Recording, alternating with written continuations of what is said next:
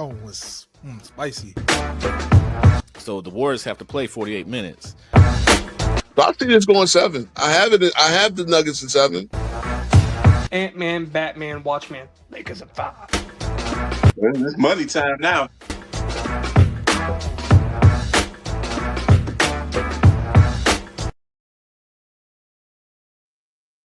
Hey, what's up, YouTube? How you doing? How you doing? Like I said, I always say it's an honor and privilege to be able to come on this platform and talk sports, talk basketball. Um, today we have Today we're going to do part 3 of the Legacy series, and we're going to talk about your favorite 2000s era player. This is the guys who retired recently in the last, let's say, 10 to 15 years, right? So we're talking about the Shaqs, the Kobe's, the Kevin Garnett's, the Duncans, all those guys. So to get your 2000 era legacy, we want to talk about the legacies of these guys, man. Because we get a lot of debates, a lot of talking heads, a lot of Gilbert Arena, a lot of even T Mac is in there, right?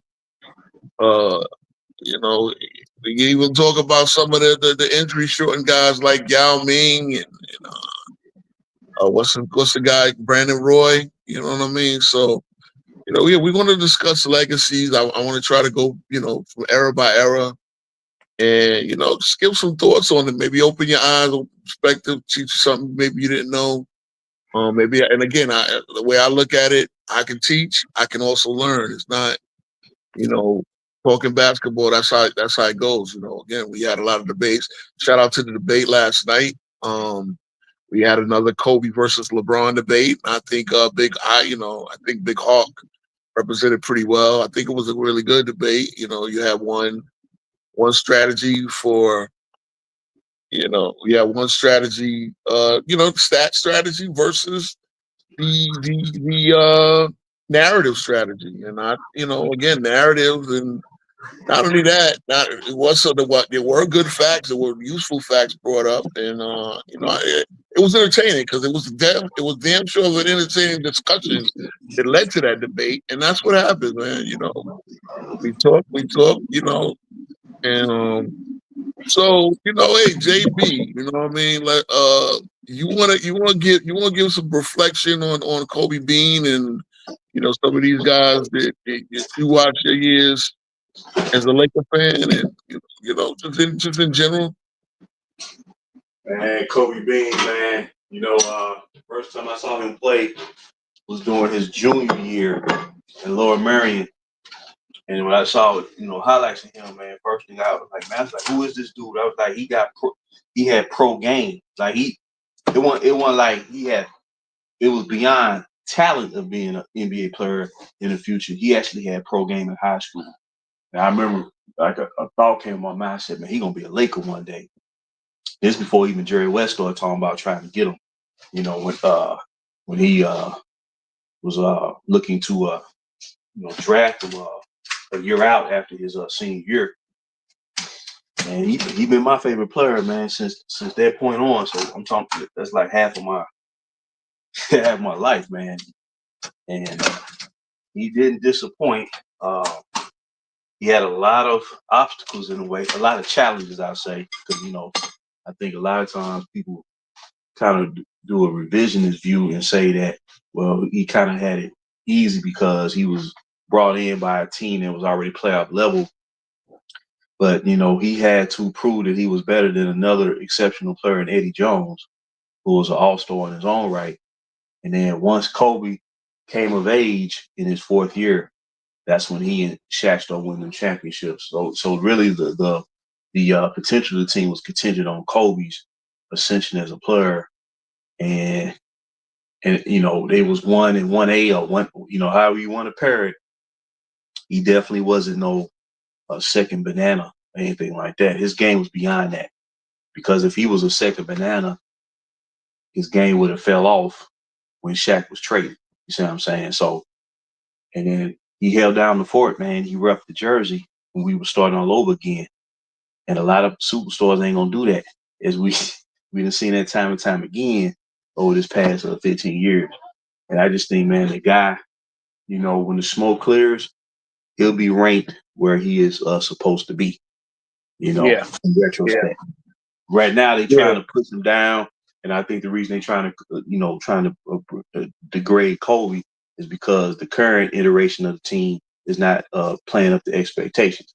So they're going to try to, detract you from, they're going to try to say, well, what was they doing, when Kobe was there? But the thing is, everybody knows when Kobe ended his Achilles, I mean, that was it. We was going to have to start all over again. But as far as repping that jersey, nobody did it like Kobe Bean. And that's what I can go into so much detail, but just in a synopsis, that's what I think of when I think of Kobe. He repped that jersey when we were down. And when he played that last game, he gave that speech. He said, more than championship years, I'm more proud of the down years we didn't run. When we started winning those championships again, we did it the right way. That right there, to me, that capsulizes what he was about when he represented that franchise. yeah, and that's the thing, man. Kobe is arguably the greatest Laker. To me, it's only an argument. I mean, the logo, Magic, Baylor, and Kobe. I mean, Yep. Shaq was there for 7-8 years. Obviously, the three finals MVP. Kobe played his entire career, as did Magic, as did West, and as did Baylor. But you're talking 5 championships. You're talking the cultural influence. You're talking the influence that he left on, as we say, on them young soldiers. I remember my first time. Not really. I heard about Kobe his junior year, but when it was a senior year, he was coming to Sixers practice, and I heard about, everybody was amazed that he was just killing Jerry Stackhouse, who was a rookie at the time, in one-on-ones. And I'm like, obviously, between 8 and he was 17. Like, he didn't turn 18 until later that summer, later that year, right? So this is the beginning of the senior year. We're talking about, we're talking about like 95. Stackhouse is coming in as a rookie, and young Kobe is doing them up. They was talking about, and again, they was talking about 11-3. Now Stackhouse, to me, he had just took with Rasheed Wallace, they just took North Carolina to the Final Four. They lost. I think they lost to UCLA and whatnot. But look, everybody's going at Wilkins, the Dominique Wilkins. Okay, all right. Everybody's going to these old school guys, but again, the old school, 80s and 90s is next Tuesday. And we're gonna talk, everything prior to that on next Thursday. So I'm going to everybody. I'm going from now to then, again, because I think when all this news drop, it's like, hey, what is the legacy of these guys? How do y'all want to be remembered? I think Kobe, he went out on his own sword. He went out his way. I'm gonna tell you this, man. I was a Kobe hater. I'm gonna tell you this again. I hated it because I'm like, damn, he beat one of my favorite players in Stackhouse. Like, I was a big Stackhouse fan. And he, who was this high school kid? He came in talking shit about my Knicks on goddamn sitcoms and whatnot. I'm like, this, but yo, Kobe brought it. Kobe brought it. And he had flaws, of course. He had personal flaws. He had flaws in his game, but that man left it out on it. Speaking of another one, another draft class of '96, Allen Iverson. Again, we at the point now where we're now going back and looking at Iversons of the world. Again, with this Bleacher Report shit, it opened up a can of worms, man. People are talking crap about Iverson's another one. These guys left it out on the floor, man. They did.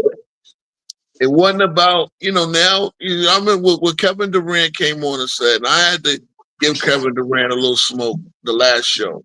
Because again, look, we're at the point where if you're talking about playing longer, doing like Kevin Durant was making on Mind the Lane podcast, the Mind of Lane podcast. And again, he had his week. We had 2 shows on the current players, right? And really the first one was about him. But if you're going to talk about the goal is to play 20 years now, you telling me it's not about giving your all during those 20 years? Are you not trying to win? Or are you just trying to get through season to season just so you can cash the check? So then it's about the money, right? Again, my thing about this legacy series is what do you want to be remembered for? You know, all of a sudden now we remember Allen Iverson as one of these guys that just wanted to shoot the ball and didn't want to practice. But when y'all turned on it, give me the time y'all turned on the TV, and the guy who was the smallest guy on the court, but yet probably the best pure scorer on the court, unless Kobe was on the court. Honestly, when did y'all ever see Iverson not give it his all on that goddamn court? When have you ever seen this cat go out there and loaf through a game? Come on now. Yeah. When did you see these guys loaf through a game? It never happened, man. Not Iverson. Not Iverson. Did he have his issues? Yeah, he did.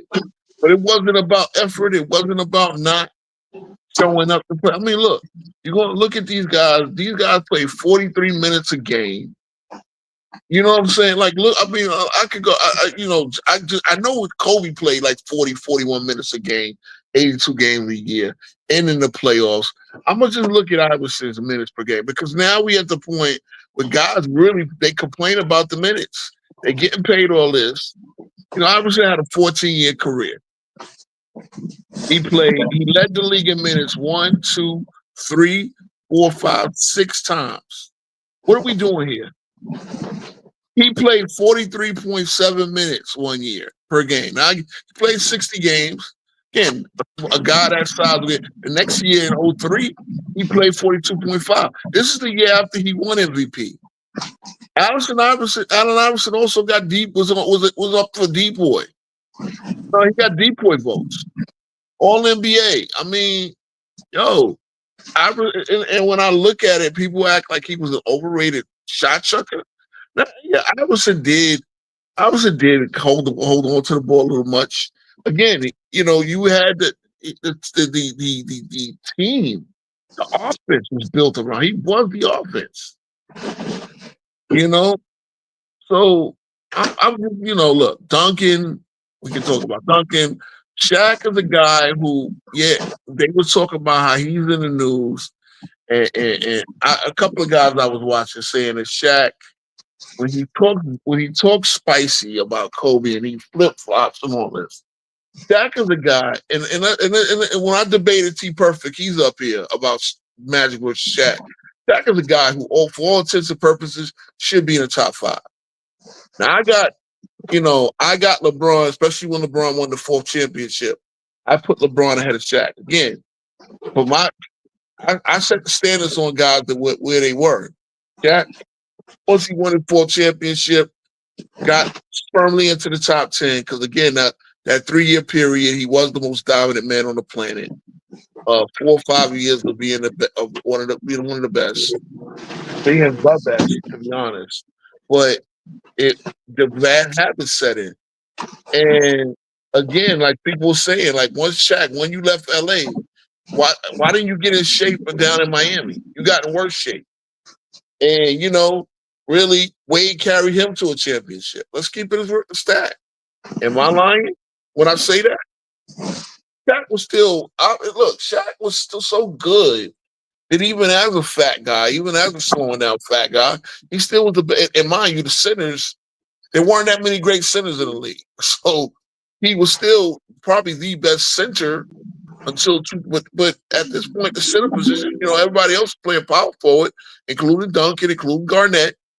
So the center position, it was not as what it was. It wasn't that many great centers like it was in the 90s. But Shaq was still the best center probably until about 06, 07. Ben Wallace was more just a defensive guy. He wasn't a guy you can count on for many points. Once Duncan was at center full time, he was older. He wasn't putting up dominant numbers anymore. So, look, as we say, if he says I could have just won with T-Mac, I could have won with Curry and all that. look, don't shit on Kobe's legacy because you hate it when people are doing it. These guys, especially with the media gigs, man, they're so schizophrenic. Yeah. They so schizophrenic, man. Hey, oh yeah, hey, man. I might have to. You have to mute up for a minute because I don't want no copyrights. I don't know that magic. Hey, I would love to. I would love to play some mic, man. But I don't know how they are with this YouTube stuff. But it was only a couple of notes, right? Fair use. Fair use.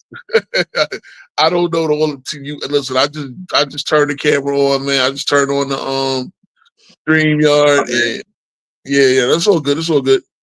But I had played shit. I was playing some music in my background on one of the videos I did. The one I did about Mark Davis, the guy to be calling games on ESPN. Yeah, man. When it comes down to it, bro, these I just think these guys, like, especially like Shaq, because again, Shaq can look at his career and say, I should have been top 5. I should have been. I could have been the GOAT. He could have been, but that dedication went there. But at the end of the day, what is Shaq's legacy? He was one of the most dominant players that ever played. Period. What we saw when he first came in was amazing. Was like nobody was that big, could move like that, tear down backboards, tear down the goal. You understand what I'm saying? Who else? Okay, so Garnett, another one, the big ticket. Great, amazing player. He's the guy that broke the high school mold. He's the first guy to come in with because even Shawn Kemp actually did enroll. He enrolled and he got drafted, but he came in as a 19-year-old. He just never played. He enrolled in some community college somewhere, but he didn't go straight from high school. Like they picked him up based off, after a year of him. He was supposed to go to Kentucky. I think something with the grades, right? JB, when it come to camp. Yeah, because he's out of Indiana. Yeah, he was from Indiana, and then he was going to go to the University of Kentucky with Pitino, right? Pitino was there, but something happened, and I think he didn't make grades or something. That's probably because at that time they made the requirements to be given a scholarship. That I think it was called Prop 48. Yeah, made it difficult. That's why you started seeing all them high school players go pro like that. So they started scholarship for them Division I program. Yeah, so when it came to Garnett, he was the first guy to say he went straight for the McDonald's All-American game and he declared pro. There was talks of him going to North Carolina or even South Carolina. But that would have been crazy too because he would have came there he would have came there with Vincent Jameson, I believe. And they were all in the same high school class.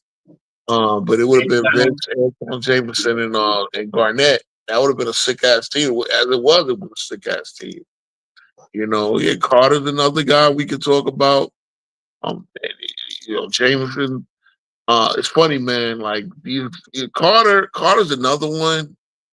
Carter's another one who should have been better. Like, I know he had a lot of injuries and stuff, but Carter was a bad motherfucker. Him and McGrady, his cousin, man, it was a lot. There was a lot of great talents, and injuries did do their number. But Garnett broke the mold, showed that high school players could go and get drafted. Take a couple of years for them to develop. You know what I mean? But he could have been the number 1 pick in 96, 97, or 98. Yeah. I mean, likely he would have been the first pick over Duncan. And look, Mr. Fundamentals. I know CW, this is his guy. Mr. Fundamentals. What can I say, man? The guy, he had one weakness, and that was he was a little shaky at the line. He wasn't as bad as Shaq, but he wasn't as good as he should have been, especially for a guy whose bank shot was automatic. again, the standard. See, I wanna talk about these guys because there came a culture shift somewhere here, right? You know, right, JB? A lot of these guys were loyal to a franchise for 7, 8, 9, 10 years. And most of these guys didn't play together. They didn't, there were no super teams in there. And actually, the guys I'm talking about were the super team busters. Now, again, we know Shaq left Orlando after 4 years to go to LA. Played the next 8 years there, right? He played up until 04. Yeah. Now you got the situation where these guys ain't giving 4 or 5 years, man. Hey, go Cast likes Duncan in the top 5. We might have to debate that this summer, bro. Me and you might have to get in the ring, man. Gloves off. Duncan is top 5. Huh? Duncan's absolutely top 5. No, come on, man. Tell me how he is. I'm gonna go right here. How is he better than Will Chamberlain? I mean, how is he better? How is he better than Kareem? I mean, how is he like? How many people were we sticking in the top 5? I understand. See, my thing about, and I get it, the resume looks great. The resume looks great. The numbers aren't there. It's just not. And my thing is, it's all about numbers. It's all about numbers. And so Duncan's top 5 for the same reason that I have, Hakeem top 5 is because when you look at guys who they check every part of a resume, right? Like you have the individual awards. He has the MVPs. He has the Finals MVPs. Obviously, not to the extent that some of these guys do, but he has that. And also, you can make the argument that you have to look beyond the numbers. You have to look at how exactly impactful on both sides of the ball these guys were, especially Duncan. He was like when he first joined the Spurs, it was one of the largest defensive improvements and consistent improvements. And but hold on, Travis. I'm gonna stop you there because we all know that in 96, 97 season, that was the year Robinson hurt his back. He played 6 years. Obviously, Robinson was the franchise player, and not only that, I think like Sean Elliott, who was the second best player, also got hurt. So, I mean, but see, you're being disingenuous because both of those guys came back to the team. So yeah, but they weren't prime by any means. Robinson wasn't prime at all, especially after his injury. He was still a good player. It's funny because when we debated though, you used the fact that Duncan was both top 10 in MVP and D-Boy, and this is 5 years later. So yes, he wasn't prime because he wasn't. No, he was still a very good, effective player. But because of the back injury, his minutes were limited. Like Popovich started kind of low. You could say low management started in the 90s because when Robinson came back, they knew that back was on borrowed time. Whatever the back, look, 90s when it came to those quarter zone shots they used to give players. I don't know if you remember this because this is why Alonzo Mourning wound up needing kidney replacement. They would give them quarter zone shots to get through the game. This is why Larry Johnson. So the Hornets were one of the worst teams with these quarter zone shots.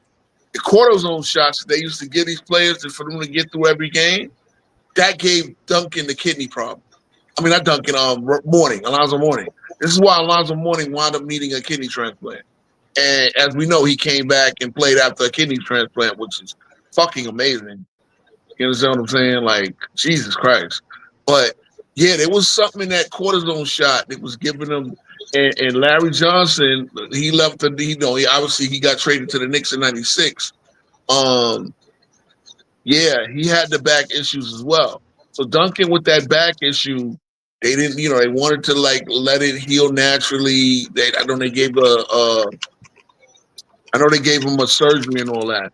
But when you say the improvement, it's one thing if you're not saying, in my opinion, Duncan joined the 50 room rush. So I'm not gonna like kill him for that because yes, he did join a good roster. Like the Spurs were a team that was like conference finals worthy in '95. '96 they got knocked out I believe they got knocked out in the '96. So '94-'5 they got knocked out in the first. When they got knocked out in the first round, And no, it was 94 they got knocked out in the first round. And I remember Rodman blaming Robinson for that. 95 they got to the conference finals, and that's when he got fried by Hakeem, but who wasn't getting fried by Hakeem? Hakeem was just on another fucking level, you know. But okay, bro, you're rambling again. Stay on point. Try to stay on point. Make your takes quick and concise because we're all bored as fuck when you go on these rants. Anyway, so Duncan was, if you look at the most impactful players in NBA history, especially defensively, you have guys like there's very few guys you can point to and say these guys are the difference makers from day one. Russell's one of those guys. He did it with the Celtics immediately. Duncan's another one of those guys. Hakeem's another one of those guys. But the level of, I don't care what you say about what came before the roster, or it was with minimal additions, if any, aside from Duncan. Yeah, there were cerebral guys all around, and later you had Kawhi and stuff like that, and Popovich. But Duncan was the anchor, undisputably. He's number 2 all-time in defensive win shares. Was that guy again on that end, and offensively too, for the most part, day in, day out. He's one of the 5 best defenders in NBA history by any measurement, and so that's why he gets placed on top 5. I'll give you that. Well, 5 best. Okay, I'll give you top 10. I'll give you top 10 because he was, again, a long time. Here's my deal. Number 1, what if I tell you that Robinson beat him in every metrics when it came down to rebounding percentage, block percentage, steals percentage, all of those defensive metrics, Robinson was beating him 4 to 6 years they played together. Beating him in the metrics when it came down to rebound percentage, blocks percentage, steals percentage. You're talking about percentages. Robin played significantly less minutes than Duncan did too. And that's that's the point. That's the point. It's the fact that Robinson was low managing. Robinson was low managing because of his back. Now again, that just proves my point. But no, it doesn't. It doesn't because that there's greatness and then there's quality. Robinson probably was a peak for peak. Robinson in 95 is better than any version of Duncan. Now, what Duncan has is the 20-year longevity where Robinson had 5 or 8 years of greatness. He was better than 2003 Duncan. No, of course he wasn't better. Well, let me say, hold on. 95, and you can look at the numbers. Since y'all love numbers, and I can make it. I don't know numbers. You're saying that. You gotta look at beyond the numbers. See, now I got to look beyond the numbers, but you can use. See, I love when y'all do this in debates because y'all will use numbers that make your point. And when what I told you, C-Dub, I will make points and then find my numbers. Y'all will use numbers and then make points off of them. Hold on. One second. That's why he is top 5. He doesn't have the numbers, but he has. He has the longevity, and I get it. I mean, he does have numbers too. He has. Yeah, he's number 1. He's leader all time in NBA block. Here's the thing. If I'm going to find the single season where Robinson was the best and the single season where Duncan was the best, Robinson's numbers are destroying Duncan's numbers. That's just the way it is. Now, again, you're going to have, obviously, Duncan is higher on all-time lists because he has longevity. But one single season of, look, Robinson and Duncan were 2 of the best citizens in the world. That's one thing you say. One thing as a Spurs fan, right? C-Dub. Yeah. These motherfuckers are boring. They're boring. They're boring, right? They get the worst haircuts. They dress the worst. But you know what? The motherfuckers showed up and win. So they showed up and won. Yeah. Robinson. See, the thing is, right? So to start his career, Duncan had Robinson. Well, Robinson had Sean Elliott. Again, Sean Elliott was pretty much the number 3. But when now, as Travis making the point about how they jumped defensively, of course they were a lottery team because of no Robinson. But you're getting Robinson back, and just because you're not getting prime Robinson back, look. If he'd have got prime Robinson, that's not even fair for the best number 1 pick, a 4-year player, right? Obviously, Duncan was a hell of a number 1 pick, and you get basically the prime number 1 pick. Again, the back issue slow Robinson down. But as I'm talking about metrics and I'm talking about things like that, the metrics they floor him. And again, wait. So are you saying there, Ro, that are you saying that because Robinson was was good defensively when they were winning rings beside Duncan, then that somehow knocks Duncan's legacy? No, it doesn't. It doesn't. See, I don't make arguments like that, bro. So what's your I point? don't make arguments. So here's my point. I'm taking Duncan out of your top 5. You can you see again, Why? like why? Because the arguments you're using. Okay, you give me your top 5, Trav. My top 5 is LeBron, Mike, Kareem, Duncan, and Hakeem. Okay, so no Magic, no Bird, no, and you don't have No, the Magic 65. Johnson. And I know. This was you said. I told you sound like the Players Club guy, but at least you got him in the top 10. You don't have Robinson. I mean, you don't have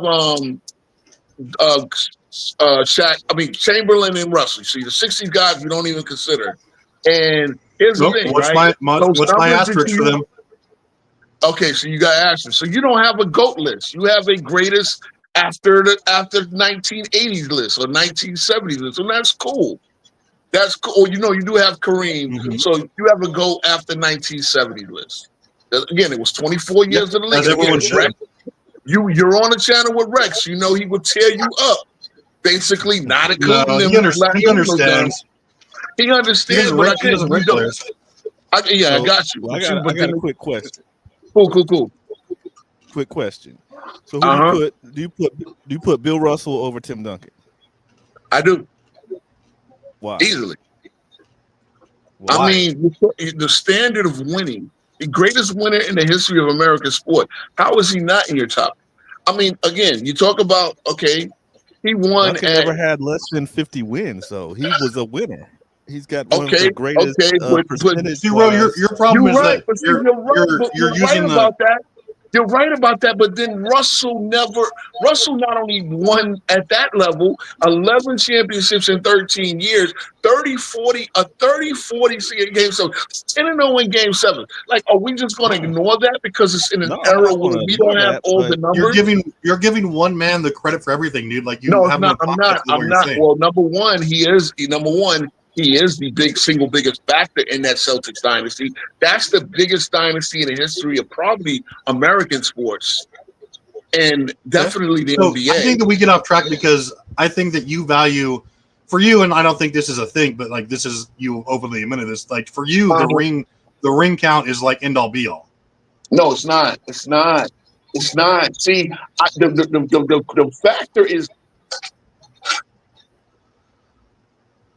greatness. The factor is greatness. Russell stepped onto the scene and took a team that was very good and made them unstoppable. Now, again, yes, what y'all want to do, the math y'all like to play, when it comes down, and we're going to talk about Russell and his era next week, and maybe we might have to have this little discussion again.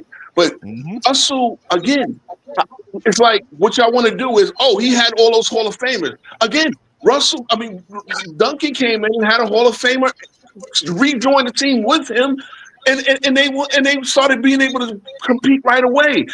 He was a first pick who didn't go to a team worthy of getting the first pick. The only reason they had the first pick is because their two best players were injured the year before Duncan got drafted. So again, you're coming in with Del Negro, Avery Johnson, the Popovich who was coaching. Then you get Robinson. Again, you don't see the raw numbers with Robinson, but when I break it down to you basically had a Twin Towers there, right?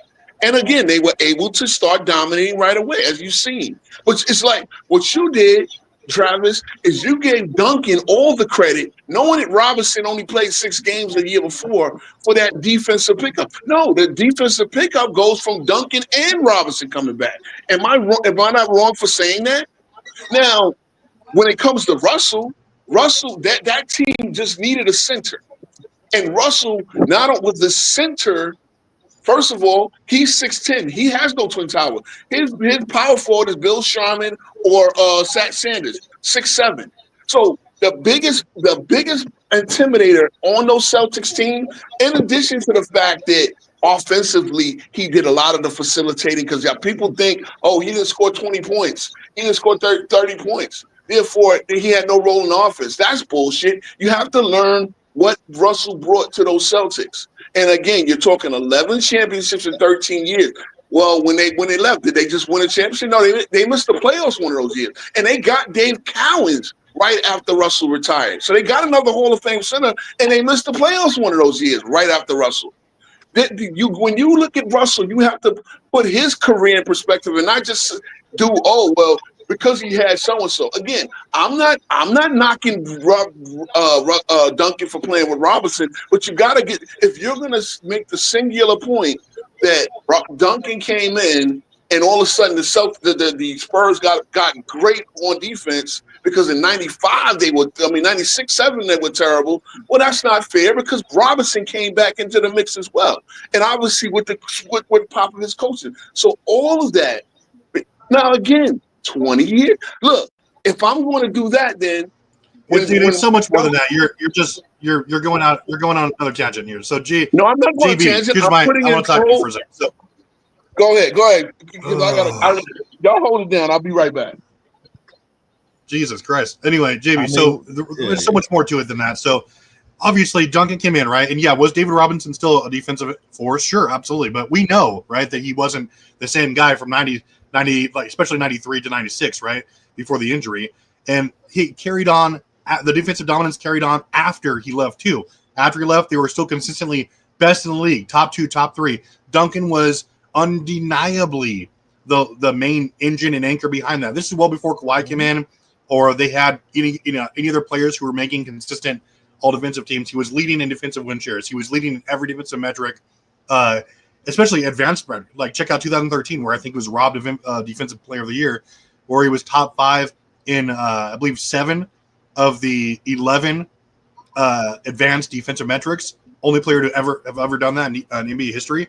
Yeah, you were talking. I haven't mentioned. I don't know why Rhodes on this kick, but I haven't mentioned cumulative stats one time.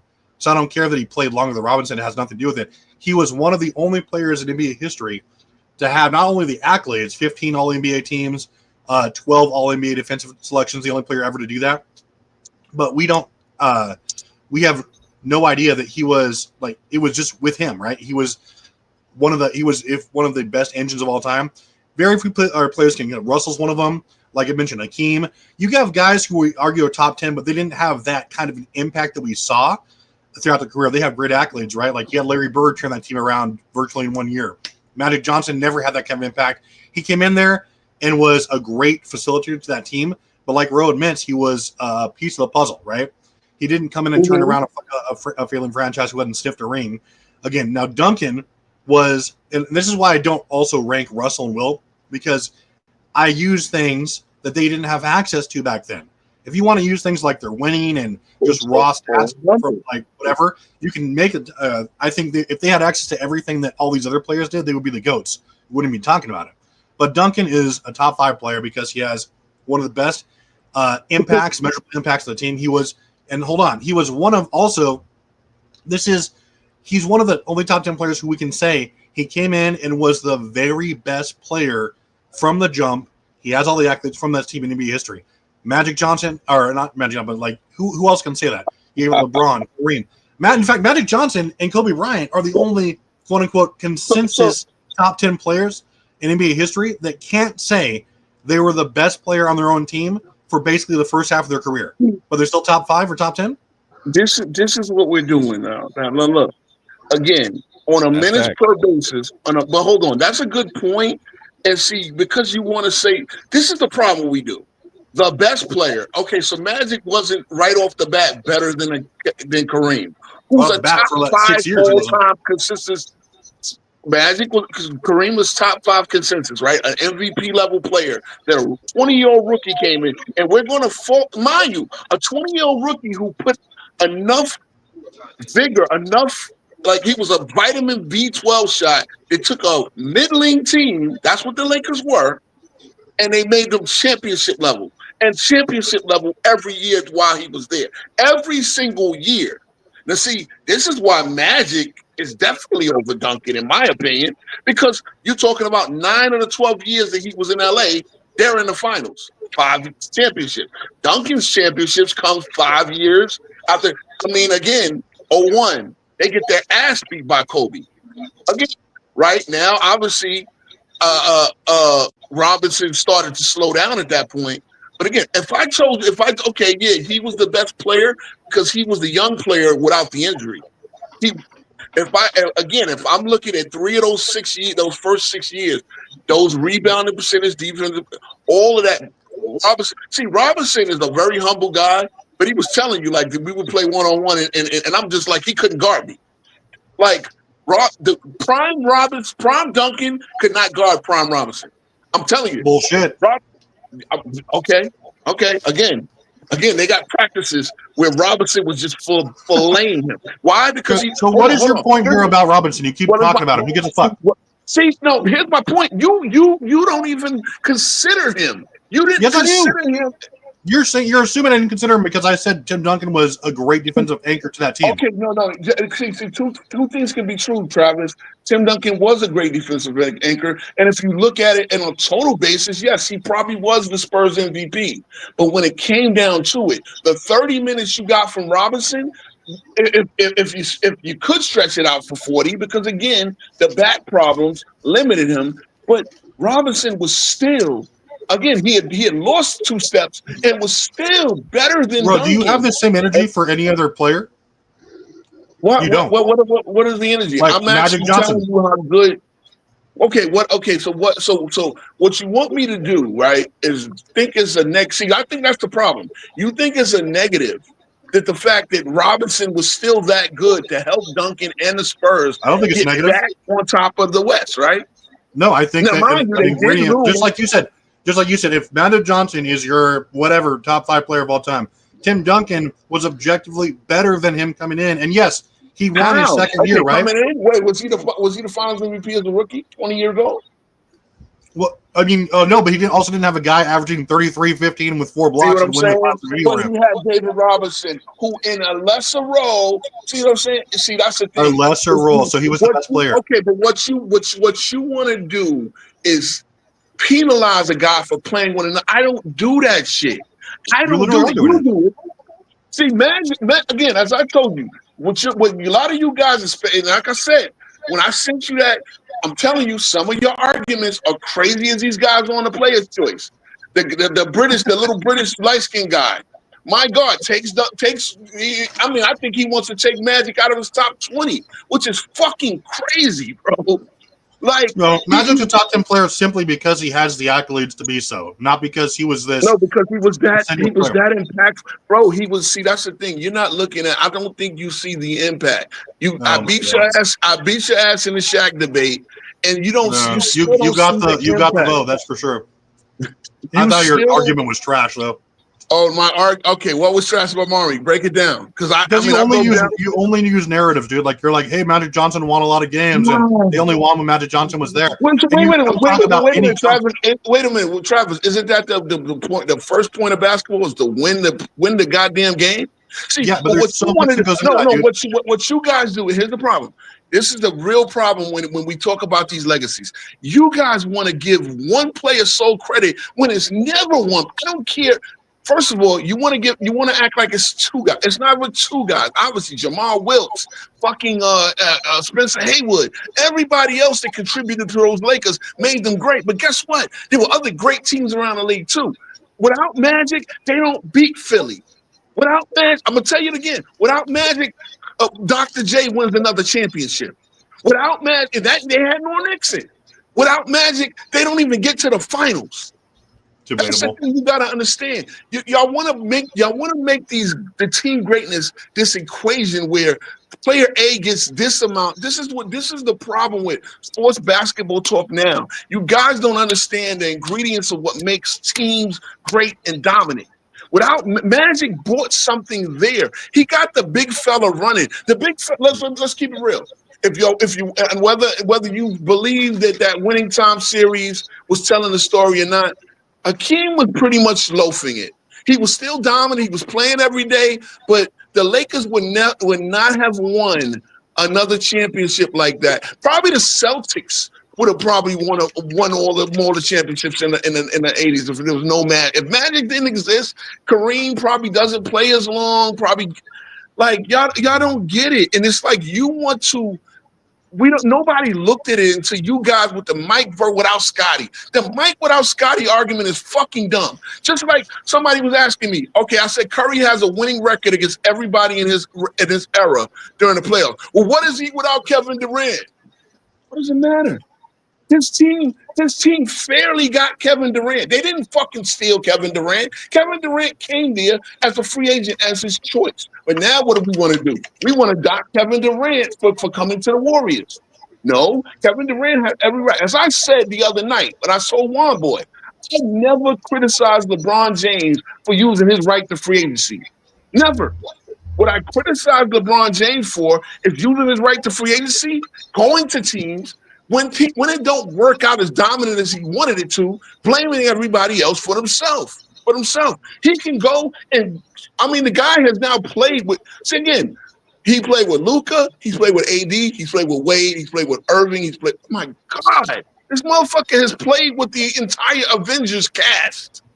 And yet, we still make excuses for why he doesn't have this and doesn't have that. When Michael played with Scotty, a guy who's worse than pretty much almost everybody that I just named, especially on a points per game basis. And I get it, Scotty played great defense. You think it was just Scotty and Mike playing defense that made the Bulls great? Do you think it was just two guys? Mind you, do you think it was just two guys? Scotty had a bad back by 97. You think it was him, Rodman? No, it was a great defensive unit. You need 5 players. This is why this is the main reason you could have beat Dart if all you had to do was mention more Lakers. But all you Lakers that I knew was on the team was Shaq and Kobe. It's not NBA Jam. It's 5-on-5. Okay. The fifth guy. Bring it home there. What is your overall point? Like, you're talking about LeBron now. You're talking about Mike. Like, what is the point of, like, you asked me for my top 5. I put Dunk in my top 5. I explained legitimate reasons. Yeah, I get it. You said, so if you take him out, right? Who do you put above him? My top 5. Oh, Bird, Magic, Shaq. Why? Shaq was better. Why? Because the 3 years Shaq went dominating the league, he was a better player. Like, that's why he was dominating the league. Not so just because Magic Johnson definitely was not. So if this matters to me, if Magic Johnson can be a top 10, sure, and like I said, his accolades deserve that, but he will never be above Duncan because Duncan. Not only does he have accolades, not only does he have arguably better accolades than Magic Johnson, but he was, no matter what you want to say about Robinson, he was the best player on his team from the drop and stayed that way for at least 15 years. Magic Johnson was, no matter what you want to say about him, was he the little spark of the engine that could? Sure. But he was not the best player on his team for at least the first 5 years of his career. That matters when you're talking rankings. But why? They were a dominant team. They had a loaded roster. They was a great team. You know what? Hold on. You know what killed me? He was winning assist titles, not even being the starting point guard. Yeah, I don't care. He's passing to Kareem Abdul-Jabbar, James Worthy, Wilkes, Scott. He has a great semblance around him. Okay, was everyone else doing that, dude? No, I get it. Magic was a great passer, probably the best ever, but he wasn't the offensive anchor. He wasn't the defensive anchor. Duncan was drafted to the Kansas City fucking Monarchs, which was would have turned into the Sacramento Kings. You don't think that Magic would have averaged 13, 14, 15 assists? He would have sat there, and now they wouldn't have won as much, but you don't see. That's the thing. You don't get. That's why. Well, you're just assuming that. I'm not assuming that. Magic was that much of a playmaker, bro. When Jason Kidd came into that's hypothetical stuff right there, man. I'm not using hypotheticals.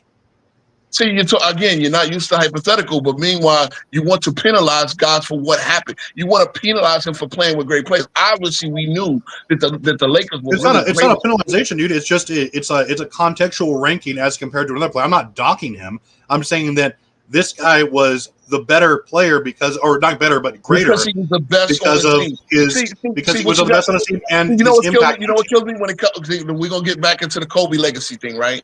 Kobe was the second best player on the Lakers. I'll give you that. Mm-hmm. He was the third best player in the league. That means he was better than every fucking body. At worst, and he was better than Magic Johnson too. Hold on. What, say again? Okay, so Magic probably was third or fourth best player in the league. And then by 82, let's say by 82, he was probably top 2. No. Okay, why wasn't he? Because Kareem was on the team. So if you pull up a list here of.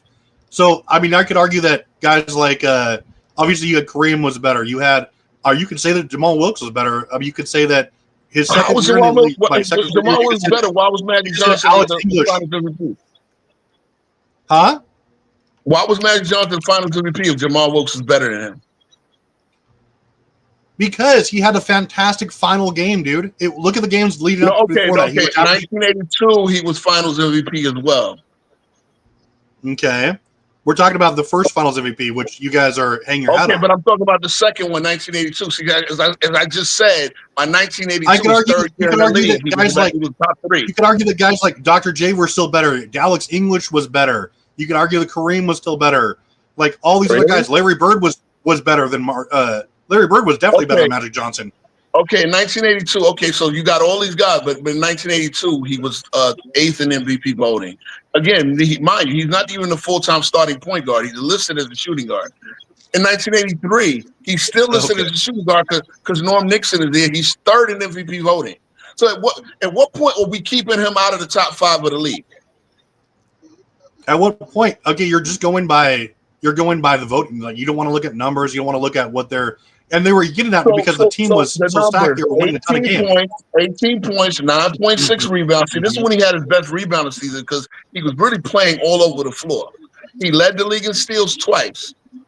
Again, the second year he plays 37 games because of the injury, but again, he's still immaculate in those 37 games. Comes back the next year, he plays 77 games. He's the Finals MVP. What are we doing? Were we just taking that away? I'm not taking anything away. I mean, I'm saying there's players that you could say were probably better than Magic Johnson that didn't have as much success, and that was due to a variety of circumstances. Magic Johnson was not the only reason those guys were winning. Was he a great piece of the act? Of course, no one's saying that he was not a vital part of that team. What you're doing is you're hyping Magic up. You're giving him praise he does not deserve relative to these other players. Oh, that's so MVP voting now. See, this is what you guys do. Y'all take away. Y'all take things away because y'all don't want it to matter. If he wasn't looked at that way, he wouldn't have won 2 Finals MVPs and then still been top 3. He wouldn't be All NBA first team despite not even starting at his natural position. Mm-hmm. I mean, come on, guys. Like this is y'all got to start thinking outside of the box because it's just like. We all know that Magic was just a special talent. Like Magic was just unbelievable. Again, he just. You have a hard on for Magic Johnson. Obviously he's my favorite player of all time. But what I'm trying to do is because this is the legacy series, we can't act like Magic wasn't even a top 10 player when he's winning. Again, he's invigorating the life because they had all these other good players.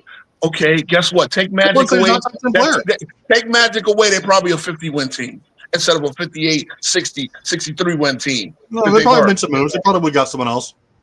They would have just got someone else. They had a point guard. Matter of fact, there was the debate whether they should draft Jack Givens, fucking Sidney Moncrief, or let me look at the 79 draft. Prime Sidney Moncrief over Magic Johnson too, honestly.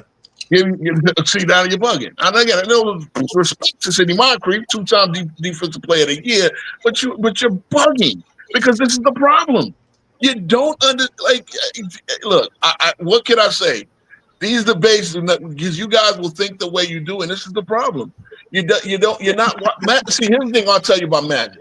Magic was great because he could dominate a game taking 5 shots. The crazy part about Duncan was great. He didn't have to score 30 points a game to dominate a game. But meanwhile, again, in our debate, again, Duncan never averaged more than 31 points a game in a playoff series because he didn't have to, right? He didn't have to. Agreed. He didn't have to. He was doing everything else. Like he was cerebral defensively. Right, and that's what he was. And plus, we got it. That like you're not going to have somebody who's like, especially with his mindset and like the pace of the play was as slow as it's ever been. Like he's not going to have like 30, like because he's not going to ball hog that much. And he goes against Popovich's system, And against Duncan's mindset. Travis, I, unlike you, understand what made Duncan great, and I understand that a lot of greatness is not seen in the numbers. No, a lot of greatness is not seen in the numbers. See, but I asked you why is he better than Magic? Why is he better? Why is he better than Bill Russell? Why is he better? You just try to make an argument. You try to make the argument about the numbers when you bring up Robinson's rebounding percentage, which is horseshit. I never said that. I said Duncan was cerebral, anchor defensively. It's not about the numbers. He's not going to be. Obviously, he's like the playoff leader and NBA playoff leader in block shots, but that's besides the point. He was excellent. He was also one of the 3 players who raised his game in the playoffs across the board. Like it's not about the numbers. By raw numbers, right? By raw numbers, right? No raw numbers. You're the one who brought up the raw numbers. I'm saying Tim Duncan affected the team because of his play style, because of his dominance, I understand altering shots. Not necessarily just getting blocks and sheer rebounds. That was part of it. He was good at that. But it was everything else he did. He cut off the lanes. He was fantastic for a big man with his footwork. Again, his IQ is... Hey, Mr. Travis, do you understand that Magic was about, despite not being the starting point guard, was 0.6 assists away from averaging a triple-double in his rookie year at age 20? For the entire playoff. What is your point though? Like, what is your point? Oh, so there's no point. There's no point of that. At 20 years old, see, as much as you just glazed Duncan, Magic came in the league at 20 years old. Duncan was 22. Magic was 20. Duncan is better than Magic Johnson. Okay, no. See. We're just sticking it to the rookie year, and because you don't want to give Magic any credit. Rookie year, he won Rookie of the Year. Who? Tim Duncan. Okay. Magic didn't win, right? Because Larry Bird won it. But Magic won the Finals MVP. He was, as I'm telling you, for the entire playoff series, which was 16 games, Magic was 0.6 assists, despite not being the starting point guard. Was he better than Kareem in that series? I'm not talking about the series. No, he wasn't. You said Finals MVP. Was he better than Kareem in that series? Hold on, but Kareem got hurt. Yes. Was he better than? He still played 5 games. But I'm not even making a point. See, Travis. I'm not even making a point for his Finals MVP. Because guess what? The next time they got to the finals, why bring it up then? Let me ask you this. If the Lakers were so deep, why with him being injured the next season, did they not make it right back to the finals? Why did they struggle in the games that Magic was not there? Struggle. Mind you, you're playing with a coach that he didn't like, who wanted to slow the offense down, despite Magic being. Listen, man. I mean, come on. You're missing the point. And I want Magic's day is a different day, but since we're comparing him to Russell, and I'm just sticking to the rookie year. The Spurs got knocked out in the second round. Magic won the championship, and I'm not making a point for the Finals MVP because that's one series. I'm talking about the entire playoff run. Magic was 0.6 assists away from averaging a triple. People didn't average triple doubles in the playoffs. I don't even think Oscar Robinson. I go look at Oscar Robinson. So it's not no. See what I'm saying? I'm making the fact that he had these complete crazy numbers at 20 years old, and he led the league. He led the playoffs in steals. He led the playoffs in assists, despite not being the starting point guard. It was Norm Nixon's job. He's a shooting guard. He was the point guard de facto, no matter what's listed there. Look at the. If you go back and watch any of those games, it's not Norm Nixon. Yeah, because the offense runs better. Because the offense, and see, that's the dominance of. Okay. You're not making a great case for Magic Johnson. Magic Johnson. Oh my God. Magic Johnson. JB, you're way too quiet, dude. This guy's just rambling on like he does. Chime in here, please. Like, inject some sanity into this. JB knows as much as I do, and he's the Laker fan. He knows better than I do about Magic. But he's been quiet. He has to be biased. No, he's not biased, but But again, he has a vested interest in knowing what he's talking about when it comes to Magic Johnson. So you have Magic at what, dude? Like you have Magic what, number 1? I have him at 5. I have him at 5. Yeah, I have him at 8. So again, we're kind of nitpicking, but what I have an issue with is you just are not seeming to understand what it's almost like it's like putting Joe Montana and fucking Brady on the field at the same time. You got two quarterbacks where they can, you got two quarterbacks and one of them can actually run and catch passes as well. It's like having two quarterbacks. So, bro, let me ask you a question. If I had Magic Johnson number 4 all time, right? I had him above you, but I was making the same argument and I had Duncan at 3. Would you still be this upset? Yes, I would, because I don't understand how he's better than. I don't understand how he's better than Shaq. If you're gonna have Duncan at 3, I don't understand he's better than Shaq, Bird, Kobe. I don't. Matter of fact, how is he better than Kobe when Kobe has a winning playoff record against him?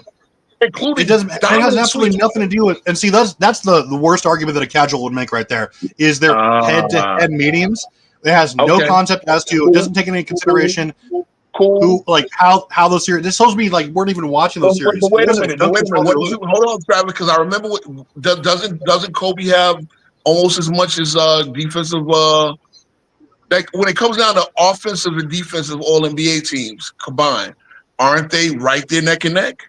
Or they are neck and neck, more, right? But also, if you look, Duncan, Kobe Bryant is the only consensus top 10 player in NBA history that has a negative defensive box plus minus. Everyone, even Magic Johnson has a number. So, like all these players, plus Duncan was pacing the league. Look, if you go beyond just, I know you're a big numbers guy now, right? Suddenly, but no, Duncan excelled every single. I told this JB earlier when you stepped away. Tim Duncan excelled, especially if you look at defensive analytics.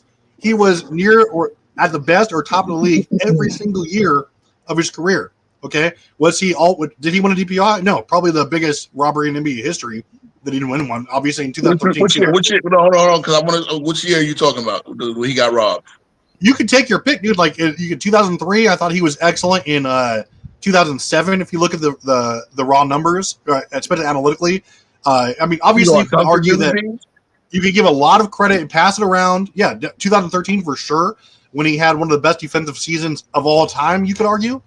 And like, listen, Kobe Bryant never ever had that kind of defensive. I get that he has the defensive accolades, but if you look at the actual impact, he never had that close of an impact that Duncan had at all. Even offensively, like a lot of times Lakers were improved in a lot of those metrics when he was off the court. Obviously, I love Kobe. What if I say Duncan never came close to winning a scoring title? I don't care about scoring titles. They don't tell me anything about who was a scorer. So now, see, but that might matter. Scoring titles might matter to somebody else. See what I'm saying? No, they don't. Like, I don't care. No. If you got like scoring titles, that means you're casual. What she just did was say, okay, Duncan. I mean, Kobe never was a defensive player of the year, like serious defensive player of the year candidate, even though he was top at his position 10 years. Like, so he's the best defensive shooting guard. We know Depoy is not a stat that lent itself to guards. It always lent itself to the big men. That's why the big men have 80% of Depoys, right?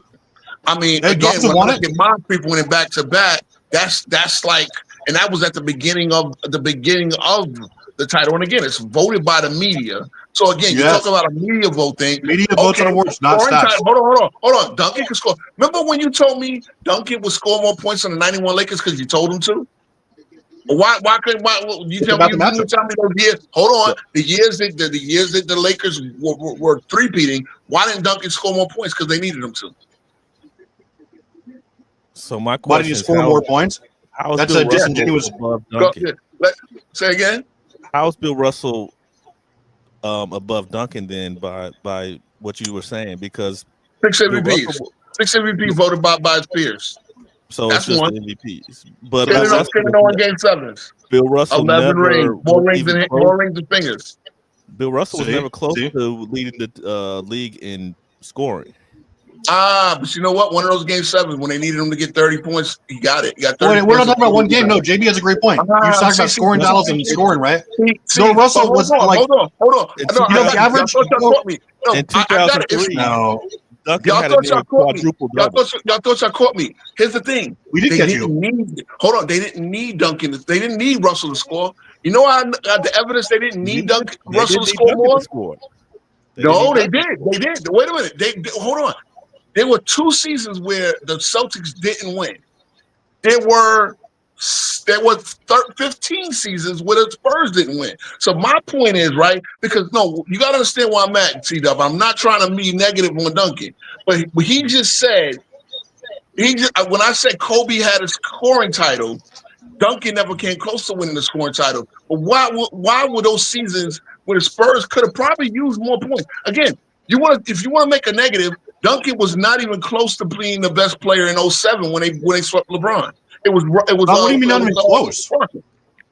What? Duncan was better. Not even close. Duncan shot 44%. Duncan was 18. Dude, do you know what they shot for the series? Both teams were like shooting 43% nude from the field. Oh, I get it. So why didn't he play better? Wait a minute, he was dominant. Why didn't he play better? He had Zydrunas and Goskins on him, and Drew Gooden. Why didn't he play better?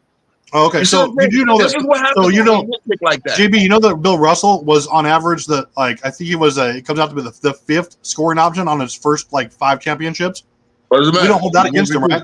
He was leaving compete. You asked Rowe. You asked Rowe. You're not getting. Hold on, though, Travis. What you're not getting is Russell did what the team needed him to do. Oh, okay. Didn't what the team needed. Okay. They didn't need him to score because they had better scorers, right? Hold on. There were times where let me ask you this: what happened when they lost to the Grizzlies as the AC Grizzlies as the first seed? What happened then? What happened Why then? wasn't Duncan more dominant? Ginobili was hurt. Oh, you're talking. So this is where you get into a slippery slope, dude. Because what you're talking about is you're nitpicking. No, you're nitpicking situations where you're like, oh, why didn't he rise above? You could talk about that with 84 Magic, right? You could talk about 86 Magic. Why didn't he do more? Right. They lost in 6 games when they were the heavy favorites coming off a title. Magic got some L's. I'm not gonna. Yeah, Magic has tons of L's. Every player we talk about has these quote unquote underperformances. When you want to say Duncan, it has nothing to do with how you should rank them. Okay.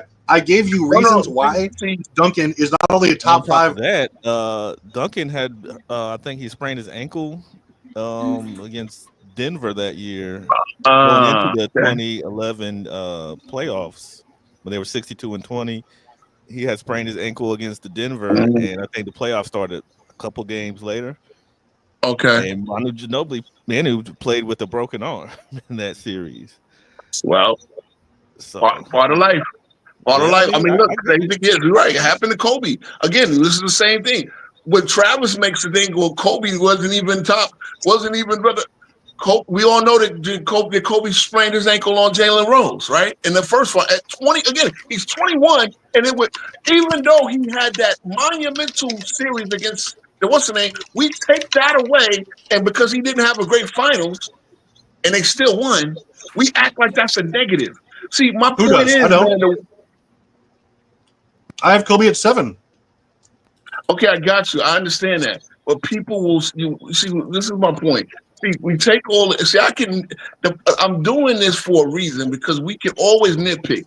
The way I jumped on you about Duncan never winning a scoring title is when you sat there and talked about Kobe never winning a depoy or coming close to winning. Matter of fact, let me go look and see where Kobe was in depoy voting. Since you said he was never about a depoy voting for Kobe, I just said that he wasn't nearly as effective on defense as Duncan was. Well, yeah, usually because big men have more impact on defense naturally. That's my point. But then big men can also score dominantly. Again.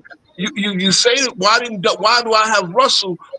Well, again, there's a game 7 where they needed Russell to score. He scored 30 and 40 so rebounds. One game out of what? 80, like 114. But it's not one game because he's 10-0 in game 7s. See, because that's the other misconception that they think that the Celtics just steamroll everybody. No, they played tight series against Weston Baylor, against Wilton and whoever he had, against Oscar Robertson and Jerry Lucas. They played tight series in these games, and in every single one, Russell would come out as the guy prevailing in the biggest games at the biggest time needed. That's the point. That's why. So JB, here's why I'm going to sum it up with this, JB. Because we're going around and around because Ro he's on repeat. So Tim Duncan is in my top 5 because he not only was he, like I said, when you talk about consensus top 10, he has the accolades, right? He has the combination of All NBA defense, well deserved. He has the 2 MVPs. He has the multiple Finals MVPs, right? He has again, he's arguably a top 5 defender of all time. That's just by any and all measurement you want to do, right? And he had that impact. Yeah, was he a one-man show? No, Ro wants to pretend I'm saying that, but I'm not. So Tim Duncan is a top 5 player because he's not only was he the best player on his team for a sustained period of time, but his resume checks out. There are players that we talk about that come in and we give them passes for only being the best at one thing on our team, like Bill Russell, the best defender of all time, right? But he was only the best defender / rebounder on the team, right? He was always 5th, 6th in scoring for the majority of every single season, playoff run. Did he step up in certain games? Absolutely. No one's saying he didn't. But he gets a pass for that, right? Because of his defense. Magic gets a pass for being the best passer on his team, right? Even during through the first 5 years of his career. How about that? Green was winning Finals MVP in 1985, the right? Best passer of all time. Let's start Sure, best there. passer of all time. Let's say that. And he wasn't even the best player on his team by any objective measurement for at least the first 4 or 5 years of career. We give him a pass. Same thing with Kobe Bryant. I don't knock these players for that. I still have Magic. If I thought there was a knock on Magic Johnson, I would not have him a top 10. Okay. Nobody else could say Larry Bird was the best player. Larry Bird was better than Magic in every respect almost. Okay. In every regard, Larry Bird was better. There were other players, like you could say Moses Malone was more impactful. I mean, I'm not saying that Magic Johnson is out of my top 10 because I don't use these narratives that Rose trying to push. He's trying to talk about David Robinson. Like all these guys are what I see he's a top 5 player. I backed it up with the stats, with the accolades, and like you're not doing a good job of challenging why he's there and who you would put in front of him. You said Shaq for Larry Bird, Magic Johnson. No, Duncan was objectively better than these players and more impactful. Maybe not Shaq. I mean, I'll listen to Shaq being above Duncan because Shaq also was the best player on his team for the first 14 years of his career, at least, far above Magic Johnson. Okay, and he was the anchor on. He was definitely the anchor on both ends for at least the first 13 years. Okay. Plus, he had the best 3-year stretch, arguably, of any player in league history. Especially in the playoffs. There we go. That's what I like. Because here's the thing. I never, honestly, Duncan was top 5 for a long time. I never thought Duncan was the best player on the planet. At no one point. Maybe, me and C-Duck, I said 03, maybe. That one little year, I think he might have been. Definitely. Hold on, okay, but let me look at Kobe. Hold on. Let me look at Kobe in 2003. 30 points a game, 7 rebounds, 6 assists. Hold on. For him to hurdle that, Kobe actually did. I think Kobe shot 45%. And mind you, right? You said Kobe never had that defensive impact. Well, there were 2 times with Kobe, actually 3 times. Kobe was top 5 in DPOY voting. Again, that's at his position. You saying he never had that defensive impact? Well, guess what? Again, and guess what? I can say Duncan never had that offensive impact. Duncan's offensive impact don't even come close to Kobe's offensive impact. See what I'm saying? By what measurement? He was way more efficient than Kobe Bryant was in any year of his career. God, here's the next one. You're just looking at the raw. You're just looking at the volume. Hold on. A power forward's efficiency is going to be way different than a guard's efficiency. Oh, here we go. See a guard who uses more. Now it's excuses. Well, so I guess Kobe should go, instead of playing his game, which unlocks the whole greatness of the Lakers, which again, they won 3 straight championships behind. Because no matter what the fuck Gil and all you guys say, Kobe was, again, if Shaq was the best player in the league, Kobe was second, at least in 01 and 02. Again, 02, Kobe's only 23 years old at the year. Top 5 in MVP voting, top 5 in DPOY voting. All NBA first team, all NBA second team defense. 25 a game, 6 or 6. I mean, come on, man. Like, top 5 DPOY Kobe, right? In what year did you say that was, bro? 2003? 2002. Okay. So Kobe Bryant, right? His impact. Obviously, we look at when Shaq left, right? Shaq, the actual best player, and up until arguably, if you want to make an argument that Kobe was a better scorer than Shaq, obviously. But then you look at what the Lakers were, right? And obviously, there's a lot of context, but 2004 Lakers, right? Shaq's final year there. Lakers were top 10 defensive rating. Okay, they go from that to dead last the next year, and that's with prime Kobe Bryant. Obviously, there was some roster turnover, but you look at that. Where was the huge turnover? and a coaching There we go. change. So excuse So me. huge roster That's the one turnover thing. and a It coaching doesn't change. matter. The true defensive juggernauts, they don't really have lapses like that. They didn't really improve until like you see Pau Gasol get there, Ron Artest, all these guys came back, and like you saw a suffusion of players around Kobe Bryant. Right? Kobe Bryant is top 10 all time because of his overall resume, not necessarily because of Let some me ask monumental impact. you. You expect a team to be great defensively that has 36-year-old Vlade Divac, Brian Cook.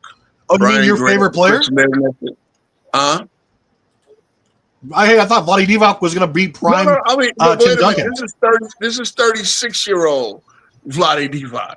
You expect that team to be a top with that center rotation with Chucky Atkins, Caron Butler, Devin George, Lamar Odom, never a great defender. You expect that team to be great defensively just because Kobe Bryant is there, and mind you, no longer having Phil Jackson. Well, I tell you what, the Lakers were the best players in NBA history, right? This was an extended amount of time where I'm saying that Kobe Bryant. Well, by the way, Vlade Divac only played 8.5 minutes. Okay, he wasn't starting. He wasn't. I get it. I'm named the center Obviously, rotation. you got a lot of trash players there, but I'm saying that like we've seen defensive impacts from guys, regardless of what the roster was. Right? The Spurs never lost more than or never won less than 50 games when Tim Duncan was there. Right? You chalk it up to whatever you want.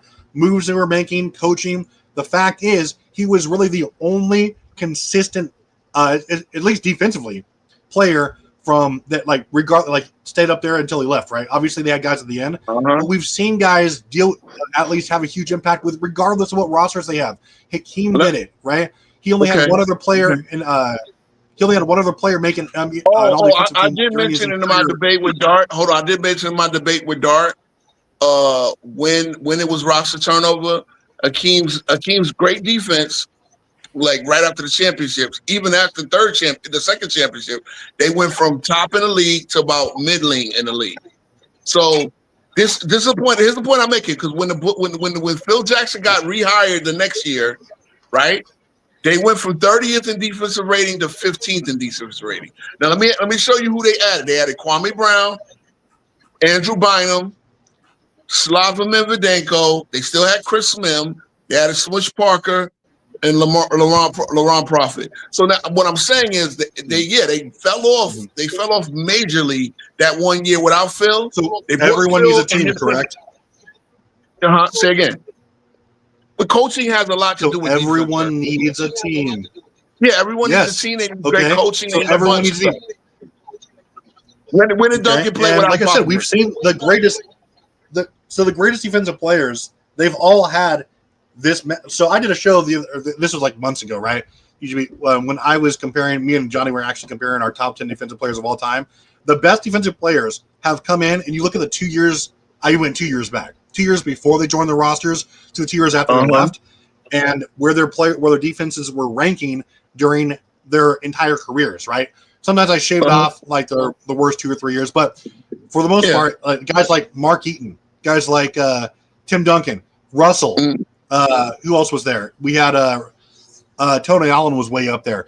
We had guys who, was there a couple of things in turnover? Sure, but for the most part, these guys were the ones leading the defensive win shares. These guys were the ones excelling in all the defensive analytics you want to measure. They're the ones leading from the front, playing the most minutes, being the best defender, being everything in the top 5 in the league, whatever you want to say it. There are so few of these guys, you can measure them on one hand, the impacts they had.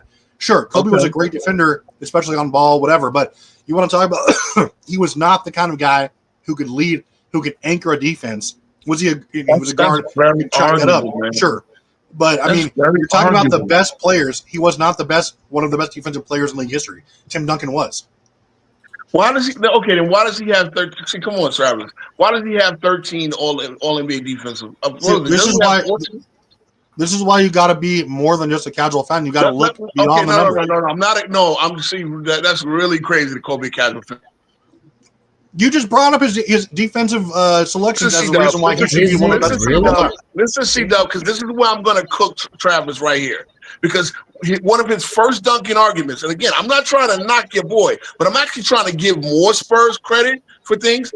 When he said that when Duncan came in, that was the biggest turnaround in the defense. Like they were 29th the year before Duncan, right? When they were 20 and 62, and they were second the year of Duncan's rookie year. But you know what the 96 Spurs were defensively? C-Dub, take a guess. Don't she's typing it up.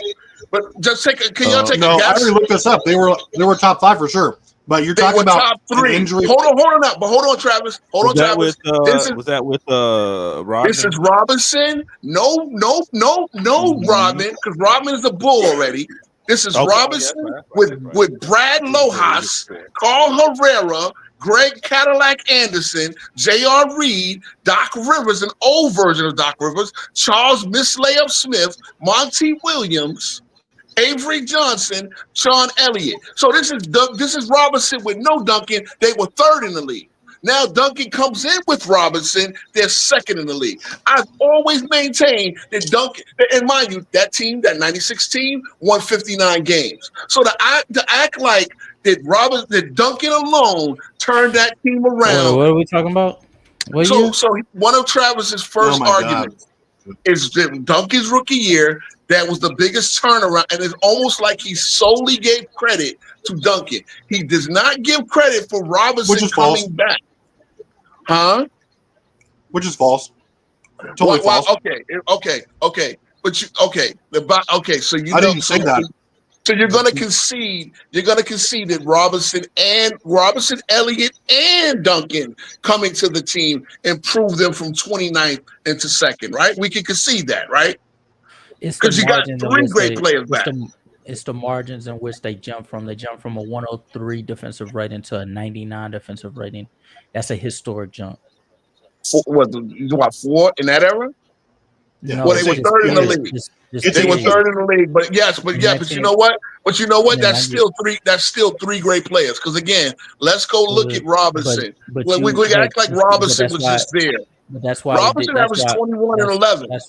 That's why defensively, when you have to go to watch the film, and when you watch the film, it's very evident that the most impact that could be contributed to that big of a turnaround is the fact that Tim Duncan was able to play behind David Robinson rather than anybody that was under that. Like, because even a David Robinson that was healthy with what's his name?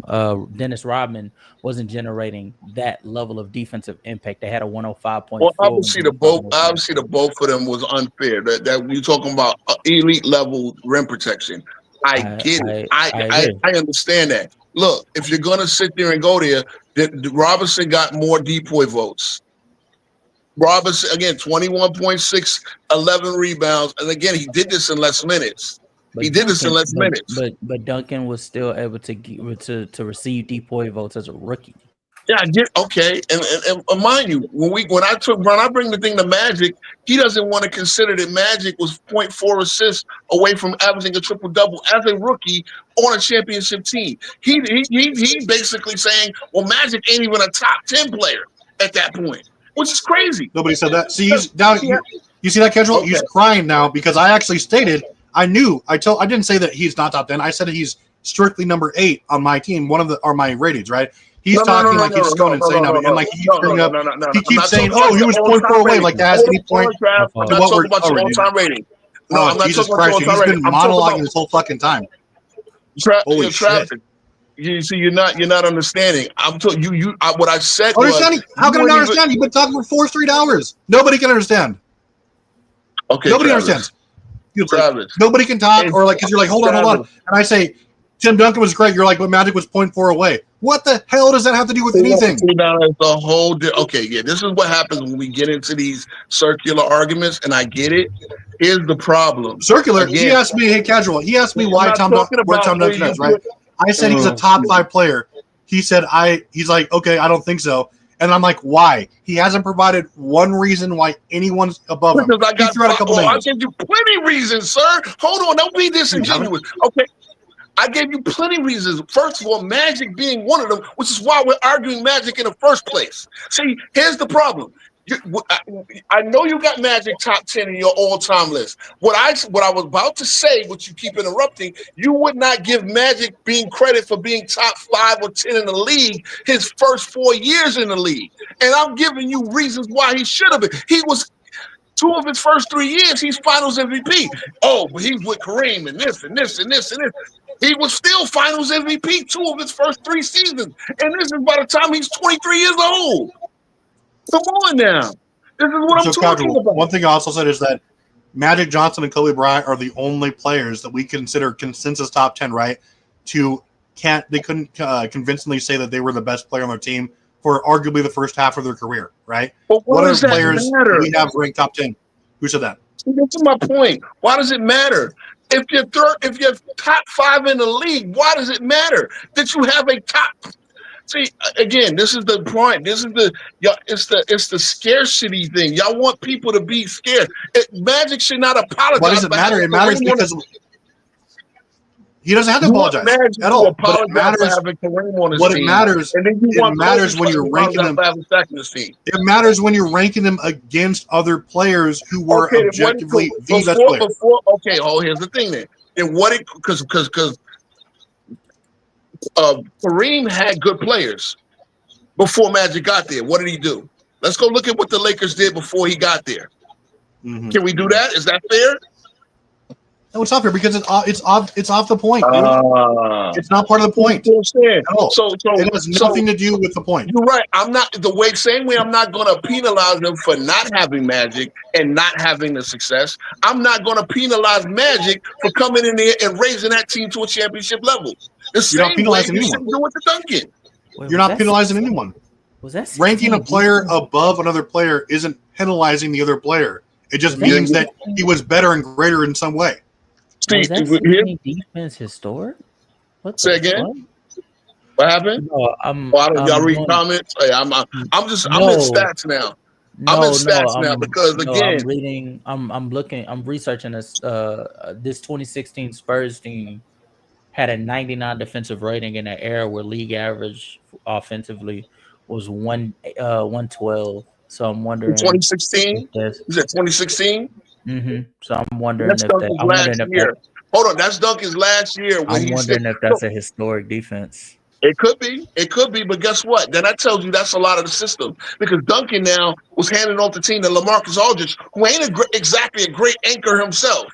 And yet, at the year after Duncan retired, the Spurs won 60 games. Am I going to fault Duncan's greatness for that? No, but the Spurs were a great system the entire time of Duncan being there. Duncan never had to play without Phil Jackson like Kobe did. Now that does not mean that that's the system. That could just mean that the defense is really, really, really fucking good, though. It is, but I'm telling you, it's also part of a defense being good is coaching. I want you guys to understand this. Y'all got to stop looking at it like one guy. Look. I get it. Duncan was an anchor. Duncan being in the locker room, even if he wasn't physically what he was enough to make the Spurs culture and the way they prepare and the way they watch film and everything. That's what made them great. But Duncan wasn't physically giving you what he was giving you in 2016, like he was giving you in his prime, right? We know that, right? So the fact that you're telling me that am I capping or is it true? I'm sorry, No, I said that. That's correct. That's correct. Yeah. So this is my point. So again, Magic, what he brought offensively, just took the Lakers from a pretty good team to a great team. And they were a great team as long as he was there. When Magic retired, guess what? They still were a competitive team. They had Worthy and Scott. Sedell 3 stepped into it, but they got to the playoffs. But now they were not a championship team. It's just like the whole thing with Jordan's Bulls. Jordan's Bulls were able to compete. And that didn't surprise me back in 94 because guess what? You still had Phil Jackson. You still had the defensive system put in place. Now, obviously, they took a major step down offensively, but they still were good off defensively because the system defensively was able to. Obviously, Scotty, see, it's like, you need 5 guys to defend. If you got one weak link on a basketball court defensively, I don't care what level you play at. You're gonna that team, especially at the pro level, you're gonna get killed just for having one weak link, just having one guy who does not know how to play his role, play his position. If you got one guy that you can hunt, that any team can hunt, guess what? They're gonna sit there and hunt that motherfucker, and you're gonna give up 100-something points because you can't guard one guy. You have to take that guy off the court or find somebody who can. That's the way it goes. Okay. So I just came back from. So I just came back from doing the research. So yeah, it would have been a defensive.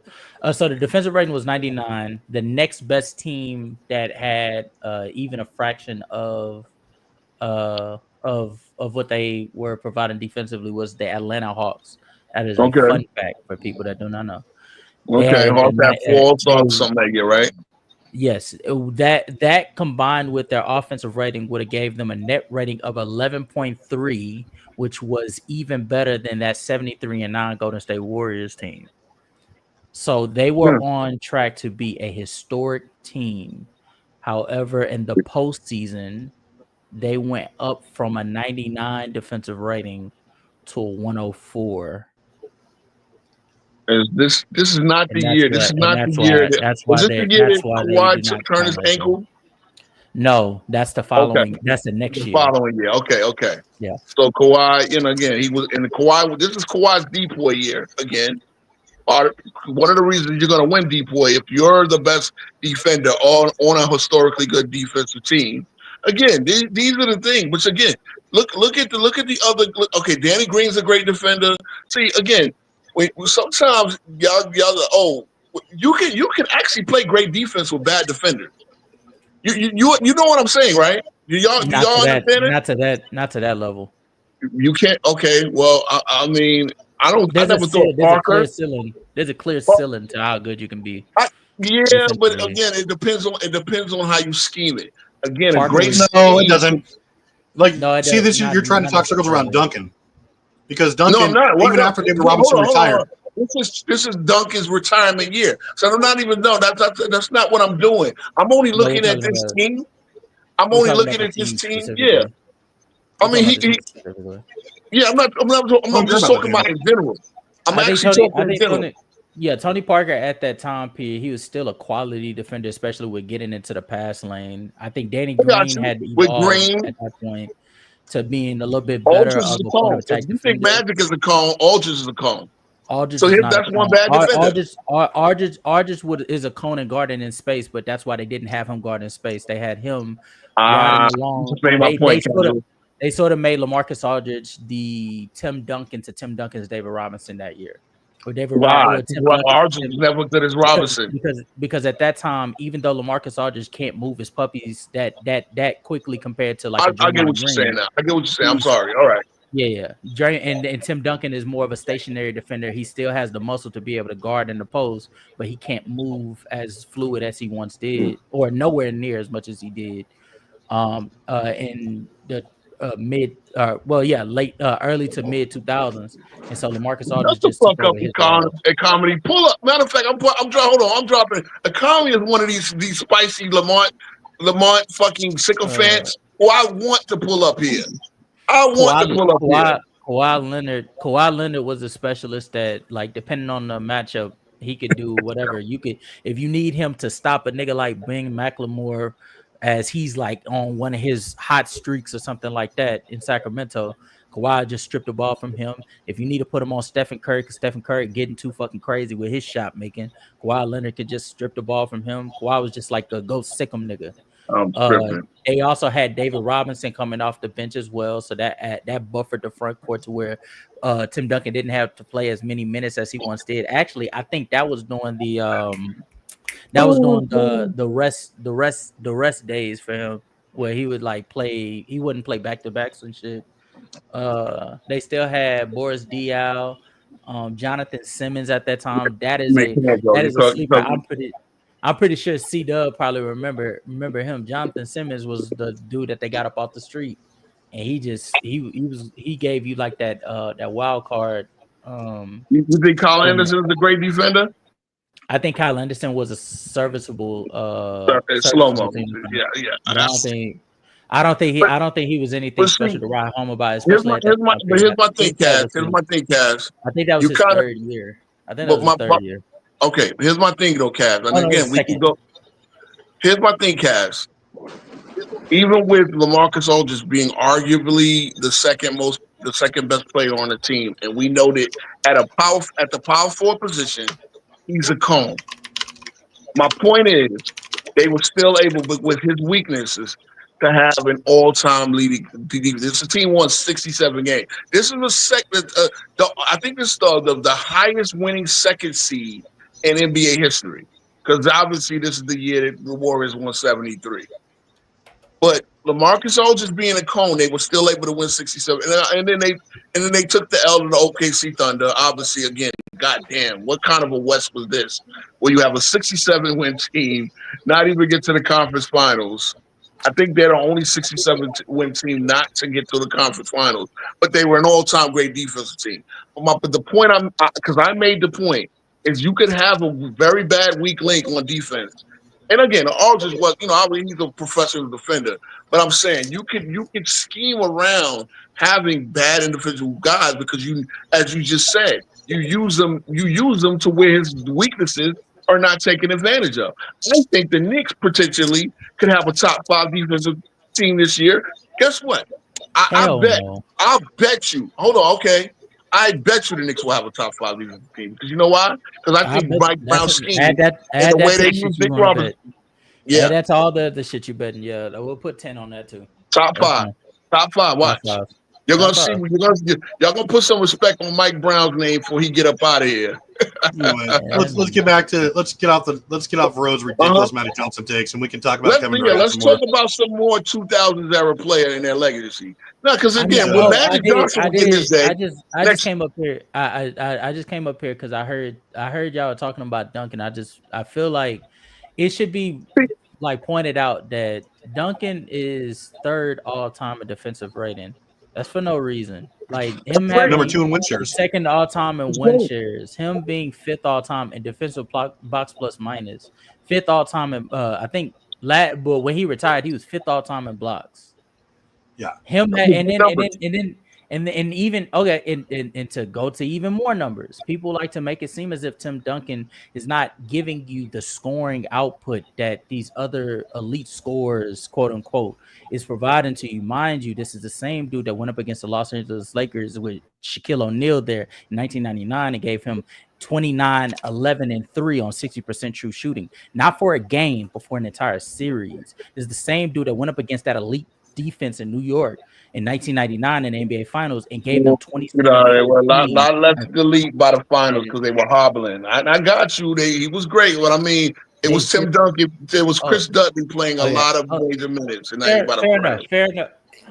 Fair enough. How about the Los Angeles Lakers in 2001? Great. Yeah. Okay. And he was able to give them 23, 12, and 4, a steal and 4 blocks. He was able to go up against the Lakers in 2002 and 2003, respectfully, giving them 29, 28. One of the series giving 17 rebounds. The next one giving them 12 rebounds while also collecting 5 assists in both occasions.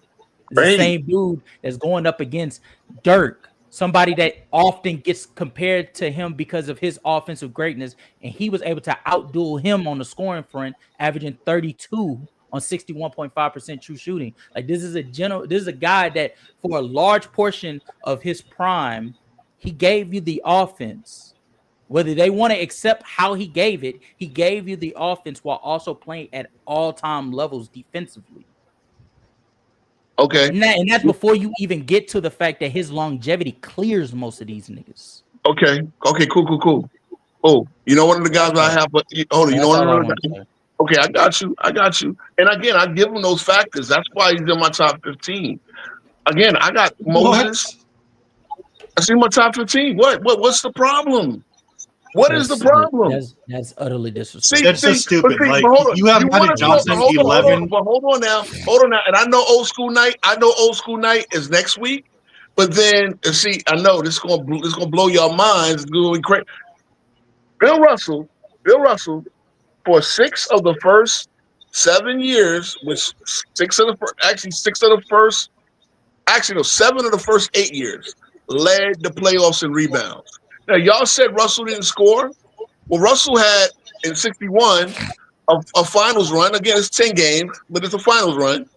We averaged 19 points and 30 rebounds. We don't have blocks, so we don't have none of that shit, right? But he averaged 19 points and 30 rebounds. The next year, they won the championship again, 62. This is the year that Chamberlain averaged 100. This is the year that Russell gets averaged 50 and Chamberlain got the 100 points, right? Russell goes and averages 22.4. His playoff career scoring high and 26.4. Also, Tim Duncan's one of only Tim Duncan's one of only 8 players to have led their team in 4 of the 5 major stats during an entire playoff run. Like, he was so much more versatile. I can't believe you said he's top 15, not even top 10. Dude, you've lost all credibility. Nothing. I don't think he's better than Moses Malone. At his peak, Moses Malone would have destroyed Tim Duncan. Let's keep it real. You're an idiot. I'm an idiot? Do you know how bad fucking Moses Malone was? Do you know what Moses Malone did to Kareem? When it went 4-4-4? See, this is the problem. I'm an idiot, but what the thing is, you're not understanding. I'm putting great players, other great players. Now, again, I get it, the longevity factor. I'm going to look at peak for peak, first off, and then I'm going to go to other shit. See, y'all, again, as I sit there and put up these, you as I was reading off Russell stats, you came back with he led the top 5. They didn't have 2 of the stats when Russell was playing. I guarantee you, steals and blocks. Russell. Talking about Russell. Why are you talking about Russell? Because Russell was one of the guys that I have over him in the top 5, but you don't accept. You don't even put Russell. You put an asterisk, so you don't even have a GOAT list. You don't have a GOAT list either. It's the same list. It's the same list. Russell's the GOAT if everything was equal. He in my top 10. He is in my top 10. I'm sorry. I just can't put a nigga that just kept repeatedly seeing Bob Pettit and Will Chamberlain in his fucking list. Anyway, I think for me,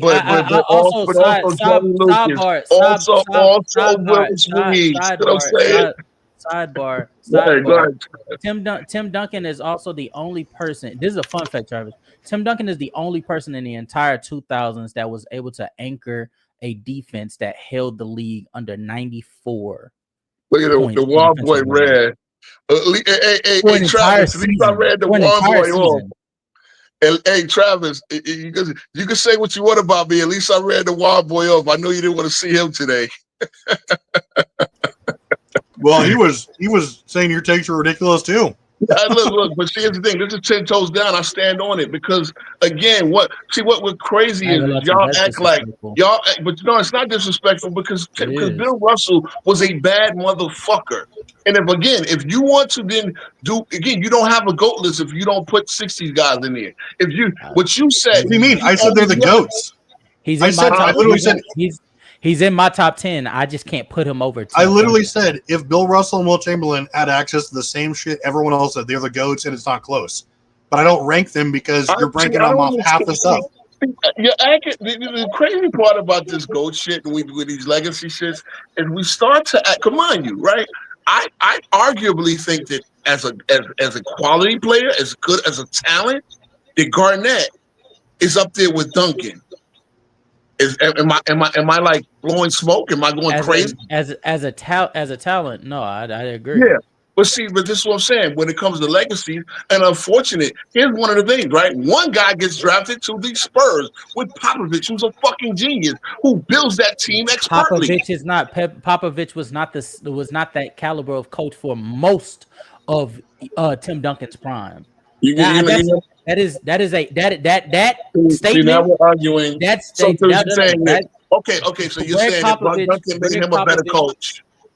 No, Greg Popovich was not the coach that y'all paint out for the entirety of Tim Duncan's career. He was able to reap the benefits of Greg Popovich being a far more experienced and intuitive coach later on because of his excellence that kept that nigga around for the majority of the 2000s. But wait a minute, Cat. You're talking about a front office guy who wound up coaching. Let me not put my foot in my mouth. Hold on, because I believe Popovich was when did Popovich take over on the bench? I know he was he didn't take over in '97. All right, so Bob Hill did have the Spurs 57 wins. But yeah, Bob Hill had the Spurs at 59 wins before Duncan got there. Again, he takes over. He takes over basically once Bob Hill gets fired. He has to fire Bob Hill, step onto the bench. First year they come in at 56 and 26. Second year they win a chip. Again, who wins the coach in the second? Who wins the chip in their second full year as coach? I'm just saying. Look, okay. The fact of the matter is with Duncan that has more to do. Hold on, please. Go ahead. That has more to do with Duncan and David Robinson, Sean Elliott, and Avery Johnson than that has to do with any of the shit that Greg Popovich was doing. Because Greg Popovich was out here coming out with simplistic plays like throw the ball into Tim Duncan and get the fuck out the way. That's what Greg Popovich's plan was. Oh, that's what a great coach would do. I mean, you know what? Then you know what? So I guess Steve Nash ain't so bad after all. I guess Steve Nash just giving the ball to KD and saying, KD, take me there. That wasn't that bad of a plan. It's just all KD's fault. I don't believe that's what it was about, bro. See, again, there's a reason why Popovich probably has the best coaching tree. Between him and Riley, I'm arguing who has the better coaching tree. They have great coaching trees. Like guys come out of Popovich's system. So to act like Popovich didn't understand basketball until who said he did not know? Who said that he didn't understand basketball? But you said give the ball to Duncan. Number one, if that's your best play, then guess what? And when it comes down to crunch time, do that. Do that shit. If that's your best play, hold on. If that was his best play, if that was his best play, if that's truly his best play, then that speaks more about his creativity as a coach than anything. Because we saw later on throughout his career that he had it in him to be able to be more creative and more elusive with his offensive coaching. I'm thinking spicy. He didn't have it at the time. See, I don't think. I mean, again, I don't even understand coaching to this. Somebody's snoring, by the way. It could be. Oh, it's probably the audience. Yeah, no, y'all hate my takes, but I stand on them, bro, because the way y'all see basketball is crazy, man. Again, I'm doing this, man, because like I told you the other day, man, somebody called Magic Johnson a fast break merchant. We got grown motherfuckers out here calling. I mean, the players' choice show the other day.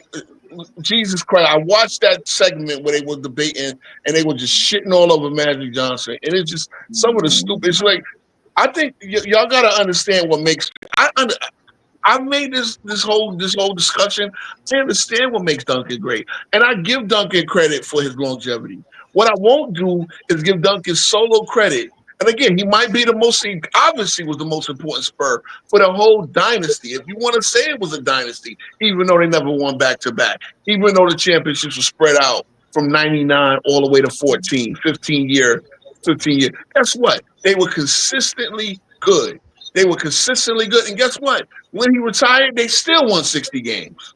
Because guess what? There was a great system in place. It was like Popovich drafted great. It's the same thing with the Celtics. It's the same thing with Celtics with Auerbach running it. He was a fucking genius. The same thing with what was running Jerry West running the Lakers. Mitch Kupchak and all these guys who ran the Lakers. Can you pull up my screen real quick? Go ahead. Shit. C-Dub, you here? He knows this shit better than I do. I'm not the tech guy. All right, he got it. Yo, JB, man, I know you having fun. I'm just listening, man. I'm just listening, getting everybody. Oh God! You said Tim Duncan is like barely top 15. You should go into the wilderness and like throw away this is the play. See, I think. Hold on. Motherfucker, do y'all understand how good Oscar Robinson was? They're cats, this old 71-year-old cats to play chess in the park that will fucking smack you about how good Oscar Robinson was. Screaming, dude. What's up? Travis, look at how like, look at how creative this offense is, man. Look at this.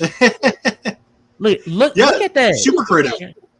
It's too. What is that? What is that? Horace Grant getting schooled by Tim Duncan? One of the best. Yep. Damn, Oh man. Okay. All right. Let's see this play. Let's see this play. Here's the ball. Okay. I'm sure I'm missing the point here, bro. Mr. Point, what do you mean?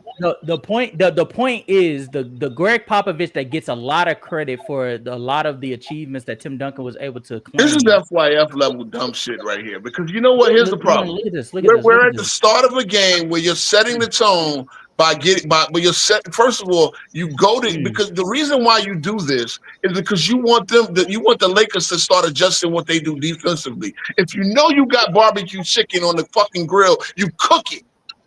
And yes, Duncan be in the post, one of the last of the Mohicans. Because I'm gonna give Duncan his props. He is the last of the Mohicans of low box centers, low box big men. He is the last of the Mohicans. We don't have any low box big men who can do this shit right here. So now look at the double team coming. Now you've made the Lakers adjust, send help, and guess what? That shit starts opening it up everything else for everybody else. Look at that. You absolutely this is right. Basketball 101, casual. Great coaching by Greg Popovich, having a team be able to double team you, and the lane be so clogged that Tim Duncan has to double clutch a pass so that he could get a pass wide open 3-pointer. Man, I'm missing the problem. Popovich. The whole problem is, Rose, you're giving credit for like when your game plan is, hey, we have a transcendent low post player who can't be stopped. That doesn't come around every day.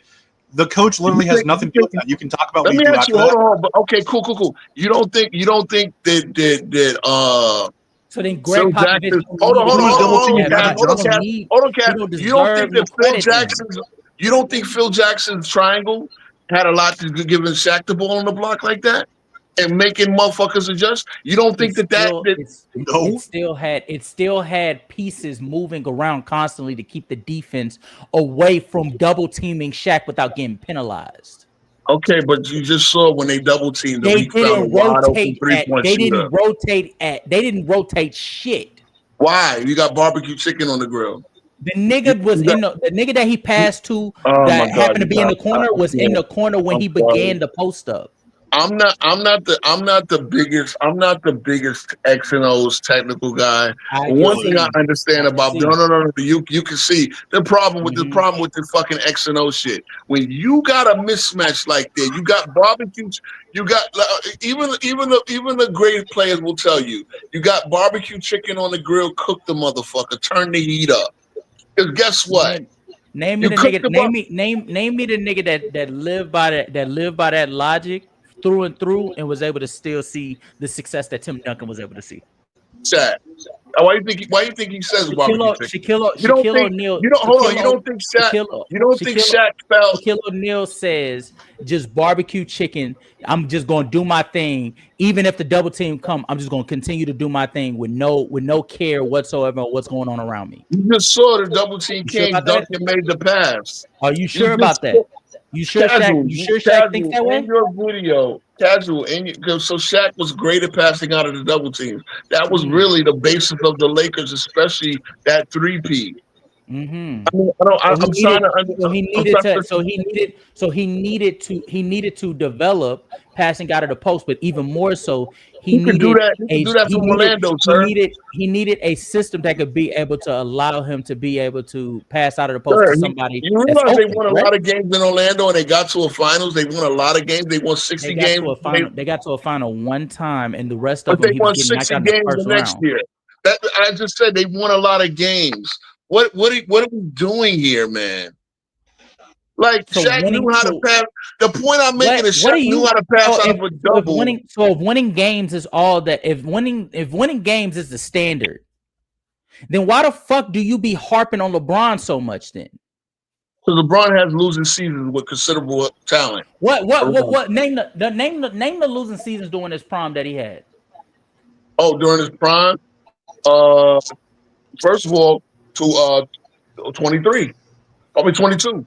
22 is not in his prime. 22 Why is it not in his prime? Hold on. He's getting prime accolades. He's getting prime accolades. What prime accolades? Let's see. He was MVP. Let's see. 2022. He was MVP voted top 10, All-Star, All-NBA team. That's not an accolade, dude. That's not an accolade. That's not an accolade. That's not an accolade? No, that's Wait, not an wait, accolade. all NBA team is not an accolade? Even more so, do you give niggas credit for them playing 56 games out of an 82 game season? Do You give tell me niggas? what? So So the fact that he faked injury, the fact that he faked an injury when shit was going bad, that should excuse him. Okay, So do you let's count? go here. Oh, hold on. Let's go Do here. you count 2019. 86? Do you count 86 as Michael Jordan's prime? 86, yeah. Why not? You count 91 as Hakeem Olajuwon's prime? Yeah, why not? Now why not? Okay, yeah, okay. Here's the problem. Here's the problem. Right here. Yeah, But here's the problem. It's cool. Here's the problem. We can stop this right here. Bro, we can stop this right here. Y'all can move on. Y'all can move on to your next thing. I see the disconnect right here. You see, the problem is you try to pull a bullshit whataboutism. You try to pull a bullshit whataboutism. You want to count shit. You want to count shit as dry as, yeah, I consider that a prime, when actively Hakeem is not the same player that he was in 90 or the season after 92 because he was dealing with a fucking foot injury. Okay, here's the deal. And Jordan the same. Yeah, right. But you're right. When but Jordan you want to count that as a prime? That's your prerogative, brother. Let me tell you something. Let me tell you. No, I can continue this. Guess what? The Bulls did have a losing season. He only played in 18 games. In those 18 games, the Bulls were 9-9. Guess what though? Many of those games, Jordan had a severe minutes limit where he can only play more than 18 or the coach would get fired. Right? So here's the parameters of that season with Jordan. Hold on, Cass. No, stop. I'll mute you. Come on, bro. Like, we ain't got to do this. Let me make you make your point. Let me rock.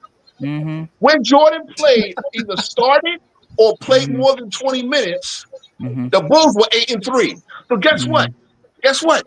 Jordan, that little bit helped them get to the playoffs in the first place. Otherwise, they would have been a lottery trying to get Brad Daugherty, which obviously might have benefited them because they probably would have won the lottery, being that Cleveland won the lottery. Yeah, I know. See, y'all want it. I hate this Bron. You a Bron fan? You're a Bron fan? And again, I don't want to talk about Bron because this is not his day. But guess what? Yes, 2019, he had considerable help. He came back, turned on playoff mode, and went 2-12, losing to the worst team in the league. Okay. Yeah, I know. No, that's this nigga on the far right. That's this nigga on the far right. Hey, JB, come on, man. Like I know, bro. These two people, bro. They need schooling, man. These young brothers, they need schooling because they see the game so horribly. You just gonna read off like the worst takes of all time. I ain't gonna lie to you. Going on an entire tangent to say a lot of nothing is crazy to me. You brought up LeBron. That is crazy. Rap God. He did have considerable help. Now he gonna blame it on another nigga. I'll tell you what, Rap God. He had enough help to beat the goddamn Grizzlies who were tanking for Zion. He had enough help to beat the Knicks who were tanking for Zion. The Atlanta Hawks who were tanking for Zion. He's lost to every team that was taking for Zion after saying, "I'm turning playoff mode on." Yeah, those young Lakers, they were Brandon Ingram and company. I know Brandon Ingram was hurt at one point too. Come on, man. At the end of the day, guess what? You tried to bring up Michael Jordan. They were 8-3 when Michael Jordan played considerable minutes. And then we all saw what they were what he was in the playoff. But obviously, they played a superior team with one of the greatest teams of all time in 86 Celtics. So what are we doing here? Here we go, casual. I'm going to piss Ro off big time. I'm going to say that if you drop LeBron into the 1980s Lakers, they win 9 in a row, 9 championships, because you get a far better defensive player. You get a great passer, maybe not as good, obviously, but you get a great passer, and you get a far better scorer. You get a ball magnet. During the last you get a ball. You get a ball magnet. The ball won't come out of his hand. He won't find pulling it away. Matter of fact, LeBron doesn't play with low box big men. You certainly don't lose in '86. You don't lose in '84 because Magic was choking. You definitely don't lose in '83. Wait! You want to do this? You think Magic? You think Magic lose to the 11s with Wade and fucking Bosh? Bro! Don't try it. Don't even try it. Don't Magic try. would retire instead of facing. you fell for the bait already. Remember, You might as well just remember, You did fall for the bait. remember. Hold on, sir. I know you just quit them, but go James Keenan. What did they say? Oh, LeBron didn't have to score in the fourth quarter because he was the facilitator. Wait, you quit Go James Kingdom? Yes, sir. I couldn't stand it. Oh, LeBron can be excused for scoring 2 points. Hold on, in the last 3 games of the series, LeBron had 9 fourth quarter points. 7 of them was in one game. But Johnny says because LeBron was the facilitator, it's not a choke because he, as the facilitator, he doesn't have to score points. Are you fucking kidding me? You mean No, that was Magic's MO for like the first 5 years of his career. You don't care about that? It's not. See, here's the difference. You don't understand. Matt, I guarantee you Magic had 0 of these 0 points. And if he did, he better have 9 assists. Magic could dominate a game only taking 5 or 6 shots. So wait, LeBron was let me get it. So LeBron was from the beginning of his career all the way up until like 2019 or 2020 when AD was there. He was arguably the best, or he was definitely the best scorer. He was definitely the best passer. He was arguably the best, I mean, maybe top 2 rebounder, right? He was definitely their best player all around in every aspect for the majority. I mean, absolutely the entirety of his career up until AD had a great 2020. And then he got outscored by Jason Terry in like an NBA Finals. Yes, but a guy like that, right, who has 4 MVPs, 5 years, blah, blah, blah, blah. We say just because Magic Johnson was the best passer and nothing else on that team, he's a top 5 player of all time. That's ridiculous. Why on that team? See, what you don't understand is if Magic needed to get 40, he'd go get 40. No, he's not. He's going to pass it to a better player. Okay, again, as a rookie in a closeout game, he got 40. So if Magic needed to get 40, again, just like Chilltown said, Magic didn't have the stones to be that guy or the ability to be that guy every single. Bruh, this is. You're in denial, dude. I mean, listen, we can agree Magic Johnson's the best player, but you can't accept certain things about his career. Don't have the stones to be a scorer. When I'm, bro. No, I said he can't. He doesn't measure up to these other guys who were expected to be the best. Where is he lacking? Where's he lacking? Where's he lacking? He's okay. When Kareem needed Magic to drop 40 in a closing game, he only gave him 12 points. I don't know. What did he need to drop 40 or did he need to get 15 assists? In 83, because he had 13 assists. In 83, when they were losing by 10, they need no assists. They needed him to score that bitch. They need to get that. They need. Oh my God, these takes are so hard, bro. JB, man, I'm sorry well, you're acting like Magic Johnson was just passing everyone open the entire time. Not like the majority was just dumping the ball off into Kareem and James Worthy for the majority of a closeout game against the San Antonio Spurs. Magic Johnson scores 2 points, 15 rebounds, 16 assists. This motherfucker. 2 points is trash, but the 15 and the 16. So that means you're there giving it to people who can score the ball. He took six. Yeah, that's his fucking role. This is the problem, bro. He played all 48 minutes. He took 6 shots. If he needed to take more shots, he would have took more shots. They closed out the Spurs. They closed out the Spurs in 6 games. He took 6 shots, 15 rebounds, 16 assists, 9 offensive rebounds. You mean to tell me one of those Magic couldn't just go back up? Dude, the point is, bro, there's other guys we have above Magic Johnson. We have other guys who are above Magic Johnson that not only match his accolades, but they were better at every aspect for their teams. You telling me that Bird? I mean, when Bird himself said, "God damn it, I can't be." Bird was better than Magic. So was LeBron. So was Michael Jordan. So was Kareem. Wait, better or greater? Better or greater? Greater. He was greater than Magic Johnson and better. Oh, no. I think he's better. I think he's better. I think he's better, but I don't think he's greater. I don't think he's greater. I don't think, again, because 2 games before the 2-point game, Magic had 31. It doesn't matter. It's like Magic. See, one thing I can say about LeBron James is LeBron James might be the 3rd best Swiss Army knife in NBA history, maybe the 2nd. You know who's the best Swiss Army knife in NBA history? Magic fucking Johnson, because Magic could be back up. See what I'm saying? You know what he had? You know what he had in the 31-point game? 31, 8, and 17. That's fucking God. See, you got the best Swiss Army knife in NBA history A is guy either can LeBron dominate James, without shooting. Larry Bird, or Y'all Scottie get mad at guys for shooting too much, and then when a guy don't shoot, he can still Kawhi dominate Leonard's the game. better Swiss Army knife than Magic Johnson. Kawhi Leonard, are you fucking kidding me, bro? Jesus Christ, I can't do this. You just said Magic Johnson the best Swiss Army knife. That's the most The best ridiculous Swiss Army statement. knife. Yes, the best Swiss Army knife. No. The best You know Swiss what Army a Swiss knife Army knife does? It does everything consistently.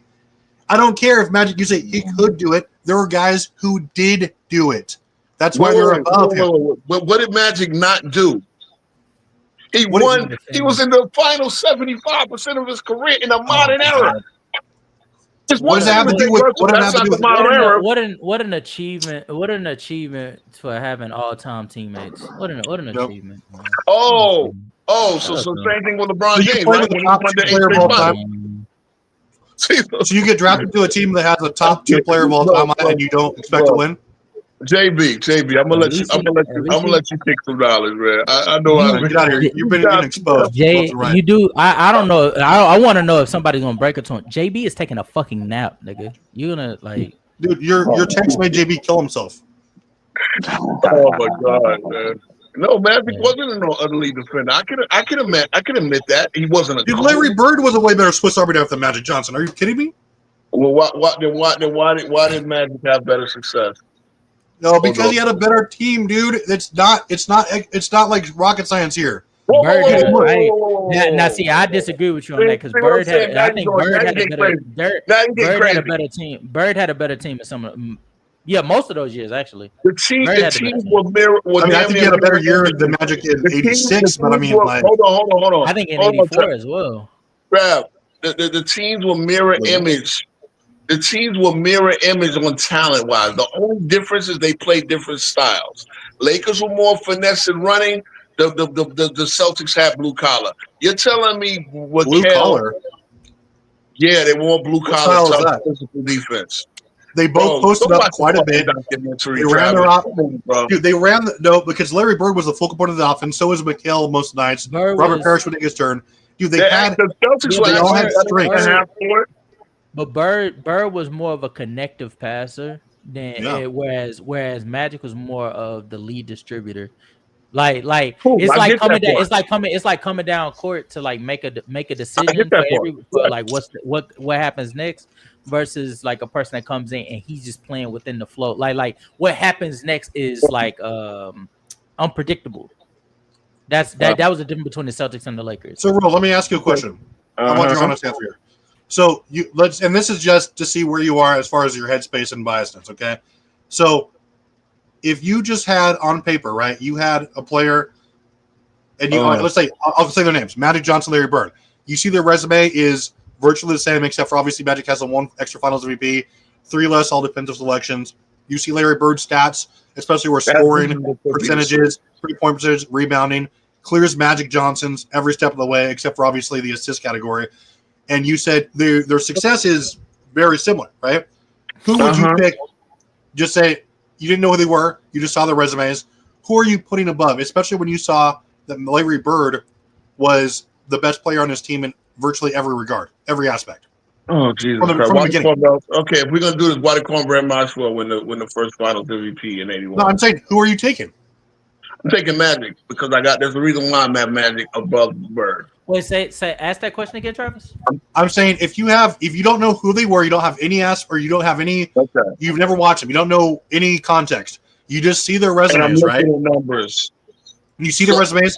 You see their teammates' resumes. You see that one player was the focal point. He led his team in almost every category every year, virtually, and especially from the beginning, right? And you're still taking Magic Johnson, even though their accolades are virtually the same. I mean, I am. I mean, I don't like this. What would make you take Magic Johnson? Why would I take a player sight unseen? Sight unseen. It's pick A or B. It's not sight unseen. It's like gun to your head. Look at the resumes. Here's the problem, Travis, and I'm gonna tell you this again. This is where you get crazy. This is the assist champs. Using numbers to make an argument is a poor way of doing it. That's all you're doing. But I mean, okay, so what player would choose, and especially with high stakes, what player would choose something sight unseen? And I'm just looking at context and stats. I don't. Looking at context and stats, I'm showing the resumes. You know what I said, dude. Travis, once I do that, I still know that it's a razor thin margin. So now I'm just gonna go off gut. I'm finna go finish editing my video. Y'all have a great night. Yeah, man. Yeah. Bro, what do you mean gut? I'm saying you look at these resumes, you see that one guy was the better shooter, he was the better scorer, he was the better rebounder. Their resumes are exactly, they play with the same freaking all right. time. Then I like playmaking. over shoot because I know so you're biased. Okay, no, you know why? Because I understand that can unlock probably the rest of the players a little bit. And better. Larry Bird was a top 5 playmaker too. So now you're going to the fact that I know that Bird can also unlock other players. That's the problem. Now I see the players. Again, Larry Bird was better at basketball than Magic Johnson. If I'm just completely ignorant and I don't know these guys, I don't know what makes them great. I'm really trying to put my mind. I'm really trying to follow you. I'm trying to put my mind where I'm like erasing all my intelligence and IQ points, and I'm just looking at certain things, right? Yeah, I know you're making a joke of that, but I mean, at the end of the day, no, I'm going to take Magic because, again, those extra assists, I know that I could probably have more players working. Now, here's the problem. I do know that Bird can also unlock other players. Again, they're like 1 and 2. They're like right there. The fact of the matter is, guess what? Magic won in college. You want to tell me he had more talent around him? Cool. Magic won more head-to-head in the NBA. Swear it is. That doesn't mean anything. Don't tell me because Magic had Kareem. Because, again, Bird had considerable talent around him. Dude, the head-to-head is 1-2. Dude, it doesn't mean anything. Okay, guess what? Then it's 3-1 taking it back to college. And then now knowing what I do know, Magic, because trust me, these two wanted to beat each other within a fight of their being. And Larry was the better college player, too. Well, arguable. I mean, come on. You're playing in different conferences. What you telling me? Because Larry won Player of the Year, but Magic won the goddamn MOP in the championship. Like this is default. This is the problem. I mean, this is the thing, man, and this is why I hate to be on these player versus player debates because people have gotten mad at me for not keeping Duncan in it, but I want you to understand. My top 15, I have I have to kick West out of my top 15. The same way that they were debating on player's choice. West, again, it's not. If he would have said Steve Nash instead of West, I would have fucking sued that. I would have done everything in my power to kill that champ. Okay, but he said Jerry West. Now, again, that's still spicy to put West, because I don't think even West himself would have told you that Magic was a better player than him. But the fact of the matter is, he doesn't have an argument over Magic Johnson because Magic Johnson's resume is far better. Yeah, but I think even if take away the championship, because again, right, West one of the things West championships. Hold on. One of the things West famously said is, bro, I was 5 fucking plays away from winning 4 more championships myself. That's how razor thin it was against the Celtics. They almost had the Celtics beat. If 5 or 6 plays go the other way, West has 5 championships and Russell has 7. Okay. Right. Well, you got to tune in. You got to tune in Sunday, Ro, because I'm arguing against Casual here that Magic Johnson had the most talent in NBA history. And Casual is arguing for Larry Bird. Okay, so say that again. So Sunday, where the topic is what alpha had the most help during championship runs in NBA history. I'm arguing that Magic Johnson did. He's arguing that Larry Bird did because I don't think it's close. Y'all invited me to be the judge there, right? So yeah. No, definitely not. Oh, you don't want me to be the judge because you. Well, you're a Magic Johnson homer. Okay, you're right, and I should sit that one out. But I will judge Herm versus Dart. All right, is that the arrangement? Let me know because I'll be busy on Sundays too. But let me know. Wait, who do you have above Tim Duncan? You said he's what, 14th? Okay, I got Duncan probably 13th, and I got Keem Olajuwon as my 10th. Okay, I got.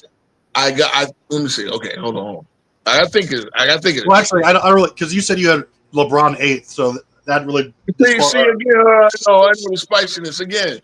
I don't have a bum. in my top 50. I don't have a Steve Nash in it. I don't Steve Nash is not a bum, but I mean, come on. You know, Steve Nash there's certain tables. See, there's the thing about this legacy. There's certain, I think the top 50, because again, because it's not a fancy number, but the top 15, bro, come on. Okay, the fact that I have Duncan ahead of Karl Malone, that should tell you a lot. I actually do have him ahead of Moses. I have him ahead of Moses. Y'all gotta understand how good Moses was, man. Y'all really do. Okay, it's between the doctor, again, a guy who carried a whole fucking league, not just Spurs. Okay, it's between the doctor, Oscar Robertson. This is my outside of the top 10. The Duncan, mind you, Kobe is outside of people's top 10. But between the doctor, Oscar Robertson, Duncan, West, Moses. Now you're coming into the Malone, Robinson, Isaiah. I mean, come on, man. Those five. Where's the bum? I mean, where's the Duncan's bum? resume clears everyone you're talking about, dude. Plus, like I said, I can See, tell like you don't care about impact. But he does it in a different era when hold on, because I can shit on that too. He does it in an era where Brad Miller can make a fucking all-star team. Come on, man. Come on, bro. Like All-Stars are fan voted. You give a shit about that. What, give a shit about this. Look at these numbers, bro. This is for a season, right? You told me a playoff series. And it's 79 with Houston. The MVP, Moses Malone. Moses has 3 MVPs. Duncan has 2, right? Oh, okay. Okay. Are we stopping there or we keep going? Moses obviously keep going. 25 and 18 rebounds. He averaged 7. Hold on. Look at the offensive rebounding numbers. 6.4, 7.2, 7 feet, 7 even, 5.9, 6.9, 4.7, 5.0. As a rebounder, sir, Moses Malone probably got an argument to be the best rebounder of all fucking time. That's like he's the only one post Russell and Chamberlain that can say I could rebound with Russell and Chamberlain if I was in that era. Not even Rodman. Put Rodman and Moses Malone on the same floor. Rodman is getting 5 rebounds, bro. I want y'all to understand that, I agree. bro. Moses Malone, I think Moses Malone was better than Magic Johnson too. Okay, but I think he's better than Duncan. Now what? Because wait a minute, there ain't no 25 and hold on. There ain't no 25 and 18 seasons for Duncan. But you want because he got accolades when fucking bums were getting all NBA. Like now you're making excuses, dude. Now you're making excuses. What other point guard was challenging Magic Johnson for first team All NBA? Nobody. Oh no, I'm talking about my entire time. No. With Magic Johnson's out the way now. You asked me who do I have in that tier with Tim Duncan? I got Moses Malone, and I just showed you what Moses did. I just showed you the dominance. I just showed you how Moses saved Charles Barkley, the Hall of Famer's career, by getting his fat ass in shape when he was an agent player. The guy that came in as a high schooler and it was dominating in the ABA. Then he comes to the NBA and dominating here. He's a goddamn MVP 3 out of 5 years. Did Duncan do that? 31 and 15. Did Duncan do that? 25 and 18. Did Duncan do that? Did Duncan have these offers? Now, one thing you can tell me when you start cherry picking things about their career, that's when you go off the rails. That's what I'm saying. But this is the point, Travis. These are all-time greats. There are no bums in it. Yes, and I mean, honestly, I don't care. You're like you're throwing names out there because if you really were going by resume, you wouldn't have LeBron at number 8. That's not fair. Again, the 7 guys that I have ahead of LeBron are not bums, guys. So wait, no one's saying they're bums, dude. Like you keep coming back to these stupid takes. Like no one's saying they're bums. Impact. Yes. When we're starting, it's like, bro. It's like the gods, the Greek gods. Which of the Greek gods all had their strengths? Zeus is probably the GOAT. Zeus is Jordan. But now here's the thing, bro. Here's the thing. This is why we can't talk to you is because I see you're coming up with these analogies. Like, who gives a fuck about that? What we're saying is you're not going off of overall resume. You're not going off of overall resume. Analogy. Come on, bro. No, you're not going off analogy. You just brought up Greek gods. It is an analogy. Yeah. You know what analogy Because means? I want you, because I'm comparing all-time greats to the Greek gods, Yes. the motherfuckers who do things like any of us would. Put it this way: of my top 15, if God came up to you and said, "Hey, Travis, got to deal with you. Got to deal with you. I'm not asking for your soul. You just preach the word when you do it. I'm going to give you one of the top. I'm going to give you one of the top 15 players in your list, and you don't get to choose. I get to choose. So, would you be better off saying? Would you take that deal? Would you take that deal? No. One of the top 15 players of all time. I'm going to put you in their body, and I'm going to put you in their body at 18 years old, and in this era, and then you get to go out there and play and make millions of fucking dollars, and all you got to do is just preach the word. Would you do that? Of course. What does that have to do with the rank? That's no. So you might as well say the world that you don't have any ranking. Just say you have a bunch of players who are fantastic. I do have ranking. I do have ranking, and this is the thing. Like Impact Basketball said. So wait. You have Magic Johnson over LeBron James, right? Even though LeBron beats him in every statistical category except for assist. All time? You do. He has more MVPs. Wait. He doesn't do it.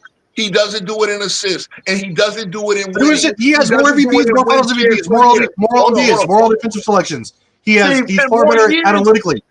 Jesus Christ. In more years. Okay, take the best part of LeBron's career. That's Magic's career. So now the losing part of LeBron's career, Magic don't even have that. Why not? What are you talking about? Best part of his career? He clears Magic in every. He has more All NBAs, more all defensive, more All NBAs. He has four MVPs in 5 years. He blows Magic Johnson away in every category. You just put Magic Johnson above him for nostalgia, and he's your favorite player. That's it. No. Okay, Magic has 3 and 5. So what are we doing now? And Magic had better. He still has less than everything. Magic had better success in those three MVP years than LeBron had in his 3 and in his 4 and 5. It doesn't matter. LeBron still clears everything. Why does it matter? When you're looking at overall resume, LeBron has more of everything.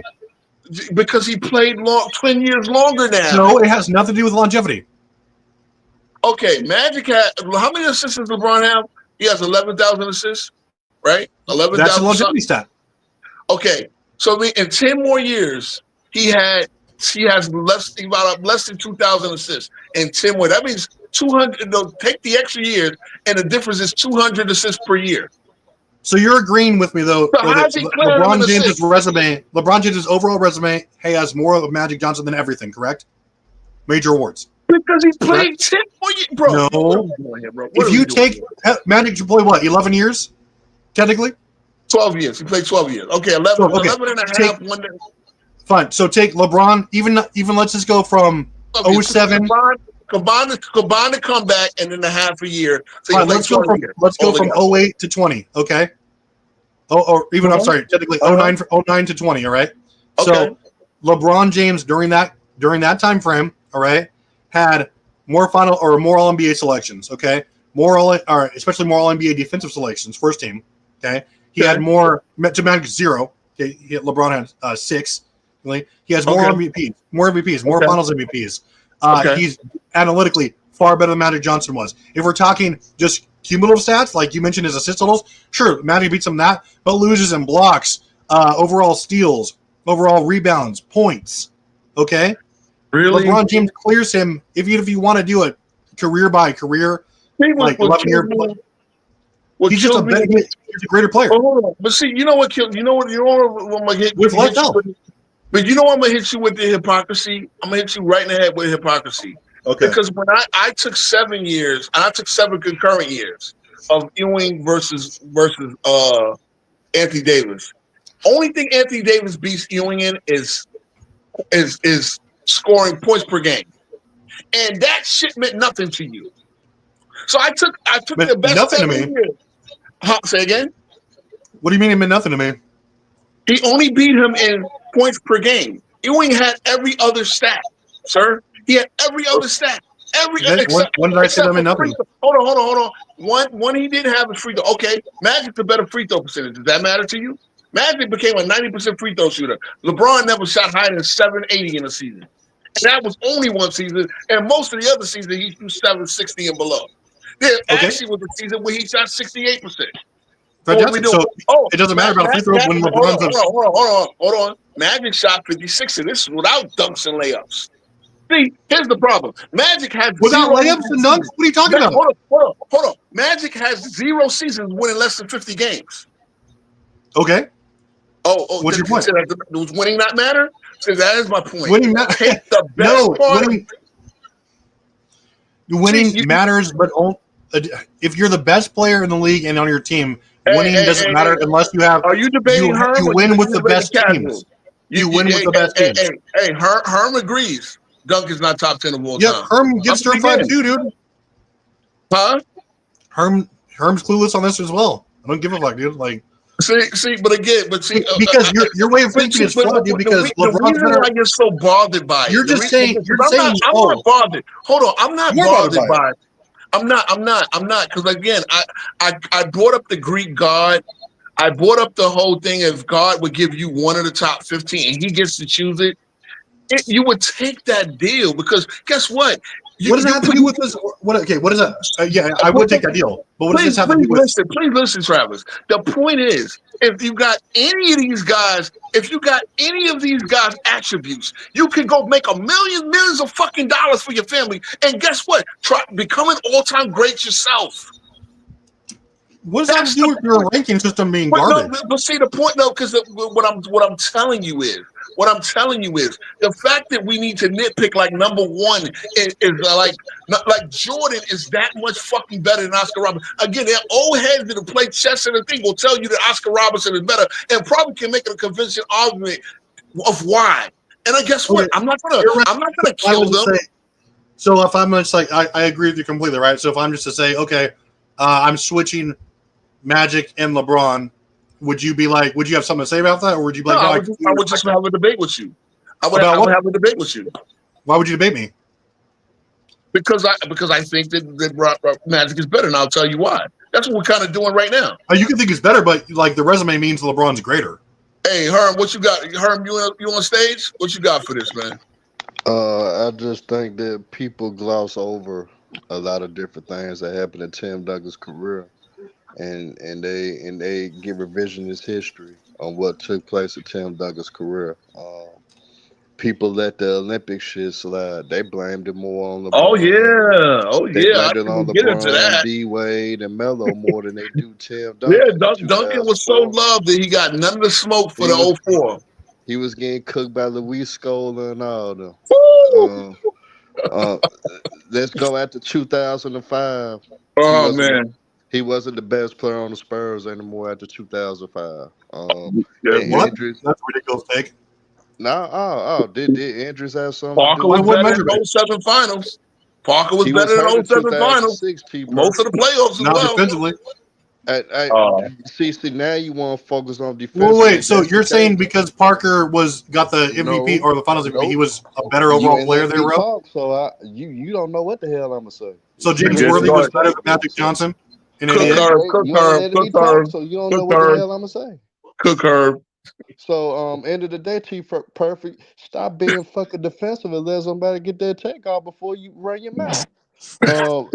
On top of that, really, you could argue that most of Tim Duncan's career, he wasn't the best power forward year after year in his NBA career.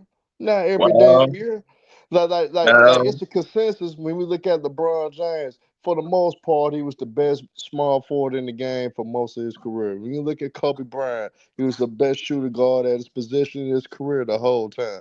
When you look at Hakeem Olajuwon, who was primarily the best center in the game, primarily his whole career. When you look at Tim Duncan, though, you can't say year after year that he was the best power forward in the game. It was. Let me ask you this, Travis.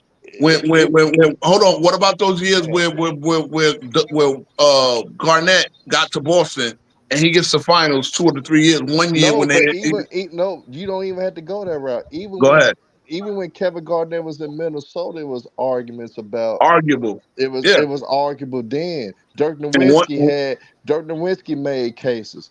Chris Webber in the early years of Sacramento, when he first got to Sacramento, when Sacramento was the team that had a better chance to beat the Lakers, they got robbed too, Chris man. Webber had a rebounding title too. Yeah. Chris Webber easily could have won MVP during that lockout year that people forget.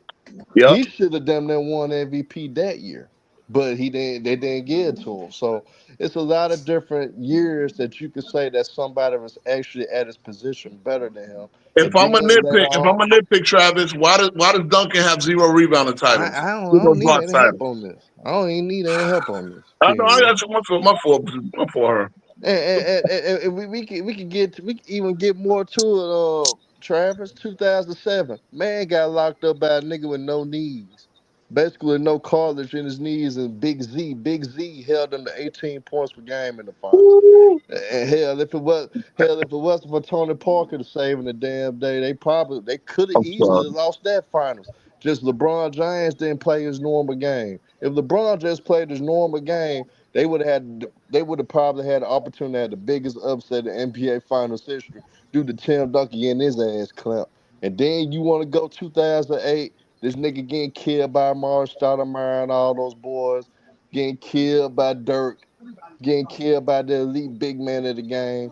You seen him get cooked by Blake Griffin. Blake Griffin dominated him in the playoffs. And Mark Stoudemire did the same thing. Nigga lost to the 8th seed. A lot of motherfuckers like to hold Dirk Nowitzki when he got his ass whooped by the We Believe. They don't hold Tim Duncan in the same light when he got his ass kicked by Zach Randolph in the Memphis Grizzlies when he got bullied and manhandled by Zebo, a nigga that can't even jump 2 feet off the ground. But we let those things slide. Y'all don't remember he was hurt. He was hurt. This is the dumbest reasoning. This is what you always come with, Herm. But shit goes Cass. His ankle was hurt. Go Cass. When you brought up about how Tim Duncan dominated the Lakers, Dwight Howard had a fucking disc in his back. Wasn't even supposed to play. I wasn't. Injuries. We could do that a lot. Chris Webber. I agree. To be honest, Tim Duncan probably went out and surpassed Chris Webber. Chris Webber didn't start getting hurt. Yeah, and then there's Kobe. And then there's Kobe when he got hurt. Again, when y'all shitting on Kobe for his thing, it happened. Yeah. The same thing is y'all want to give. I don't Bill bring Russell up injuries. I don't bring up his flowers. You bring Tim Duncan when he does the same thing. He's anchoring a. Great. He wasn't to be now you want to get into that. I gotta cook you on that. The reason the Spurs defense fell off for a lot of years. Travis. I'm about to cook Travis. Go ahead. You ain't cooking shit, dude. You're trying to microwave oh my god. This is what you always this is what you clowns always do is because you come up here and you say, oh, what about this year's? But you never ever keep that same energy for players that we want to talk about. Every player. I think you're missing a point, Travis. Right? There's no point. Shit that y'all got. There is no point. I'm just talking about Tim Duncan. So I ain't got shit to do with that. But when of course you don't have to say about anybody else because when you talk about anchoring defenses, you could argue it's a big argument that Bruce Bowen was just as much as an anchor as Tim Duncan. When Bruce Bowen left, the Spurs didn't make another conference finals appearance until they got Kawhi Leonard. They was getting their ass kicked first or second round every year until they got that elite defender on Bruce Bowen type of level and Kawhi Leonard. That's when the Spurs started being the threat and being a contender again. So for niggas to ignore that, you can't ignore that because when Bruce Bowen left, after David Robinson left, the Spurs were number one. The worst they were was like number 8, right? And that was like 2011. They were number 1 every single year up until 2011, and that was with Bruce Bowen was there. Why they kept losing then, Chief Perfect? Well, they what? Why they kept getting their ass kicked, but by the teams that had good offenses then in the playoffs. What does that have to do with them being historically dominant, especially defensively? They wasn't historically dominant. They was. Sure, they were. They was not. You're talking about certain playoff series, dude. Like I'm not talking about ridiculous. I'm just talking about in general. In general, what? What do you mean? Bruce Bowen left the Spurs. That defense was not the same elite defense that it once was. When do you think Bruce Bowen left the Spurs, dude? You tripping, man? Talk about some of the defense, man. He was not a. He was not Well, a. When got did one Bruce more. Bowen Getting leave his cooked Spurs? by the elite big man year after year. He Who was getting was the cooked. Bullshit. He wasn't getting cooked, dude. He couldn't Watch the hide fucking behind the elite games. perimeter defense that the Bruce Bowen had. There we go. 2011. Who did Duncan have as his other big men in 2011? The nigga didn't have any big man really the whole rep after David Robinson left. He Okay, didn't have an so elite I He big had a mean, when bunch of David bombs. Robinson He left. had So a why bunch y'all of bombs. bringing Yeah, up we know. elite he big? had What elite Antonio big he had after old David Robinson left? Antonio He didn't McDyess. have He that. had Oh, six. Y'all want to McDyess did focus on Wow. years. I'm focusing on when Bruce Bowen stepped away, period, nigga.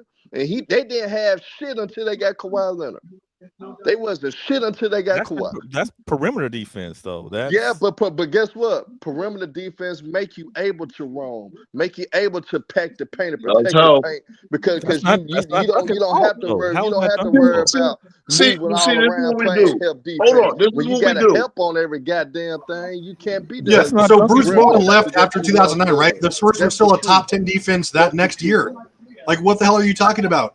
What the hell you talking Top about 10, when he that's getting a dominated big and drop off. manhandled by Amari Stoudemire, Big drop off? Blake Griffin, From by what? They were number Zico, 8. by What are Dirk you saying? They Nowitzki. dropped a Oh, couple well, why would spaces? they 8? Hold on. Why would they 8? Well, why would they 8 Why though? would- Duncan is in his prime. Why So, are they 8? what do you mean 8 is fantastic? It has been okay, but when I put, why didn't I get points for the Patrick Ewing debate when I told you that with him and the Knicks after '92 they were never less than 4 where he played. What do you? So, bro, you're acting like we didn't get, or you didn't get any points for that. You were just trashing at making your argument. No. But hold on. Because here, I want to tie this knot right now.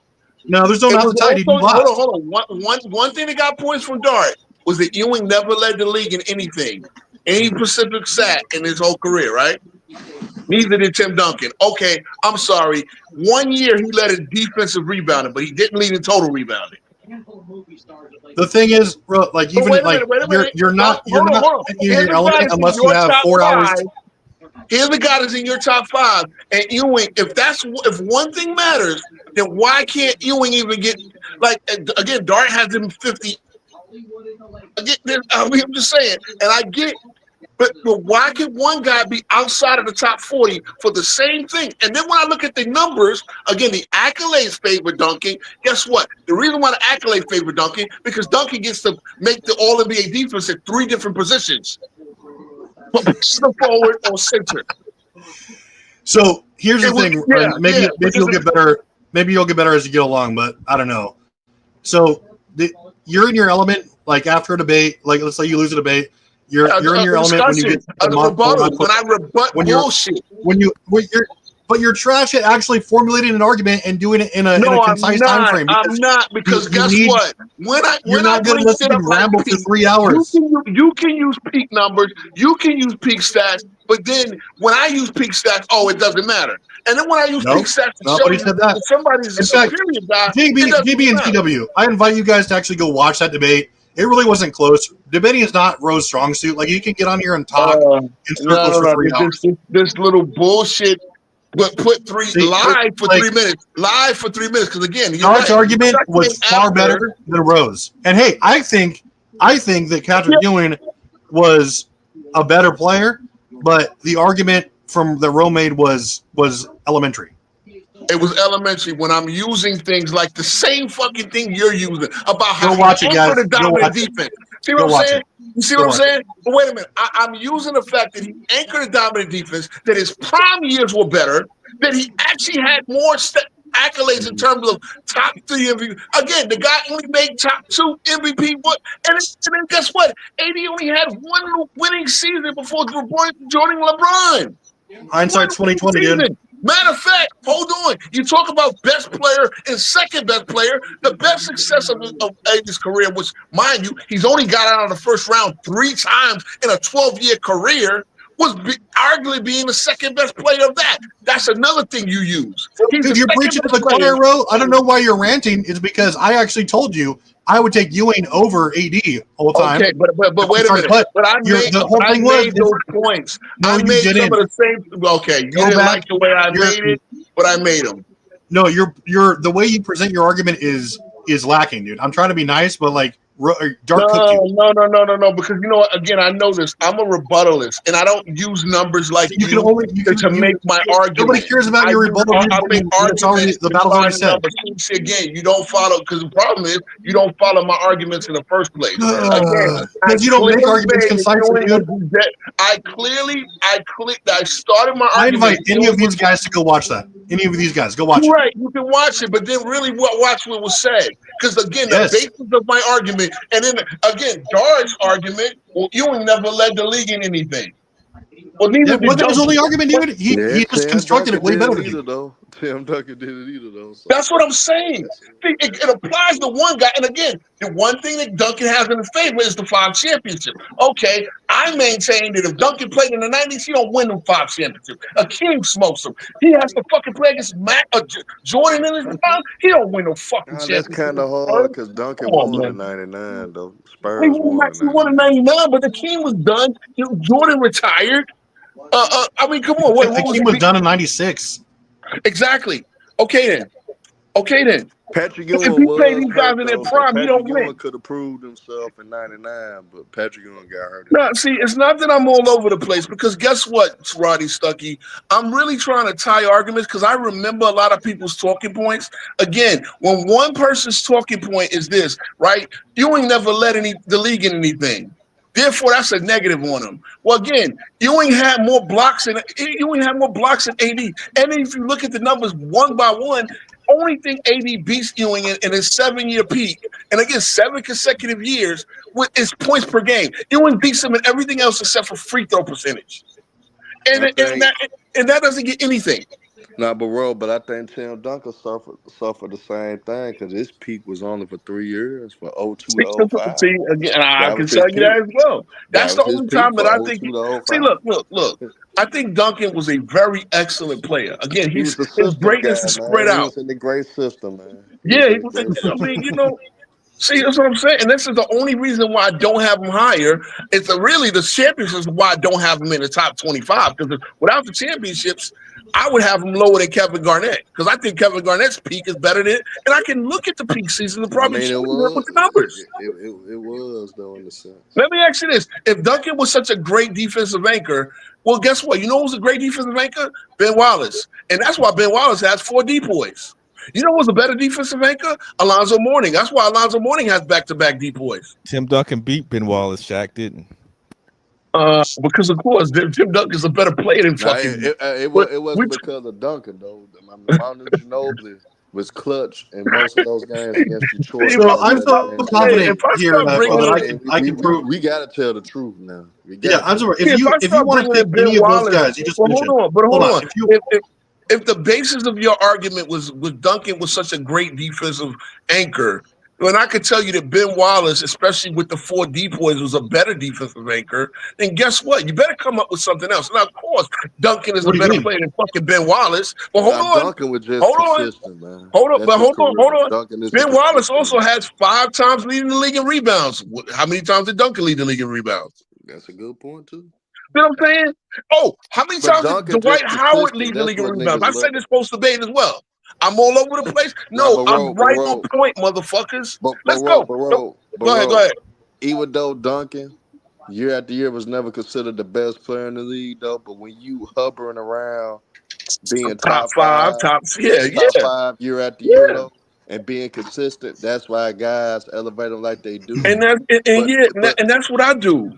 But if guys actually look into and understand what the Spurs as a team was doing, understand the concepts that Greg Popovich was doing, and understand those things, understand how they built their team around and how they utilized Duncan, and how after Duncan was having them severe knee tendonitis issues, how Greg Popovich was able to still put him in position to be a great defensive anchor for the Spurs because Duncan did have a high IQ.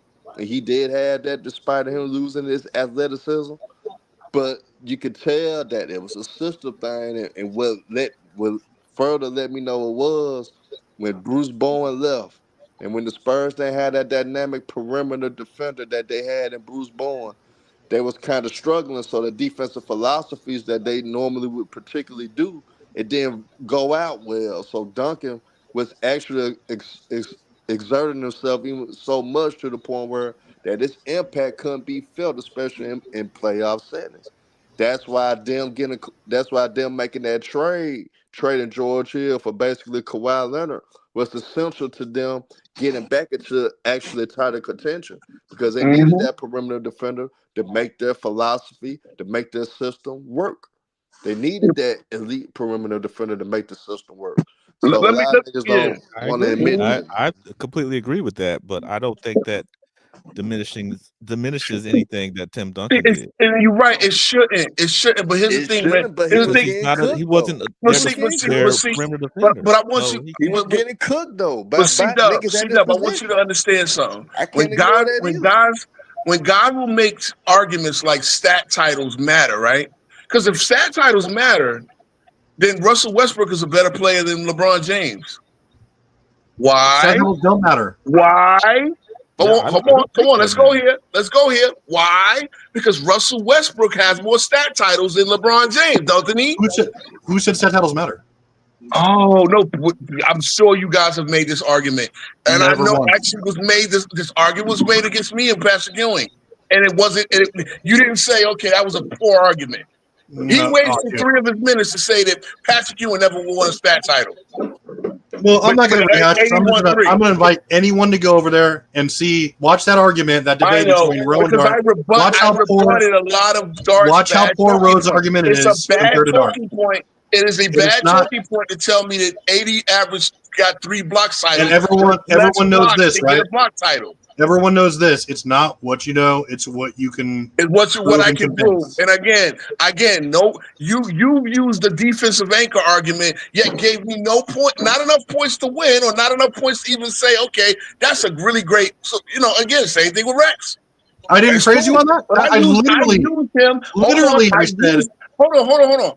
Because really, my strategy, and I'm going to tell you again, my strategy was to compare Ewing to his contemporaries and then compare Ewing to the next era's contemporaries. And again, Duncan was one of those guys. And again, I said, Ewing's numbers 7-year peak were better than Duncan's, and they were better than Dirk's, and they were probably better than Shaq's when it comes to all around. Okay, well, but no, that doesn't matter. But see, okay, go ahead, yeah. Who do y'all think is the GOAT? MJ. Okay. Both at this point, I think it's LeBron. Man, trust me, I'm an encyclopedia of remembering people's bullshit. I love to rebut. Duncan not top 10. That's my take. Okay, but I'm just gonna say, Jordan 95 failed to beat the Orlando Magic. What did he need? He needed that interior defense. He needed that rebounding that they lost from Horace Grant. So if we're going to penalize Tim Duncan for needing that perimeter defense when they lose Bowen, that's a bad faith argument. Yeah, that's a bad talking point though, because just to be honest, because you lose doesn't mean that you fail. You gotta, your losses is what makes. They needed that for them to be a complete team. But Tim Duncan couldn't hold his own anymore, bro. Really, after 2005, okay, so he really couldn't hold his own. He needed a Kawhi Leonard. No, but he was getting cooked. Okay, so when they got Kawhi Leonard, right away. He was getting cooked in his position. No, he was not getting kicked in his position, dude. You need to watch. You clearly didn't watch any of the fucking games, dude. Like when you watched Duncan, there were times where guys were scored. They weren't posting them up. They weren't like you were talking about guys just getting their numbers. I'm so confident in this. Man. I will debate any of you guys about Tim Duncan in whatever category you want. Tim Duncan was getting cooked, bro. We got some more debate set up, man. I'm gonna be an asshole then. Let's go ahead and talk about. Let's go ahead and talk about Tim Duncan versus Mars Stoudemire playoff matchups. Then we could debate about that. Then I'm gonna be asked. Debate about okay. So this is the thing. Also, all you guys are hearing this, right? When we're talking about specific players, guys like don't have the same energy about who got the better, who didn't match up. Sometimes when it's anyone except for the narrative they're trying to push, right? Nobody ever ranks players or docks them if they have matchups not go their way occasionally.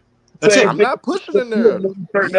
Tim Duncan then wasn't getting cooked. I mean, I'm gonna prove to you. You said he's outside of the top 10 because of things like that, right? That's exactly what you said. No, I just had him outside the top 10 because I got guys like Stephen Curry kind of messed that up.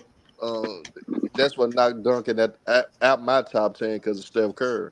So I got guys. He's not a better basketball player than Hakeem Olajuwon. He's not a better basketball player than Kobe Bryant. So those two right there got him at the top. Then you add Curry. All right. I mean, if you're talking better, that's different than greater. Those three guys. So I mean, I got him 11 now. If we're talking best player, then Hakeem's the GOAT, right? No, I'm not. See, you gotta listen. I got niggas ranked over because they just better than Tim Duncan. It ain't got nothing to do with who's the GOAT. I'm talking about niggas that I just think better than Tim Duncan, and those guys are clearly better than Tim Duncan. Well, I mean, that's your opinion, and I respect your opinion. Yeah. I disagree respectfully, but you know, it is what it is. Like, see, look, and I gotta swallow my pride to put Moses below, but I think Moses was a better. Nah, I can't go that far though. See, but look, if you go look at the numbers, he loves to look at the numbers. He loves to look at the accolades. Moses, 5 years of domination. Again, what he did to Kareem Abdul-Jabbar in that finals.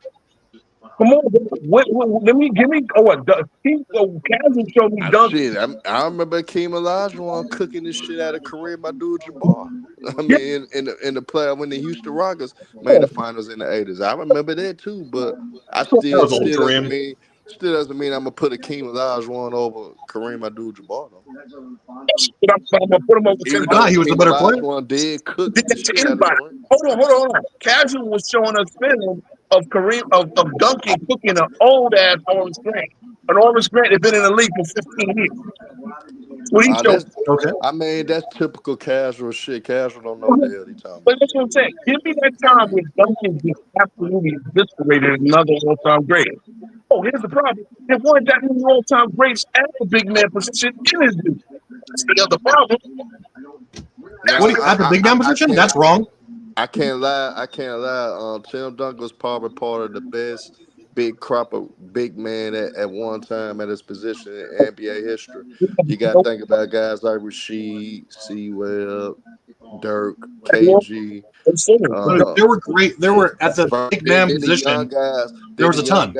Then the young guys that came in, like the Morris Stoudemire, the Blake Griffins, the Zebos, even guys like Jermaine O'Neal, things like that. Duncan, he had to go through a gauntlet damn near every night at one point at his position. So I can't act like he didn't have competition. Hakeem and Kobe Bryant were like they had the toughest playoff runs of all time. Like you had like Rasheed Wallace, you had like guys like Yao Ming, you had Chris Webbers, you did have like the Pau Gasol, Kevin Garnett. You had all these guys. And like I say, even guys like Luis Scola was given difficulties to Tim Duncan later on in his career. It was deep at that position though. I can't act like it was. You had Antonio McDyess.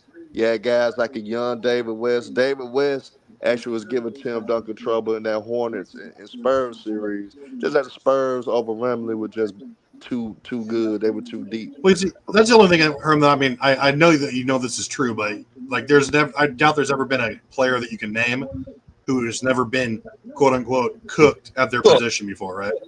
But I've seen Big Country Reed cook Duncan in college, and he did it at the pro level as well.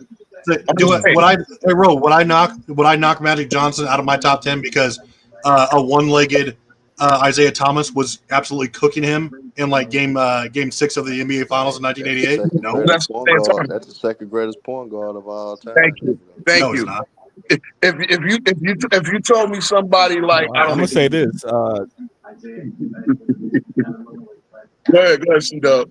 Zeke, man. Tim Duncan out-scored, out-rebounded, out-assist, out-stealed. The only thing he didn't do was out-block Shaquille O'Neal. So yeah, I mean, again, so that's great. Shaquille O'Neal not in my top 10 though. So I mean, yeah, see, what?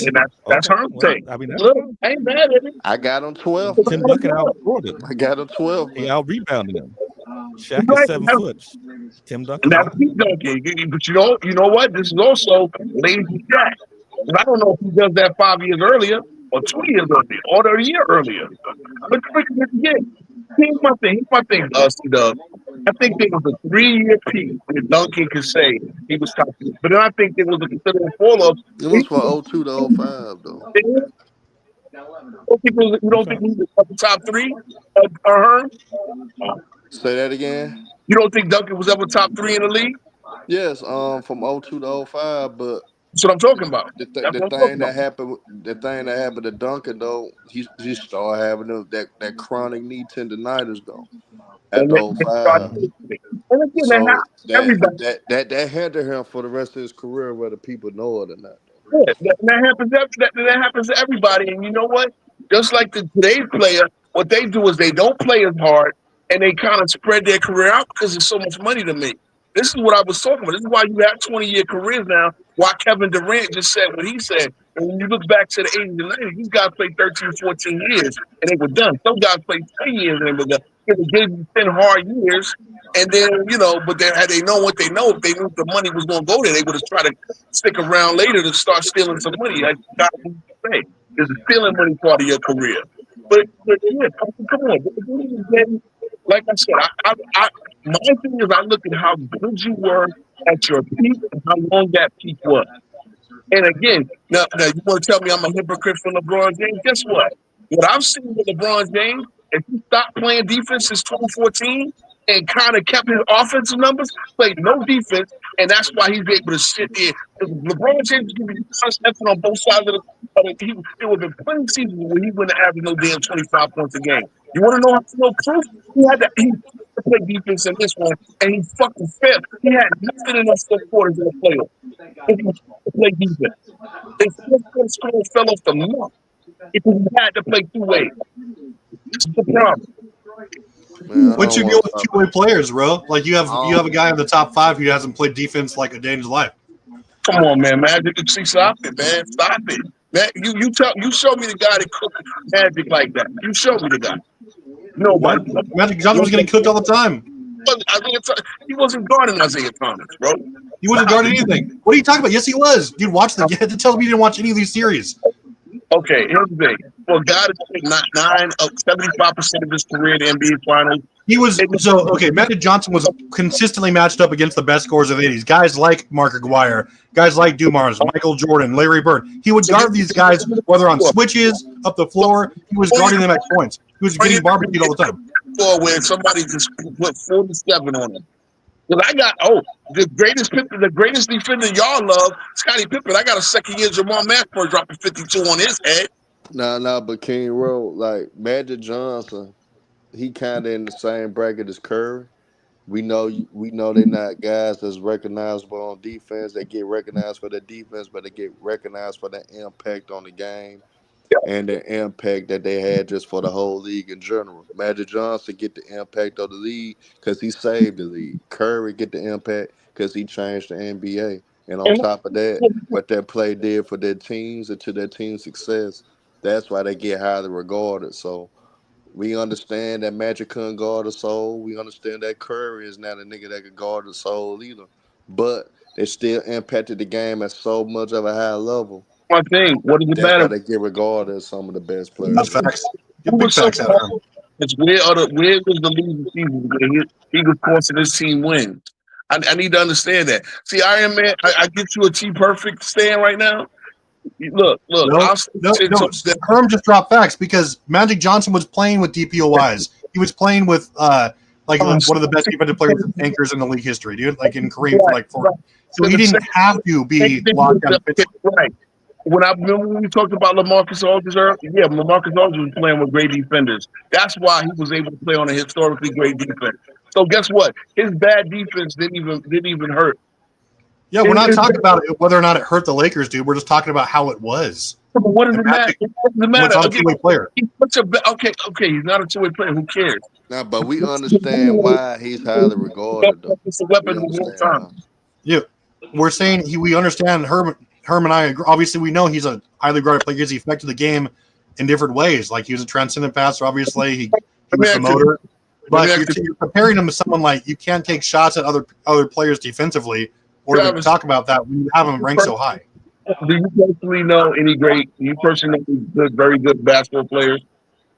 Like in your gym, whenever you go. I'm just saying. I'm making a point. Do you Do I what? know personally good basketball players? Like, Do I know personally good basketball players? I said the best guy you can call on the phone, the best ball player you can call on the phone. Just think about it, right? Let me Okay. ask you a question. Carmelo Anthony has the reputation of a poor defender. Do you think the guy that you can get on the phone, and I got Melo here, and I said, okay, he wants to play somebody for money. You think that this guy would get 2 points on buckets on Carmelo Anthony? Probably. No, he won't. He Why? won't, bro. He Why? won't. Because you don't Why? understand the level of an NBA player. That's bullshit. And also, that's a stupid argument because you're talking about players. You're talking about guys whose profession is something else. We're talking about NBA players. I'm not going to say, hey, I know this plumber who's going to go cook Magic Johnson and average 15 assists. So you're trying to argue your way out of a paper bag. It's not going to work. No, I'm not, because I want you to understand.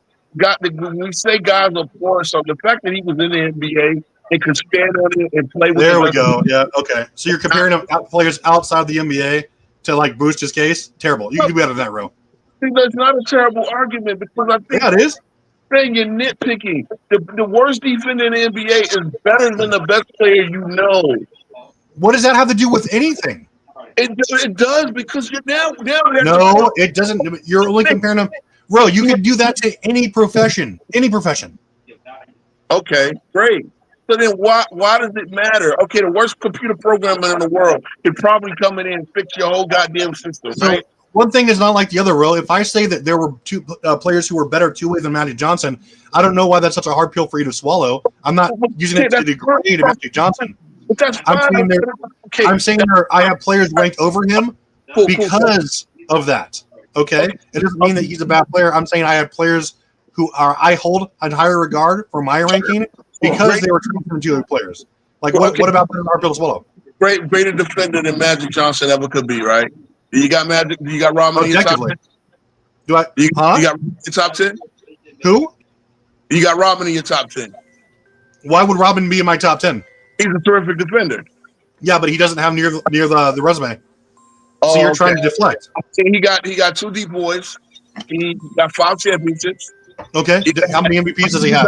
7 rebounding titles. How many All NBAs? How many MVPs? How many Finals MVPs? One All NBA. Okay, so now we're doing that, right? It matters. When were we not doing that, Ro? When were we not doing that? When did I say give me Joe Dumars over Michael Jordan? Defensive player in the league. The worst defensive player in the league can get 2 sports titles.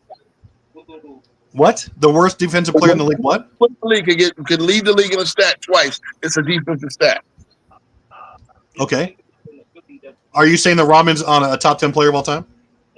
No, of course he's not. He's not even in my top 70. Magic Johnson is a top 10 player of all time because he has the 3 MVPs. He has the 3 Finals MVPs. He checks out with the All NBA NBA selections. He was a transcendent passer. He saved the damn league. He saved the NBA. And he's top 10. Who managed the league in steals twice. I'm just saying. That doesn't mean anything, dude. Like, he was. Everyone knows. Everyone who knows a lick of basketball knows that Magic was a cone. And now it didn't affect the Lakers for the most part because of the brilliance of his roster and his coaching, and also he had a high IQ. Honestly, bringing up him being a cone means nothing to me. No, but King Road, because of his size too, they was able to put him on power forward sometimes. They was able to he would put him on some center sometimes, so he don't have to guard the elite perimeter players. Guess what? The same thing happened. You think Scottie Pippen smart though? I mean, you think Scottie Pippen can guard quick guard? You think he did better at the same thing? Hawkins? No. There was 2. Let me tell you something, man. Show you film of Chris Mullin absolutely playing bang. Chris Mullin with slow pull up left jump shot, destroying Scottie Pippen, destroying him. You can look at everybody get their ass cooked though. I seen Rex Chapman have a lucky game on Mike, but it doesn't mean that Mike couldn't play defense though. But that's what I'm saying though. Why would we do this? Your defense is the most overrated thing. You can be. I said this earlier. You can be a bad defender and still being an elite defensive player. On an elite defensive team. Case in point, LaMarcus Aldridge, when we were looking at the 2016 Spurs, he was never a good defensive power forward. But yet, Bro, you sound ridiculous, dude. You're saying that defense doesn't matter? You mean to tell me only because Kawhi Leonard, that was an elite defensive team? No, not at all. Okay, Duncan was playing 25 minutes a game. He was averaging 8. Are you saying Duncan was still good defensively? That you had, and plus you had Popovich, a great defensive mind. Look up and down that roster. Everyone was doing a part. Kawhi was fantastic. Okay, but you're trying to deflect us from Magic Johnson though, because all that we said, and I don't know why you're bitching about this, is because we said that Magic Johnson wasn't one of the best two-way players ever, and then you're crying. Make it an individual point that you can have bad defenders and still be an elite defense because you can scheme it up. Who said you couldn't? Who's disagreeing with you, dude? That has nothing to do with what we said. Why does it matter that you think he's a cone?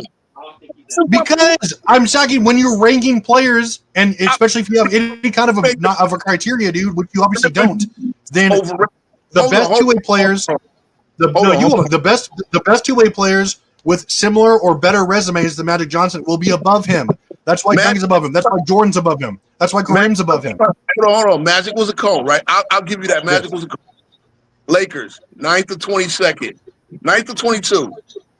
6 of 23. Hold on. Let me hold on 1 second. 6.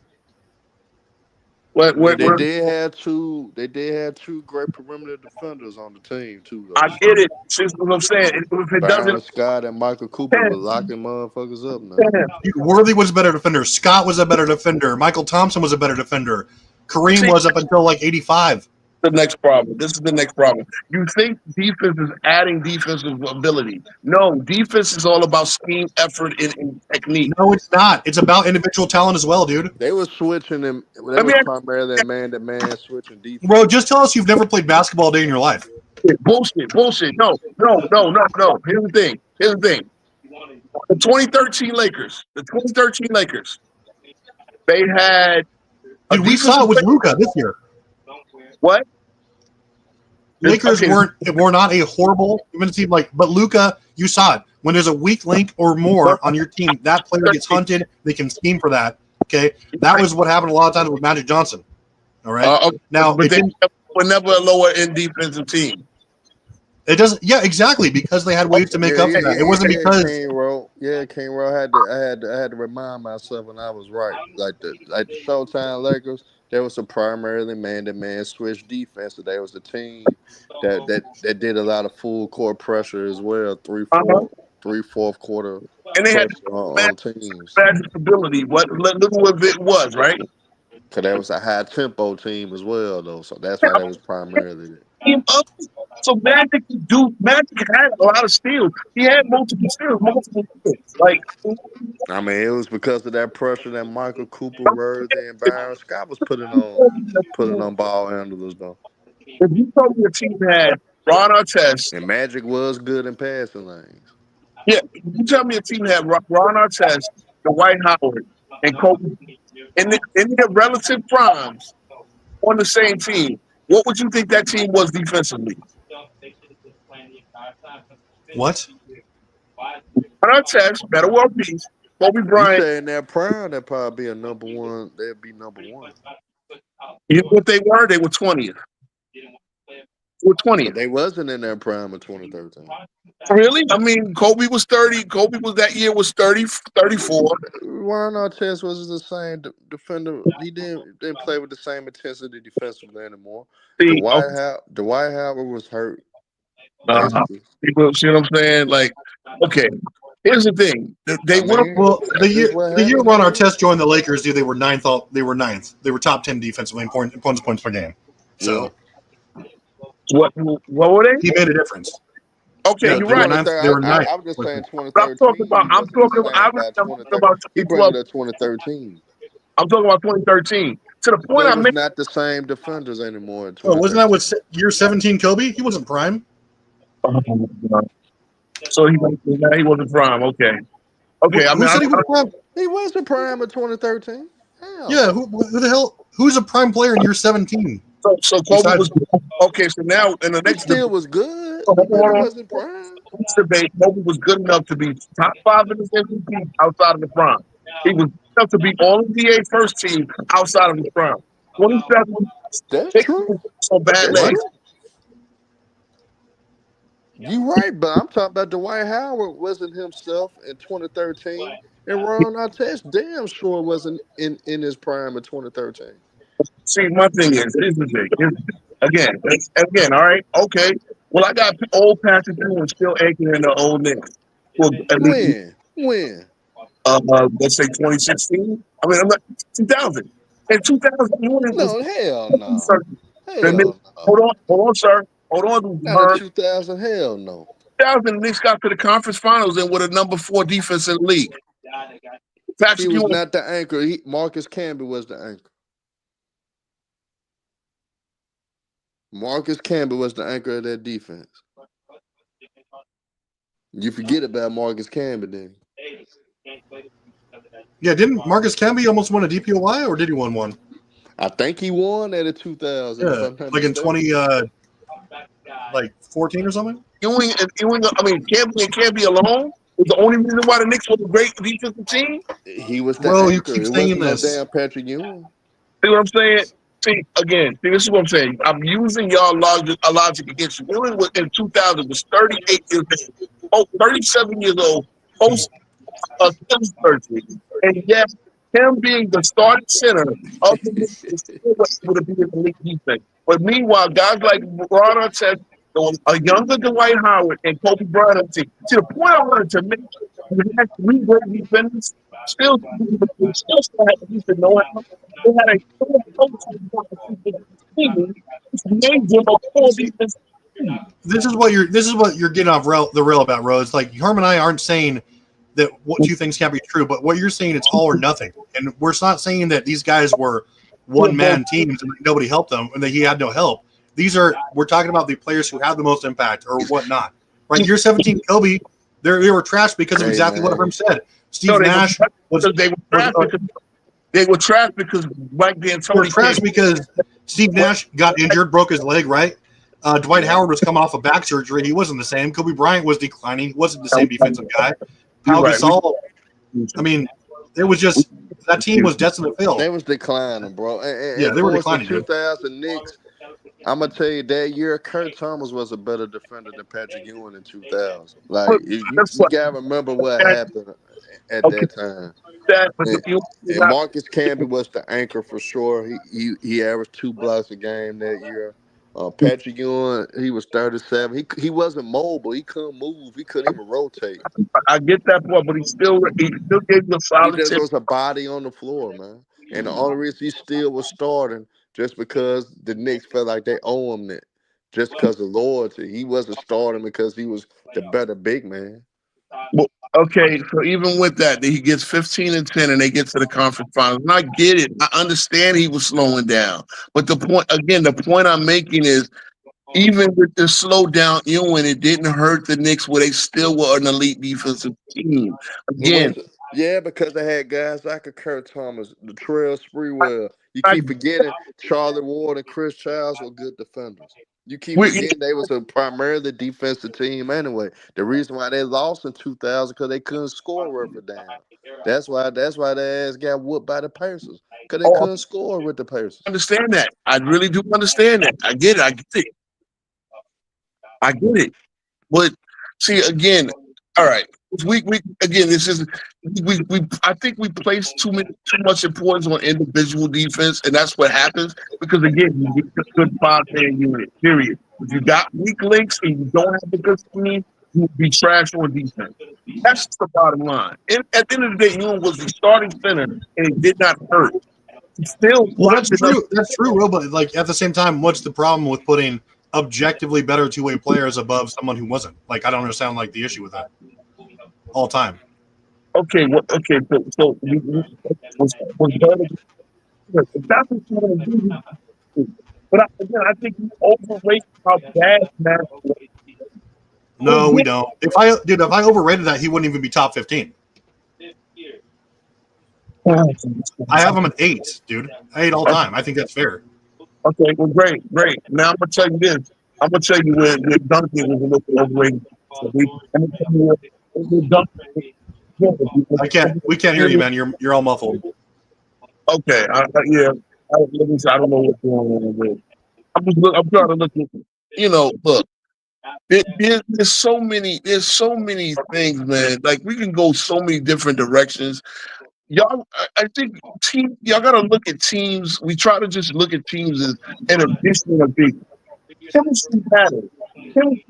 Effort matters. The locker room, the leadership, all this shit matters. And this is what makes the difference between great and not great. And at the end of the day, well, Damn, your mic messing up, man. Dude, Ro. Also, you actually proved our point, Ro, because if Bill Russell wasn't the best defender of all time, he wouldn't be on anyone's list. I don't care, because he wouldn't have grabbed nearly as many rebounds. They wouldn't have nearly as much success. He would just be some dude who was putting up like 14 points. But it's because he was literally the best defender of all time. He was nowhere near their best scorer, their best passer, anything. But it's simply because of the success. Talking about Bill Russell.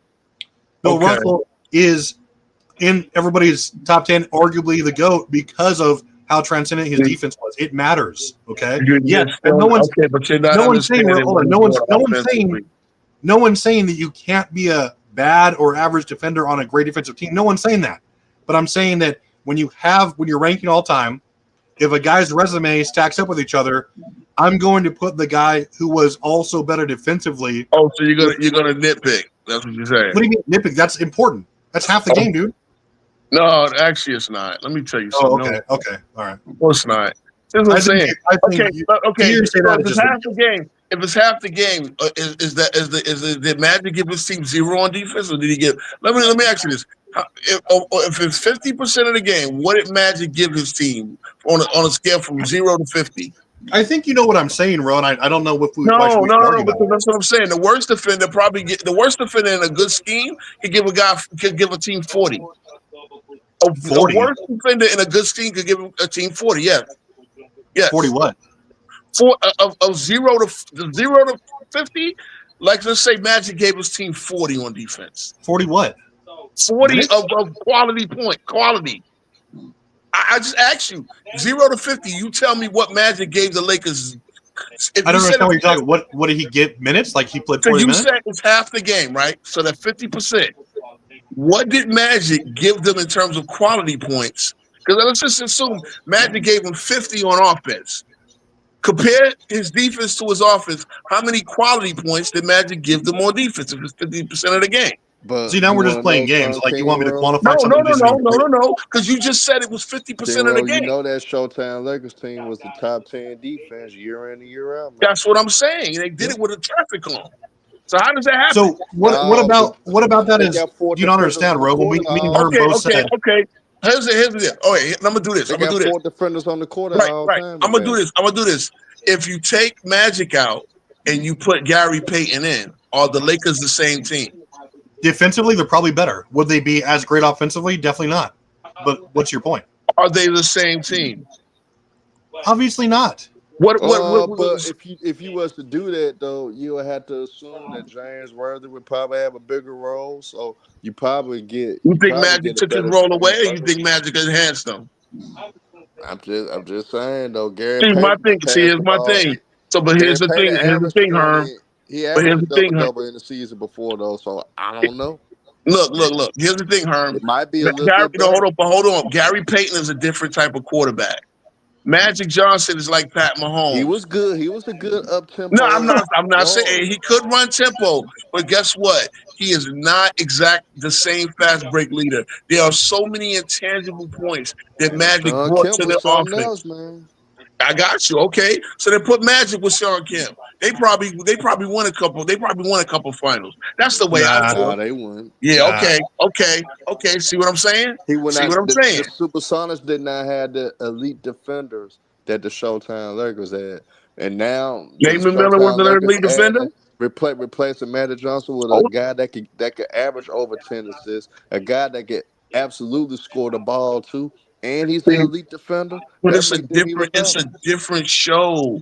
See, it's a I'm different just saying show. though, but They're not. that's like But that's hold a on, they hypothetical prop. that you don't need But to hold on, start though. but my point is with I Gary think that's a Payton. bad hypothetical, man. No, Don't it's do not. that. That is It's a bad not because hypothetical. That's it's a terrible not. hypothetical. It's not because with Gary Payton they don't run Showtime. They probably run on Yes, half they court. still will be one of the faster teams in the NBA with Gary Payton. So Yeah, I but can't see, say that. you're missing the quality of Magic Johnson, and But I you missing think the that's the quality. problem. You're missing the quality of the Lakers. Period, though.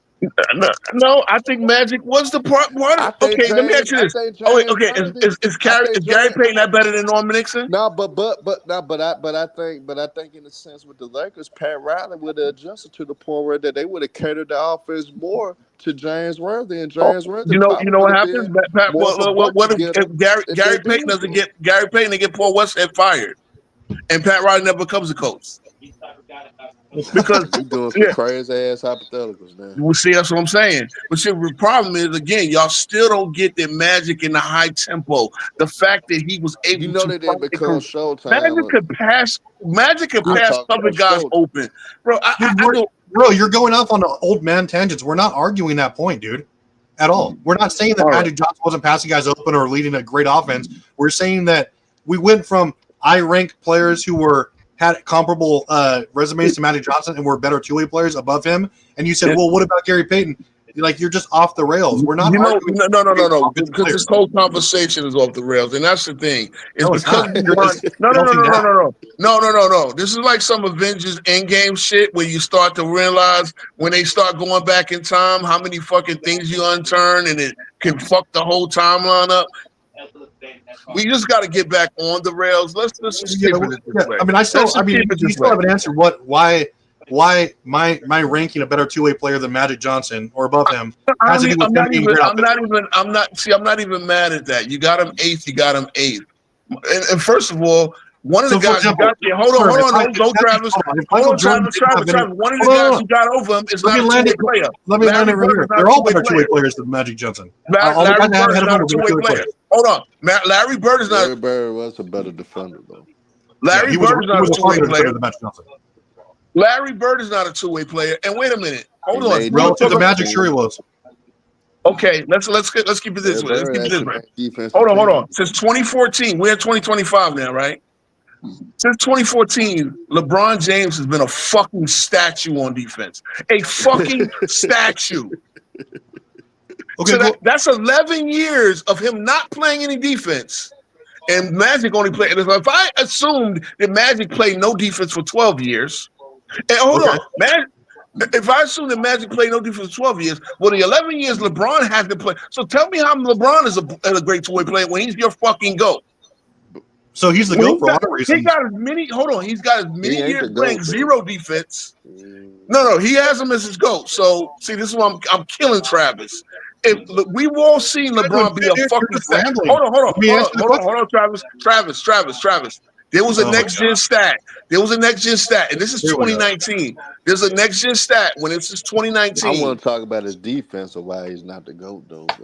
Yeah, but see, wait a minute. You see, he said, I got better two-way players. I'm killing his fucking argument when he spent a decade, which is Magic's whole career, not playing defense. That's on the back end of his career, though. Yeah. The back end of his career. Well, that's Magic's whole career. Yeah. So what is that? LeBron's fault? I already told you. You want to give LeBron credit for playing defense for 10 years and not playing defense the last 11 years. Compared to Magic 0 years? Sure. Okay, what do you have Dirk?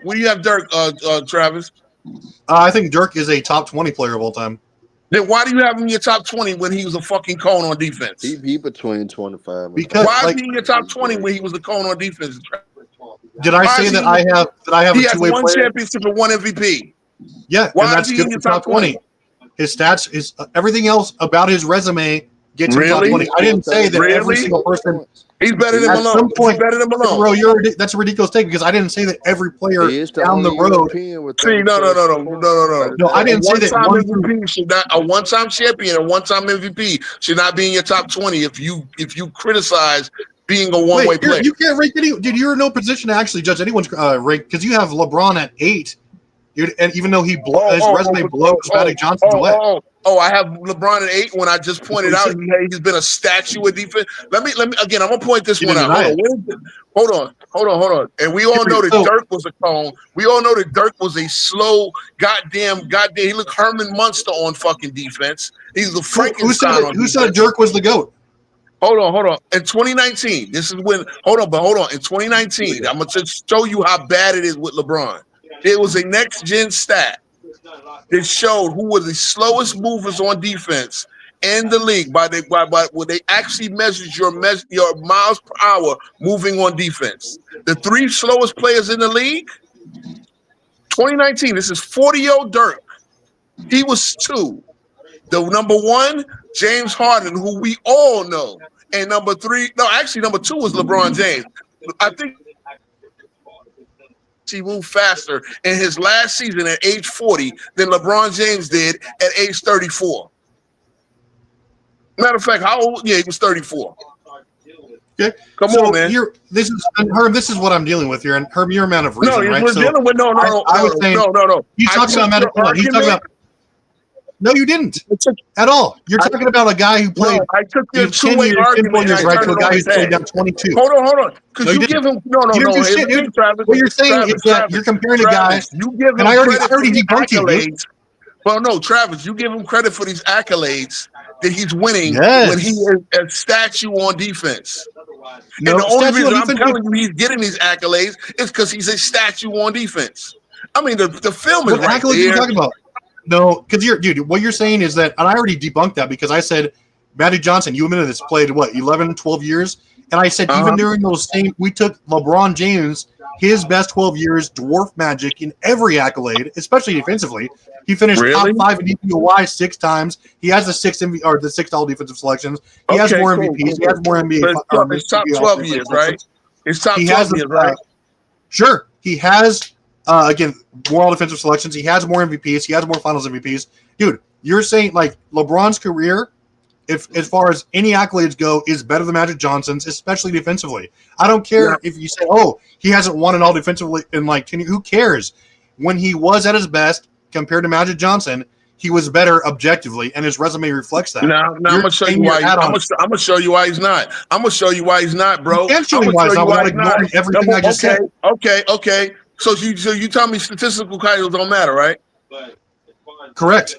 Oh, it don't matter. You don't want them to matter. Hold on, it don't matter because you don't want them to matter. Okay. Magic Johnson has 4 assist titles. Magic Johnson has 3 MVPs. Magic Johnson, after 1983, never finished outside of the top 5, outside of the top 3. He was the top 3 in MVP voting every single year. He was all NBA first team every single year. So was LeBron all NBA first team every single year? You're saying he has less everything. So you admit he has less everything. Magic has 5 rings. Magic has 0 losing seasons. 0. So Magic has less Finals MVPs, less MVPs. Got it. Okay, go ahead.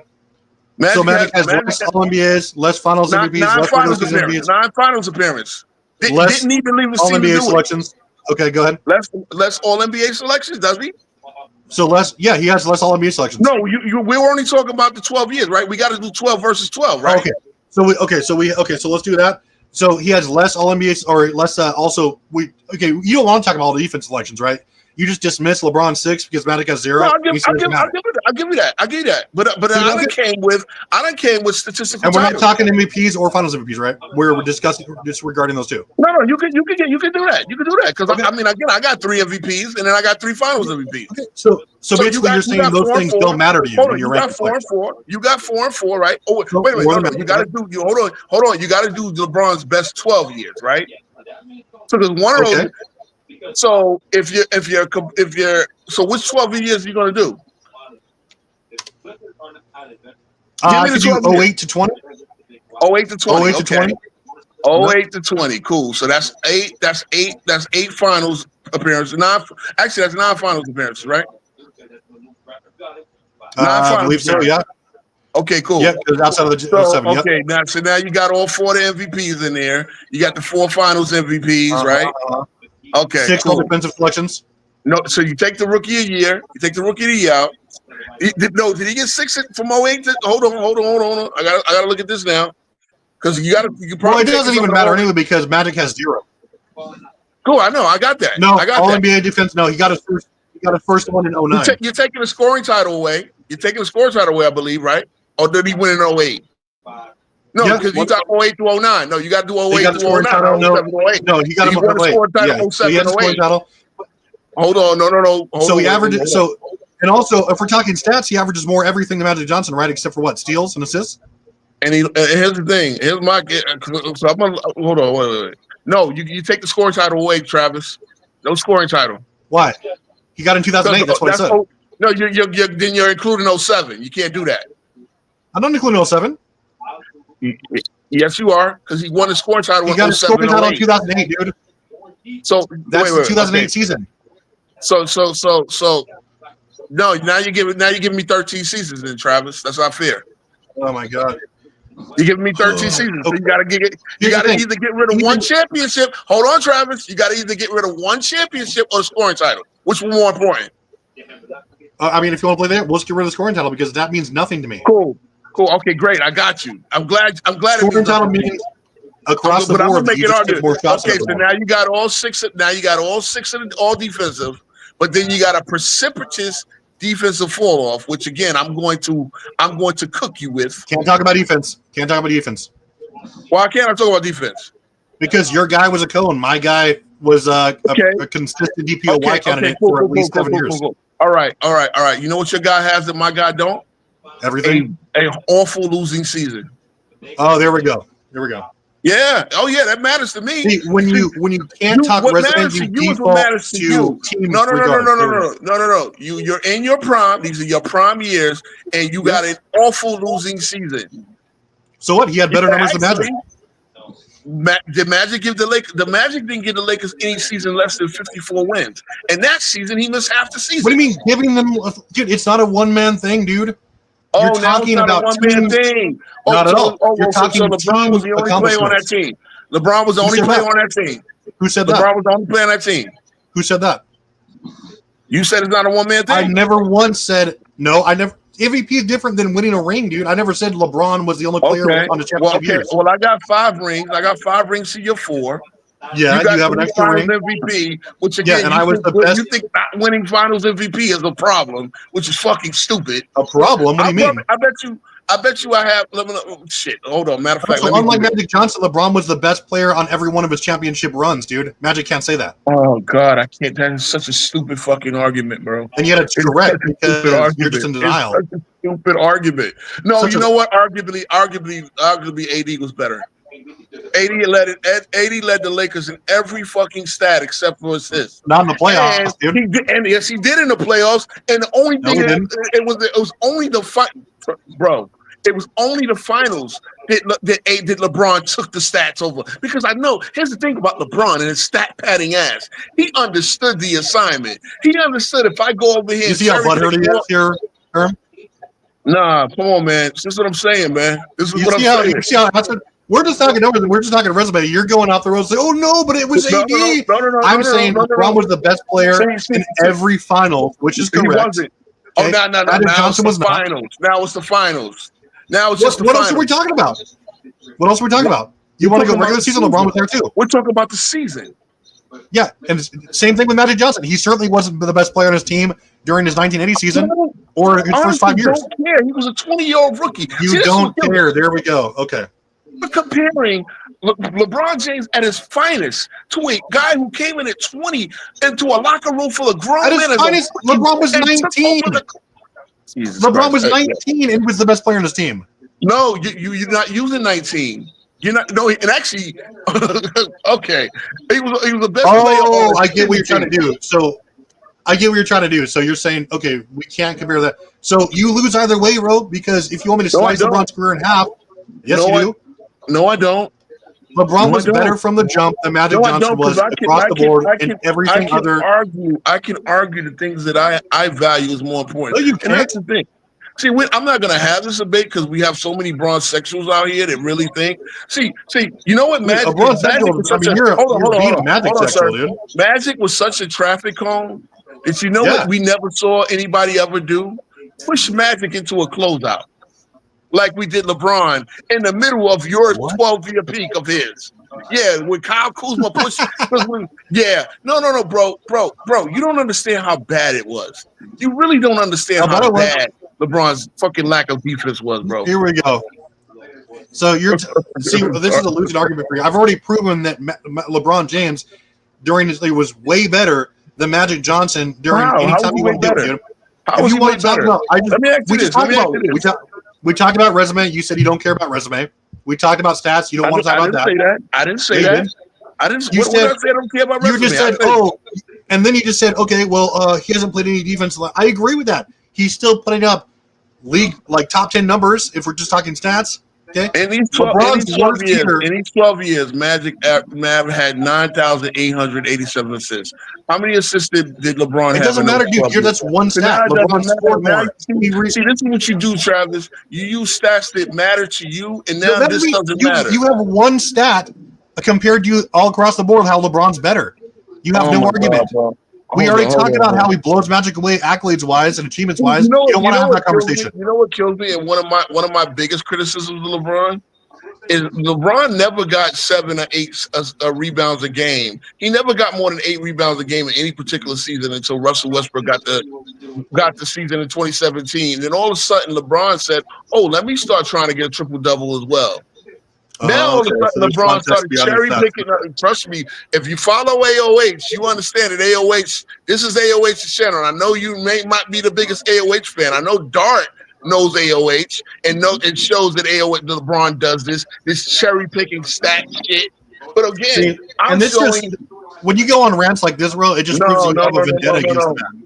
Yeah, because you know what? Maybe because I'm looking at a broader perspective than you. You're not looking at any perspective. You're just saying you hate the man and you don't want to talk about. Now it's hate. Wait a minute. Why can't I say you hate Magic?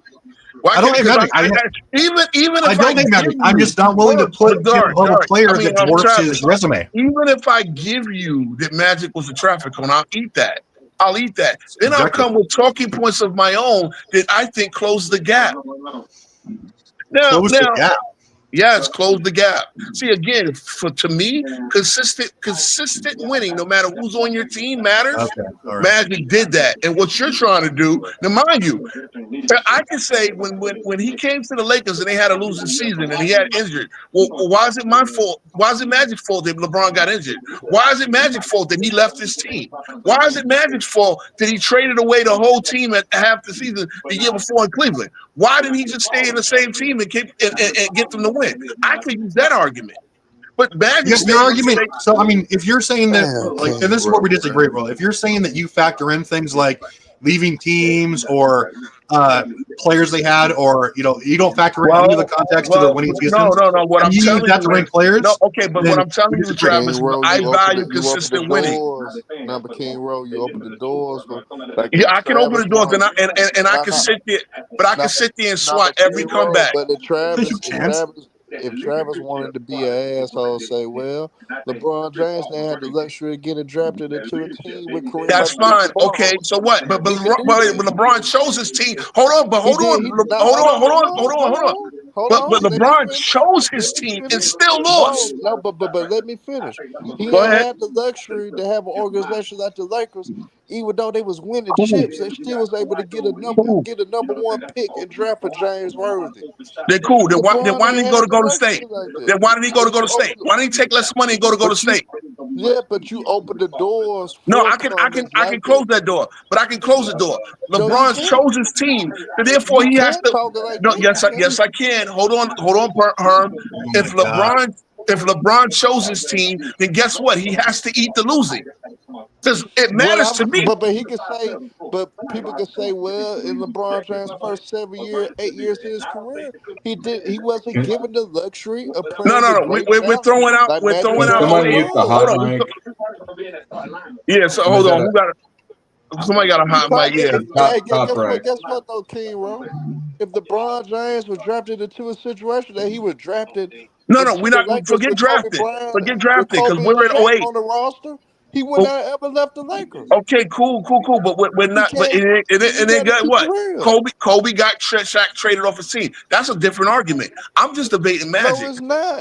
If See- if LeBron was afforded the opportunity to get drafted into a veteran team that's But, already okay, cool. championship But we're caliber, off of that. like Magic Johnson did. I mean, But look. We're not off of that. We're off of that because you started in 08. You're starting when Well, LeBron is you on a default 40 because you're getting 50 cooked on the resume. You were getting cooked on the resume arguments. You're defaulting to Magic won more per season. That's it. Because That's that your only matters argument. to me. See, the problem is It that matters to you, to and it's me. a stupid criteria point Why is it a stupid criteria point? because it's All-time winning greats involves win consistently. winning All-time greats involves win having the best consistently. team, dude. Winning involves having, especially if you're consistently winning, it involves having the best team, which Magic Okay, did but a lot of those. LeBron literally chose his team in 2018. Doesn't mean he had the best team always.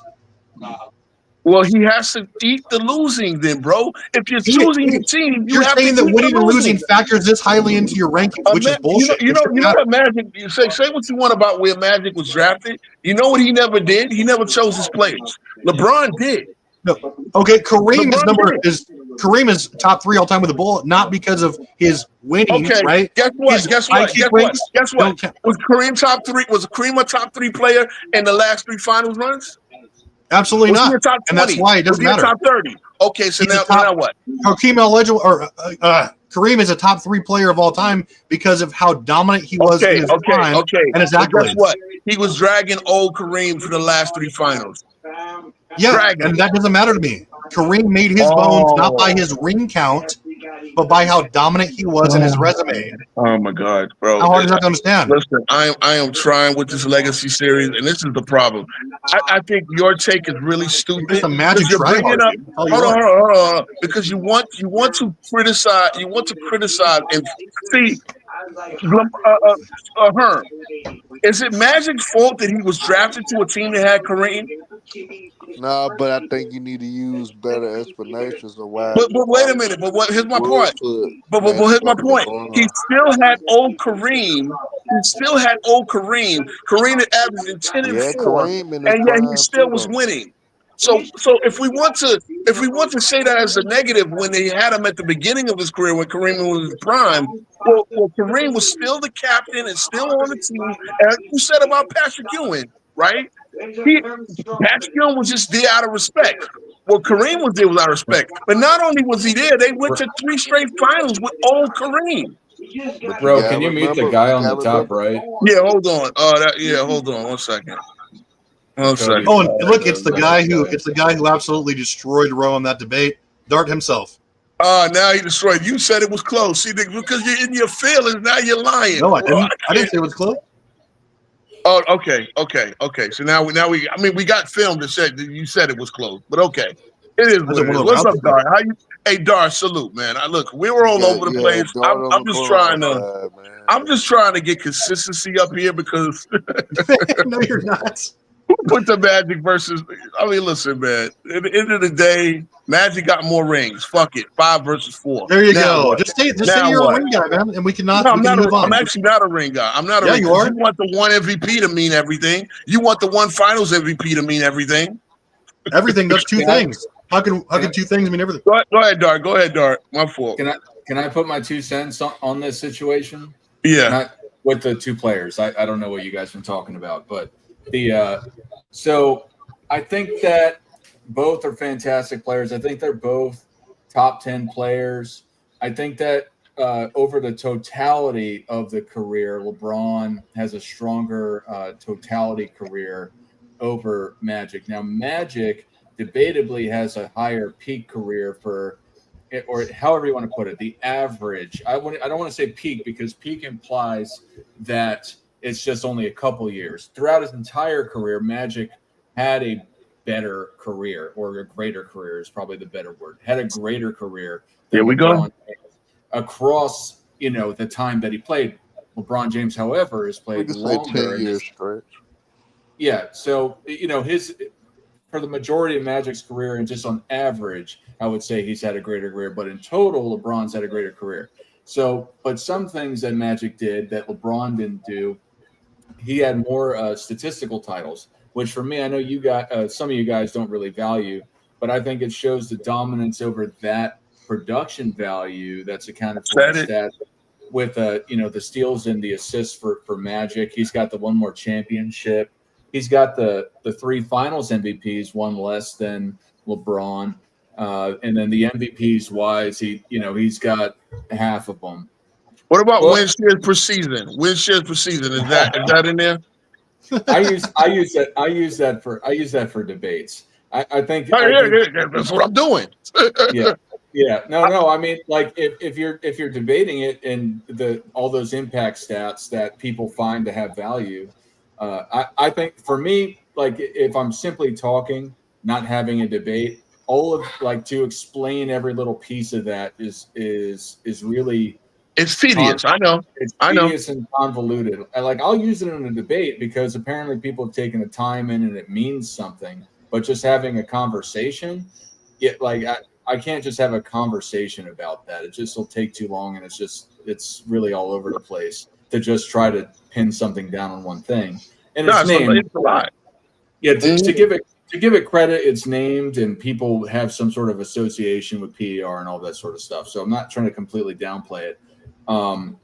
But I think the real easy, simple things really speak volumes over those tedious things. Because if you can say something simply, then that means that you're able and concisely you're able to define it effectively, in my opinion, more effectively than if you have to explain why somebody's greater for something that you can't explain quickly. Anyway, the aspect of it is I think they're both great players. I think Magic, icon-wise, is arguably more iconic than LeBron James. I think it's a pretty close comparison. I think it is a real. I think you can make an argument for either or. I think it is debatable. You're right. I think the easy button on pure numbers is LeBron in respect to how most people like to attribute totality for a lot of things, which I'm not saying is wrong, but that's one way to do it. And then there's the on average way to do it. So anyway, that's all I got to say. I just wanted to say that because anyway, if you guys want to keep yawning at each other. Are you debating? Are you and Dart debating? I gotta set these debates up, man. Yeah. While we're here, fucking past midnight. God damn it. Wait, so you and Dart, right? We go debate Saturday at 10 a.m. Central Time. Okay, that works. Okay. Yeah, 5 a.m. Hawaii time, just for Herm, just for the people. I appreciate it, man. So what is that? Okay, that'll be 8 o'clock. Okay, I'll be up.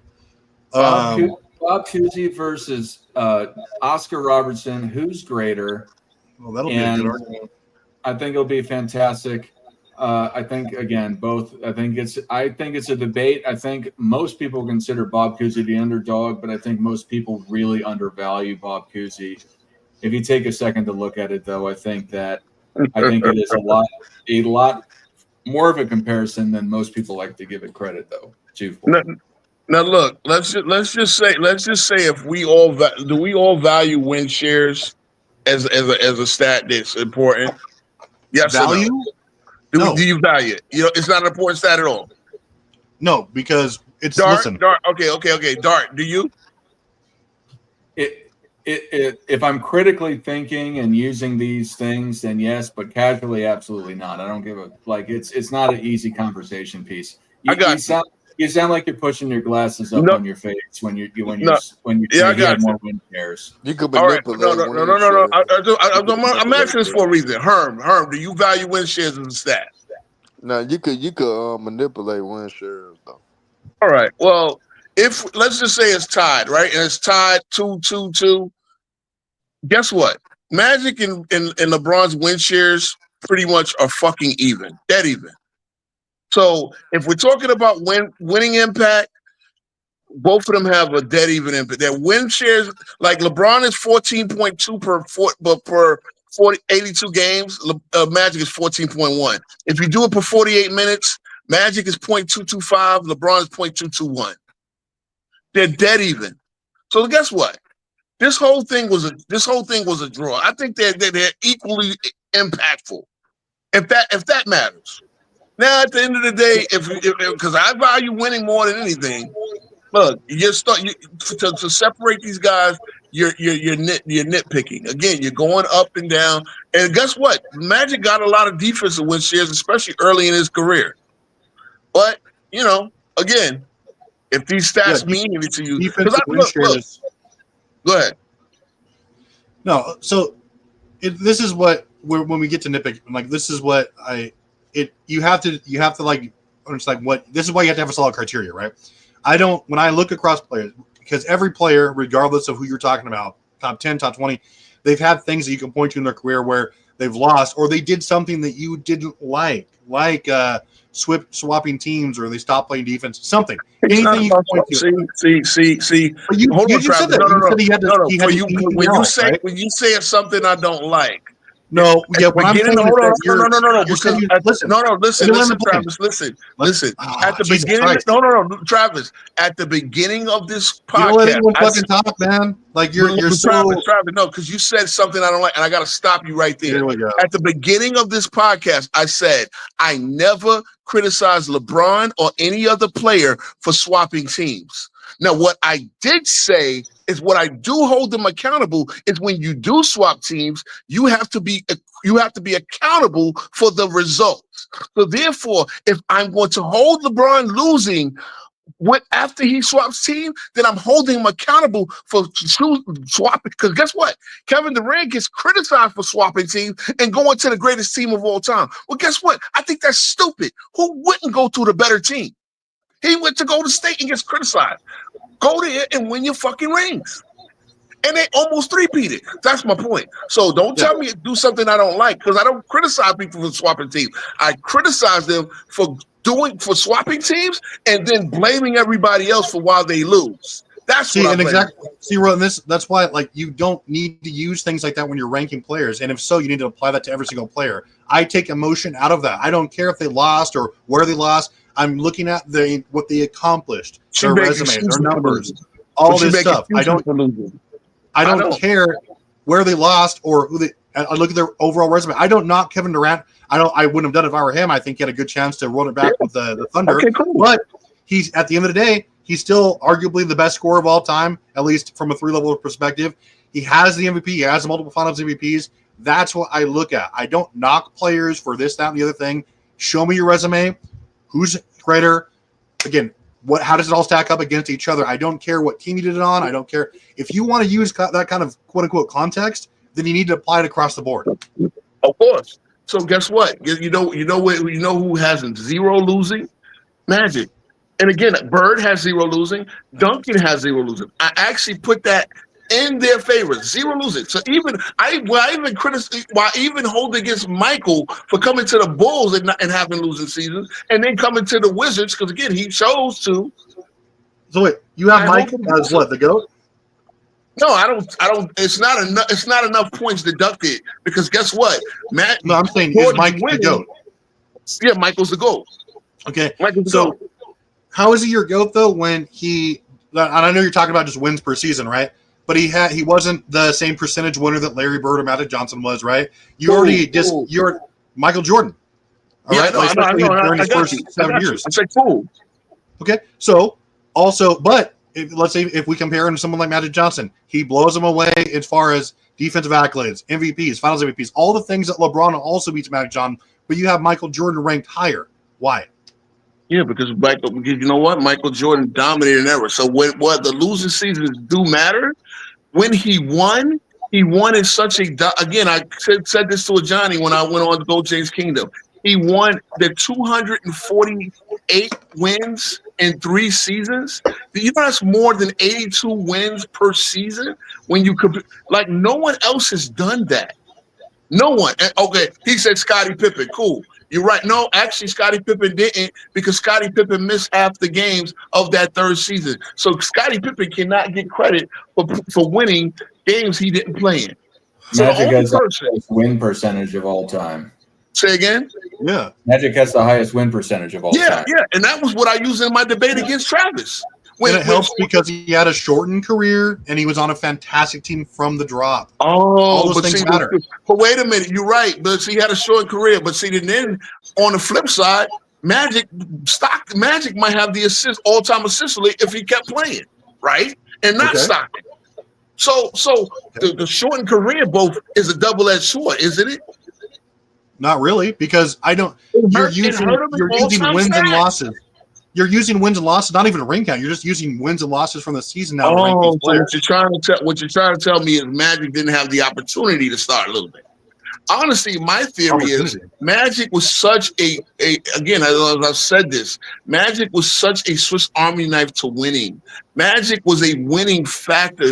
What he did made teams win probably 20 games better than they were. No way. And I'm gonna prove it. I'm gonna prove it. They were fifth, about let's say 15. The 78 to 79 Lakers were 47-35. They had prime Kareem, right? They had Norm Nixon, Adrian Dantley, they had Coop, they had Jamal Wilkes. They won 47 games. So also, bro, you pretend though like we're saying that, like when you start saying, hey, they were winning, right? And they weren't like winning 8 in a row when Kareem was the main guy there from 85 on, right? But we're not saying that Magic Johnson.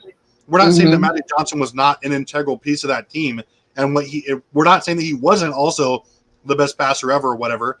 We're just saying that when you are ranking players or docking or low for their, especially just regular season win percentage, and like we know the best dynasties and the highest win percentage of all these players consistently comes from the teams that were the best. All right. For example, Showtime Lakers, right?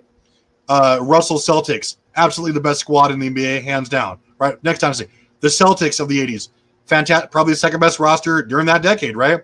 Bulls, once they got cohesive, right? They had they had some of the best defensive players ever. Yeah, they were a dynasty, right? The Kobe's Lakers, all these things. It's the best teams. It's not just because of one guy. But you know what? But then, and I know this is an inexact science. But when I do measure greatness, and again, it's an inexact science, but I do measure the impact on winning. Again, I measure the impact on winning, so I do kind of estimate where Magic was on impacting the Lakers winning. And my theory, when you start playing hypothetical, my theory with Magic and the way I feel about Magic, if I'm going to describe Magic verbally, Magic's impact on winning is Magic was a master key. You could have put him on an average team and they're winning 50. And I feel this way about Duncan as well. Arguments here. I'll be listening in.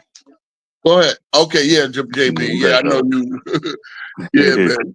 JB, this is his night to come on, and I did all the talking, man. JB is my that's all good. It's all good. You know, yeah, I know it's all good. But these guys get spicy.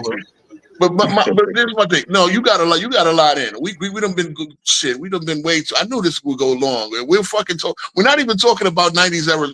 2000 era's player now. We're talking about Magic. But my theory is with Magic, man. You put Magic on any team. If they won 40 and all they did was put Magic, the team is going to win 55. That's just, I felt Magic was 15 to 20 games. His abilities, what he unlocks in your offense. That's my theory. Again, when they say, okay, it's like Jason Kidd. Remember when Jason Kidd came to the Nets? Right? They had Marbury. Then they traded for Jason Kidd. What happened with the Nets? They went from a middling team to a back-to-back finals team, right? Because Kidd and what he unlocked in those Nets, take that what Kidd impacted the Nets and put Tommy Batu with a prime Magic Johnson. That's Magic, bro. And guess what? That's also Bird. And to a point, as you made earlier, Duncan was that as well. I think Duncan was 10 to 15 wins himself in his prime. I think he was 10 to 15 wins on any team. Now, again, one thing I got mad at you is because you said they went from 29 to 2, and you act like Duncan was the only reason. No, they went from 29 to 2 because they got Robinson back as well.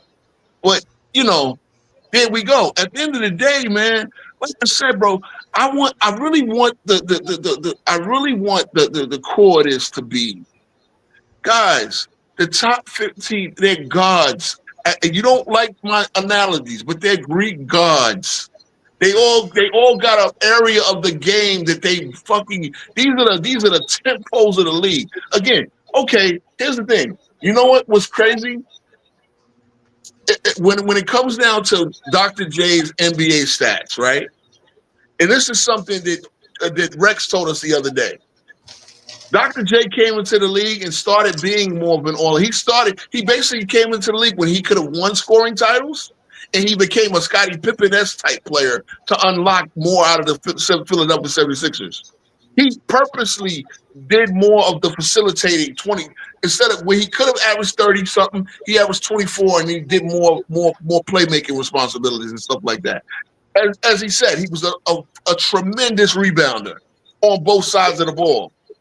But when you look at the stats, people look at the stats. Well, I don't like his NBA stats. They're not understanding the story that Dr. J was still tremendous and could have put up Michael Jordan-esque numbers, but he chose to play a different role on his team. And again, that's his choice. That's what his team needed. Same thing like Wilt. Wilt started playing more like Russell, and that instead of scoring 50, he said, score 24, be the backline defense like Russell is, and your best you'll start winning. Guess what? They start winning. I mean, I'm just saying, this is stories you got to tell, and you can't just look at it everything one way or the other. That's just my opinion. That's just my take on it. You can look at it a different way. Again, like I said, when Magic needed to score, he scored. This is Chilltown had the same argument. Oh, he had 41 times. Bro, I can guarantee you, Magic's skill set was that if they needed to give a 50 burger, he could get you that 50 burger. Problem is, when you got scorers like that around him, he never needed to get the 50 burger. He got some 40 burgers, though. And famously. Yeah. And again, with Magic, it's all about it's what if, dude. Like I said, that's why. I mean, there's other players. There's not a what if. It's what he did, and he won. He won at the highest winning percentage of all time, even higher than Tim Duncan, who played for 20 years in a great system. That doesn't have anything to do with Magic not being the best scorer. Like he was on the best team, and he was on the best team for a certain amount of time, right? Like Larry Bird came into the league. And there was automatically a 33 win increase from the single, and that was without Parrish and McHale, and that was just with him being out of the roster, basically. We'll never prove this. But I think if Magic got drafted to the Kansas City Kings, he probably would with Reggie Theos. And mind you, you're not playing with Reggie Theos, who's on the Kansas City Kings, right? The guy from fucking City Guys, the goddamn Saturday morning show, right? He would probably have averaged 26 because the Kings would have needed him to average 26. That's my theory. Because guess what? Magic had the skill set. Guess what? They needed him to score in high school. He scored in high school. And that was an elite program. So don't act like, high school. When they needed him to score at Michigan State, he scored at Michigan State. Magic could do what a team needed him to do. If he needed to play center, power forward, even Herm said this. Whatever they needed him to do, he would do it. He was a master key. And I feel the same way about LeBron James. The criticism that I would have about LeBron James is LeBron James exclusively plays on ball. Because guess what? Magic was able to coexist with Norm Nixon. I made this argument as well. Magic was able to coexist with Norm Nixon. It was no problem. They both got their load of assists. And the Lakers were elite. Yeah. I mean, it's like, look, again, and we can. At the end of the day, I think we have far different criteria. It sounds like. No, we got a different way of looking at the game. It's not even, our criteria are not even that different. We just got a slight different way of looking at the game. You know what I'm saying? We do. And that's why I put guys like Hakeem Olajuwon over Magic Johnson, even though he has 3 left rings, right? That's cool. Again, I think Hakeem is the second best defensive player of all time. My thing is, and this is what Lamont will do. Well, how do you account for the 5 years not getting out of the first round? Now, I caught your boy B. Lee on this too, because I asked him too. First round again, this is stuff that's, like I said, it's not because, especially if they're not underperforming, it's your team oriented makeup, the matchup you're going against. You got the Lamonts of the world. But hold on. You got the Lamonts and the B. Lees who agreed with Lamont. He criticized Hakeem for not getting out of the first round for 5 years. But then I found a 4-year span of Kareem's career where he didn't win a playoff series too. I said, do you criticize Kareem for that? He said no. See what I mean? Is that fair? Like it's not that it's not Well, no that the 4 Kareem? years. Hold on, but the 4 years is not enough to take Kareem out of the top 5 because he's that high. But my point is, do you hold that against Kareem? He said no. So No. why hold it against Hakeem? Kareem, though, here's the thing, though. Kareem is not a top 3 player because of his ring count. It has everything to do except for ring count. Hold on, though. But again, you're missing Or the winning point. percentage. But you're missing the point. B. Lee said B. Lee and Lamont both hold it against Kareem that he didn't win a playoff series for 5 years. Yeah, I know they do, and that's why I completely disagree with their take on that. I got Like I you. said- That's what I'm saying. That's where you're being inconsistent because I asked not only that because Kareem has 2 years missing the playoffs, 2 consecutive years missing the playoffs, and doesn't the matter. other 2 years he did that. I get it, but see, So what I'm telling you have Kareem over Magic too, right? yes, I do slightly. Why? Because in the 70s part of his career, where he had the longevity where he was a dominant player for longer. He was a top one or 3 player for a little bit longer. And again, I think Magic. Let's say Magic was. So was LeBron. Yeah, but here's the problem. Look, again, this is why I really you're not gonna like me, but I think LeBron has defrauded the league by being and I'm purposely. Magic at least gave you what he had on defense. LeBron is giving you nothing. And this is where you're using emotion. Legs. Bro. No, it's not emotion. It's not emotion because guess what? It has been point.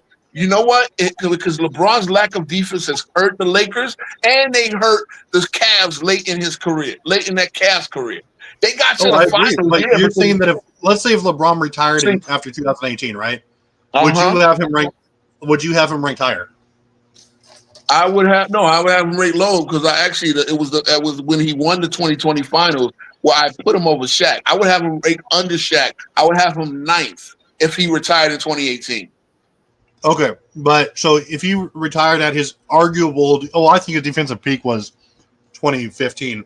But if you said that he was so he wins one less ring, right? But he had a far better resume, right? Still than most other players. He don't have a better resume than Shaq. I mean, 3 more MVPs. I don't care. See, you know what the problem with MVP is a media narrative driven voting.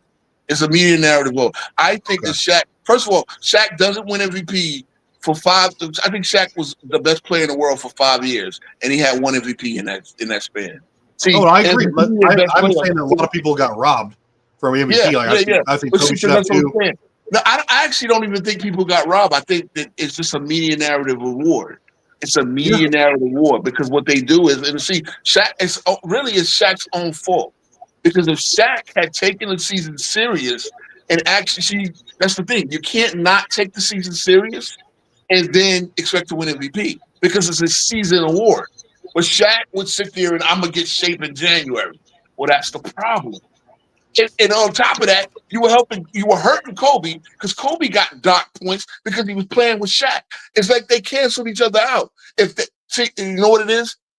If let's say they won 73 games. Guess what? One of them would have won the MVP because Shaq was loafing and Kobe was taking it serious, and they only won 55 games. Like the 01 team, which I thought you did a great job of presenting. And like I said, if you had gave me more the fabric of that team, you would have I would have given you the win over Dart. But you really didn't tell me what you just said. Shaq and Kobe, But at the end of the day, here's the thing: if that 01 Lakers team wins 71 games, I guarantee you one of those 2 would have won the MVP. Because it's a media narrative war. You're talking about winning 71 games, which would have beaten the Bulls. They would have almost beaten the Bulls. Let's say they won 72 and tied the Bulls. Guess what? One of them, you did something that's an unbreakable feat. You're gonna win, but guess what? Coach Shaq is like, I don't care about the regular season. So therefore, it hurt them from winning MVPs. So that's what I'm saying. It's like, okay, well, Shaq did that, but guess what? The most important part is he showed up for the playoffs and they won. They dominated. The 01 MVP was Iverson. Mm-hmm. I mean, Iverson would have traded the MVP for a ring. I think we know that. Oh, right? obviously. The 02 MVP was Duncan. Yeah. Duncan in 02, they smoked Spurs. Well, no, they didn't play the Spurs. They didn't play the Spurs. Yeah, The Spurs don't even get out. The Spurs don't even get out the second round, all right? I think it was the second round or the first round they got beat. Well, and the Lakers beat them in 01 and 02. Oh, no, I don't think they beat them in 02. I think somebody else beat them in 02. No, but it was Lakers. You see what I mean, right? The Spurs, Duncan winning the MVP means nothing when he doesn't even get to the conference finals. So well, the thing is, it's like all those things that we're talking about go towards their resume, right? You can't just say it doesn't matter. Yeah, but it doesn't matter. Because you know what? I'm gonna ask you because you have to redraw your entire criteria. You know what's more important than MVP? And MVP might play a factor to it, but if I think you're the best player in the world at a specific time. So again, I gave Shaq the best when the time Jordan retired. I think in 90 now it's not objective. Shaq was just that good. He was that good. Yeah, but how do you determine best player in the league if you're not using any I'm gonna look.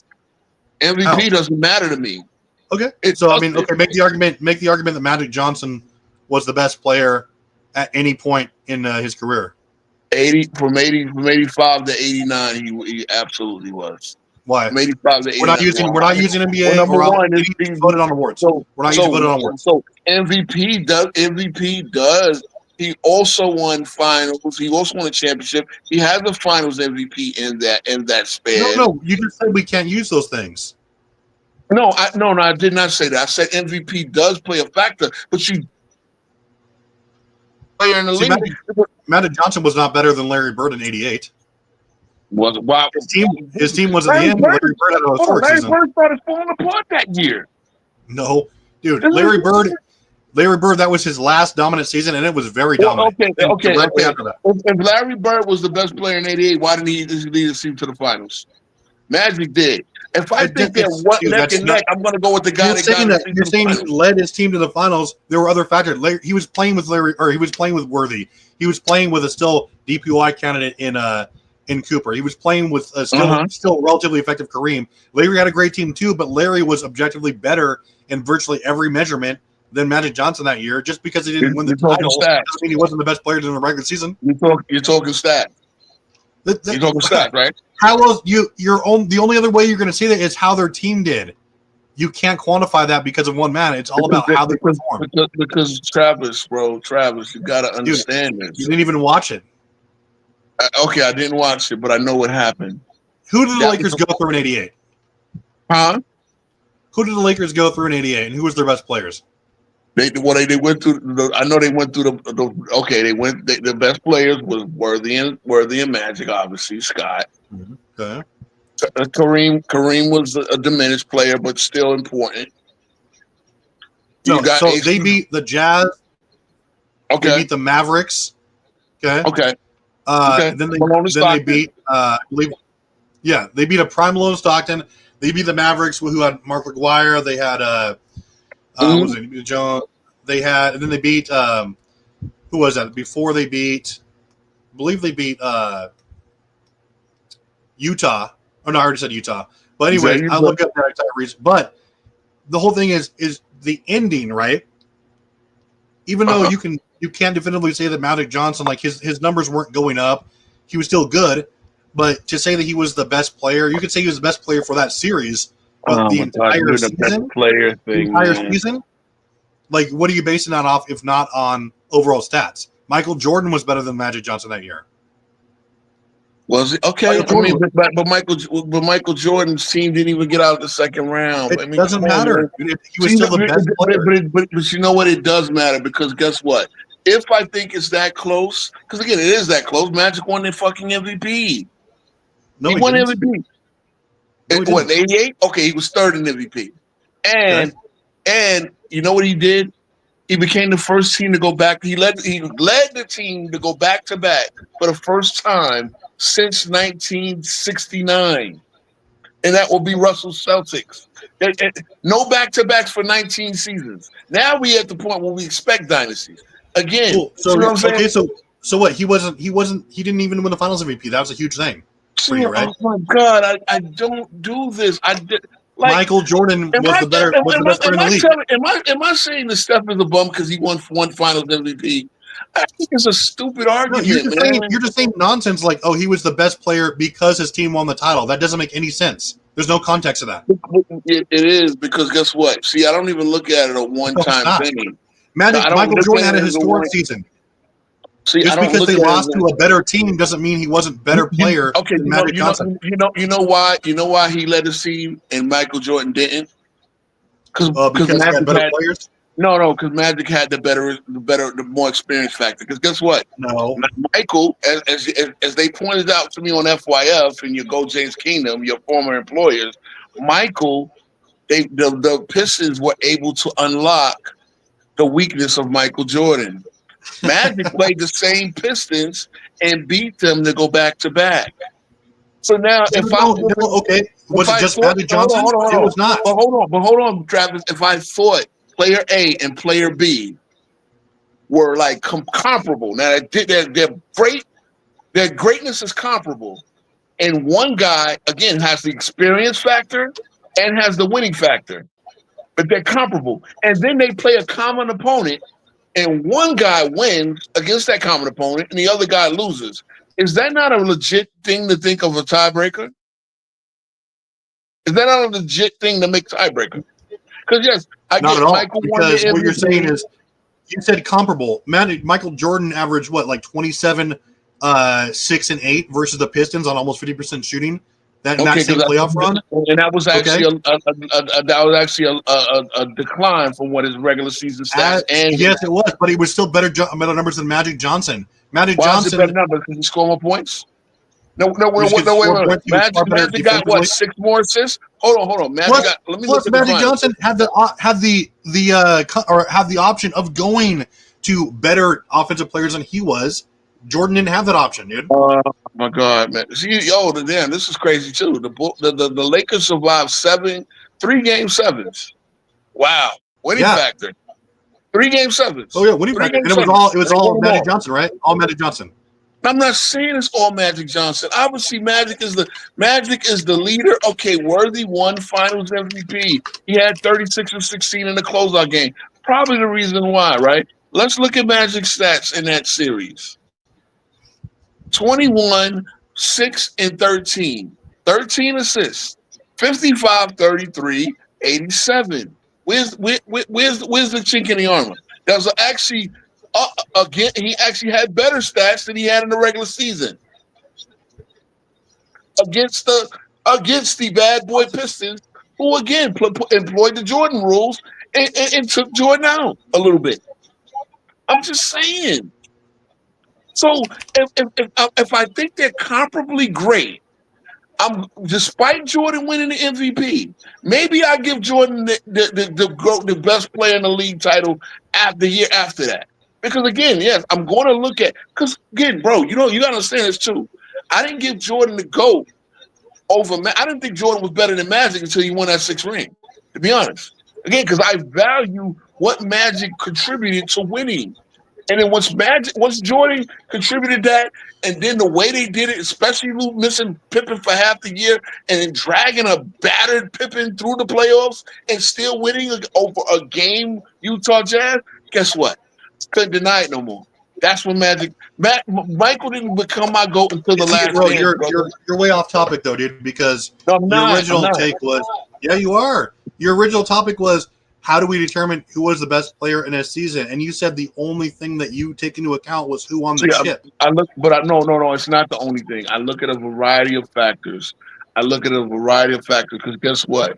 As I said, if I think that greatness was comparable, if I think their quality was comparable, if I say the best 3 players in the world in 1988 were Jordan, Magic, and Pippen. I mean, Jordan, Magic, and Bird, right? Those are the best 3. And I have a hard time deciding which. I think they're right there on this level. I think one is a 98, one is a 98, and one is a 98. Now I have to break the tie. And what am I going to use to break the tie? In that particular season, the guy who is standing at the end. Again, Magic Jordan, it's not his time They're yet. not comparable, though, dude. They're How are they not not comparable. comparable? Magic Johnson had far inferior numbers than Bird and Oh Michael my God, Jordan you're that talking year. about numbers, bro. See, the problem is when you talk about What numbers, matters? You said Magic put comparable. hold on, Travis. Though Magic put up the Dude. numbers that they needed to win. Fuck the That numbers. doesn't He make put any sense. It doesn't They matter. were If you 62 did wins. less, you're saying he did less because he was on a better team. That's all that means when you say that. When you're talking about the guys who were de facto the Oh best my players God, without dude, question across the see it board, differently. you can't ignore stats. Okay, that's a part Oh of my that's just a God, part this of is it. a bad thought, bro. But you're This just is saying a- that because Magic Johnson doesn't push that narrative that you're trying to preach. No, it's not. Because No, you're missing the point. You're missing the point, bro. there You're is no really point. missing Oh the my point. God, dude, you're just You're so full talking of it about with this numbers Magic in a Johnson take. particular season. I just made the whole point with So I just Magic made was the the whole best player in point the with league every year they won a chip. Is that what you're saying? well until someone knocked him off, and I actually Oh my once he got God, that's knocked the off the dumbest first, thing I've ever heard. it's not. There have It's been not. better It's not. players. It's not. It's not. Yes, it It's is, not. dude. Yes, it is. Magic I that get season, Magic actually won his 5th title. How can I put a guy that has 0 titles and another guy that has 3 titles over a guy with 5, who's still in his peak, who's winning the title when he's winning it? Because you talk about I just made And you the see, point this with Dr. logic J. doesn't hold true there, Hold on. bro, I with just anybody made the you're point talking with about. Dr. J. With No, Trav, it's I just because made the point with I Dr. guarantee J. you're not going to keep the same energy with any other title contender that we talk about. Yes, You're not going to say, yes, let's go to yes. no, See, you're you know not. what? You know what's crazy? You know what's crazy? You know what's crazy? I still thought Duncan was a great player when his numbers were diminishing, yet they were winning championships like 2007. His numbers were Yeah, and I'm diminishing not in stupid enough to say 2007. that Tim Duncan was not the best player in the league in 2014. I never thought he ever was the best player, but you know what I didn't do? Well, why not? He won the chip.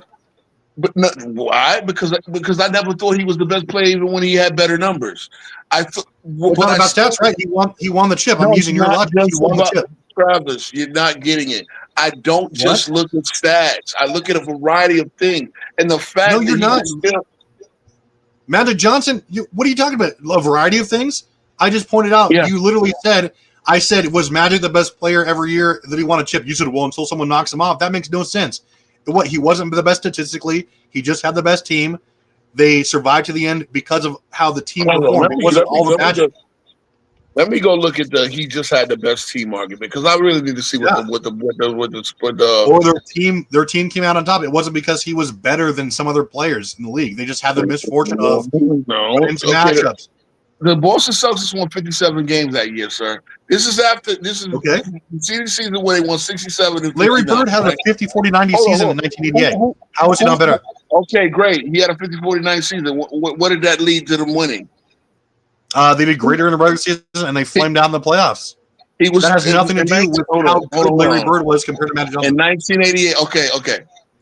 So, and this is what the voters think, right? Because first in MVP voting, Michael. Second, Michael Larry. Jordan, okay. Third, Magic. Right? Okay. Again, so I'm not two players. throwing it out. Hold on. I'm not throwing it out because I want you to get this. This is who the writers thought were the 3 best players in the league, right? Now, obviously, because of the individual season, they thought Magic was slightly behind Bird. And they thought Michael, who was doing things that they, again, the defensive player of the year, the player the best defense, and getting the scoring title 35, whatever. Okay, cool. Larry Bird per game, 30 points a game. This was prime Bird, right? This was prime Bird. But again, Magic, those 10 points in scoring, I could argue Magic gets it by averaging almost 6 assists more. That's 12 extra points that he caused it, right? Don't the LeBron people use points accounted for with points plus assists? LeBron people, if that's your end all be all, sure. It's not my end all be all, but it is a factor. See, it's not. I don't have any end all be all. I try to throw everything in a pot. Because again, like Barkley is 4th. So now everybody below Magic, Bird, and Jordan don't even count in this situation. The 3 best players on the planet are those 3, right? We agree. I mean, according to the voters, sure. Yeah, no, come on. In your mindset as well. You think the 3 best players in it was 1988. Jordan and Larry Bird, and then a distant third might have been Magic Johnson. But like I said, if we're Okay, just if voters talking, don't say this is if third. we're talking like How can it there was be? no How can argument, it be no, a there's no argument for how can Jordan. the He guy won. standing holding the Larry O'Brien of those three, and the other two didn't even make the finals? As a matter of fact, Because again, you're only talking about the team success, dude. no, It doesn't, it's not. it doesn't I'm not tell you only anything about how talking good the player about it. was. I'm not only talking about Yes, it. you though, bro. are. The Larry Bird and Magic Johnson or Michael Jordan smoked Magic Johnson statistically, especially No, analytically. they didn't. I just see. It's like saying, okay, hockey. I'm gonna go to another sport because sometimes you gotta do this. Hockey. So you telling me that Wayne Gretzky wasn't the best player the years that he didn't lead the league in goals? I'm telling you that Michael Jordan, especially Michael Jordan, was a far better two-way player. He had 200 steals, 100 blocks. Wayne sucked at defense. Wayne sucked at defense. He was far better. I'm not talking about hockey, dude. I'm talking about objectively. Wayne Gretzky couldn't check his mother. No. See, that's a problem because it's too personal with basketball. So I try to again. You talk about a net sport. You talk about a two-way sport. Actually, hockey is a sport that can actually mirror basketball the best. What I'm telling you is when Wayne Gretzky doesn't lead this league in goals, when he has way more assists than everybody else, guess what? And his team wins the championship, Wayne Gretzky can say he's the best hockey player on the fucking planet. This is not all about scoring, guy. It's about the all-around. Again. All-around, yeah, and he wasn't the best all-around player, dude. He was just better at passing. Larry Bird was a better all-around player in any season. So was Michael Jordan. Okay, especially because of their two-way advantage. Larry Bird was a better rebounder, match, better shooter. Arguably, he was on par, but I don't know if he's on par. But he was... And yeah, so they were both better. So Michael Jordan was better on both ends of Magic Johnson. Magic Johnson was a good passer. That's it. With all that, oh my God, that's it. That's all he did. He didn't. You're not gonna convince anyone that he was better from a seasonal perspective than any of these players. You're just saying because you know what's killing me. You know what's killing me though. Again, this era and this particular era is in the middle of Magic's peak. Now, what Magic did as the best player, and he's undoubtedly the best player on the Lakers because you love to do that shit as well. Even though Worthy played better in one particular series and won the Finals MVP, Magic Johnson was the best player on the Lakers. And again, what Magic Johnson did in the particular season of 1988, remember, forgetting the fact that Magic outplayed Bird in the Finals in '87. Forgetting that, and that's when Bird said, "I just have to admit this guy is better. I just have to admit that this guy, he's just better than me right now." And he said that in 1987, sir. Now again, he came back and had a phenomenal season next year. He had a phenomenal season, but guess what? He loses in the conference finals to the team that Magic beat, and not only did that team beat Magic, they beat Bird. So can I at that point give them again? It's 1, 2, and 3. You wanted to? I'm going to look at the fact that who was the best player in the league in 2006, bro? The best player in the league in 2006 was Kobe. Why? Why? Because Kobe was at his physical peak. Still, why wasn't it Dwayne Wade? Hold on. He led a team of bums or relative bums to the playoffs, and he was already a 3-time NBA champion. Shaq himself was physically falling off where he wasn't even the best player on the team. I can no longer give it to Shaq because Shaq was on the Lakers in 2006. Say again? I know that. Shaq was on the Lakers in 2006. Shaq was on the Heat, and Dwayne Wade was a better player than him in 2006. Yes. Why wasn't Dwayne Wade the best player in the league? Because you know why? Because Wade was just not as good as Kobe yet. Why? He won the chip. Doesn't matter. He didn't have the experience factor. Well, he led his team to a chip. What do you mean? He led his team to a chip. He wasn't better than Kobe, bro. Why? See, again, eye test because the eye test is my first criteria. See, eye test. What are you talking about? And so you're saying stats don't matter as long as it suits your argument? Because that's not true. Kobe Bryant was better statistically. He won All NBA defense, first and first team in both regards. Okay, he had a historically great offensive season, but Dwayne Wade won the championship That should, according to your logic, that's not the only thing, though. See, that's what I'm saying. That okay? Was Bird on the All NBA defensive team in 1988? All NBA? No. Okay then. No, here's the thing about Magic. Neither was Magic Johnson. I'm sorry. Here's the thing about Jordan. Jordan, hold on, Travis. Jordan, to that point in his career, had only one playoff win. I don't care about playoff wins. Oh, this is your argument. No, I know you do. So why wasn't Wade the best in 06? He won. Kobe didn't. You're right, but Kobe won more than him. Now I can say Wade was 3. We're not talking about career. We're talking about that season. No. See, it's again. I don't just look at one particular season. I really look at the literally resume. what we're talking about, dude. The last fucking 20 minutes. No. You said yes. You said first season. But he was not the best player on the planet. Again, you said who was the best player in 1988, and I'm like Larry Bird or Michael Jordan. You're like, no, Magic, because he won.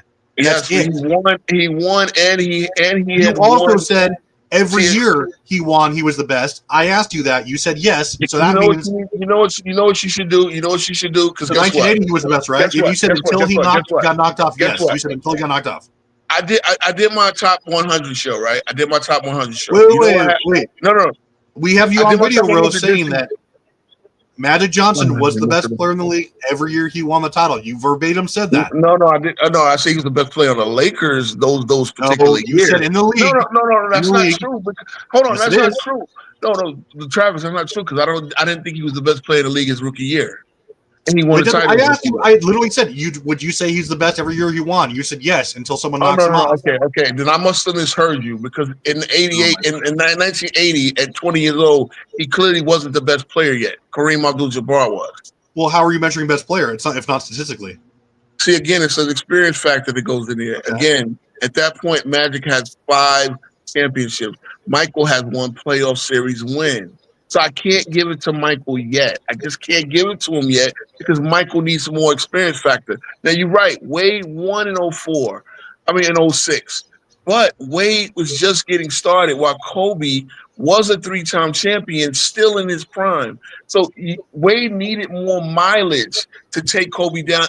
And guess what? Wade didn't follow that up. In 07, they get out of the first round. So guess what? We're doing season by season, man. It has nothing to do with that's the thing.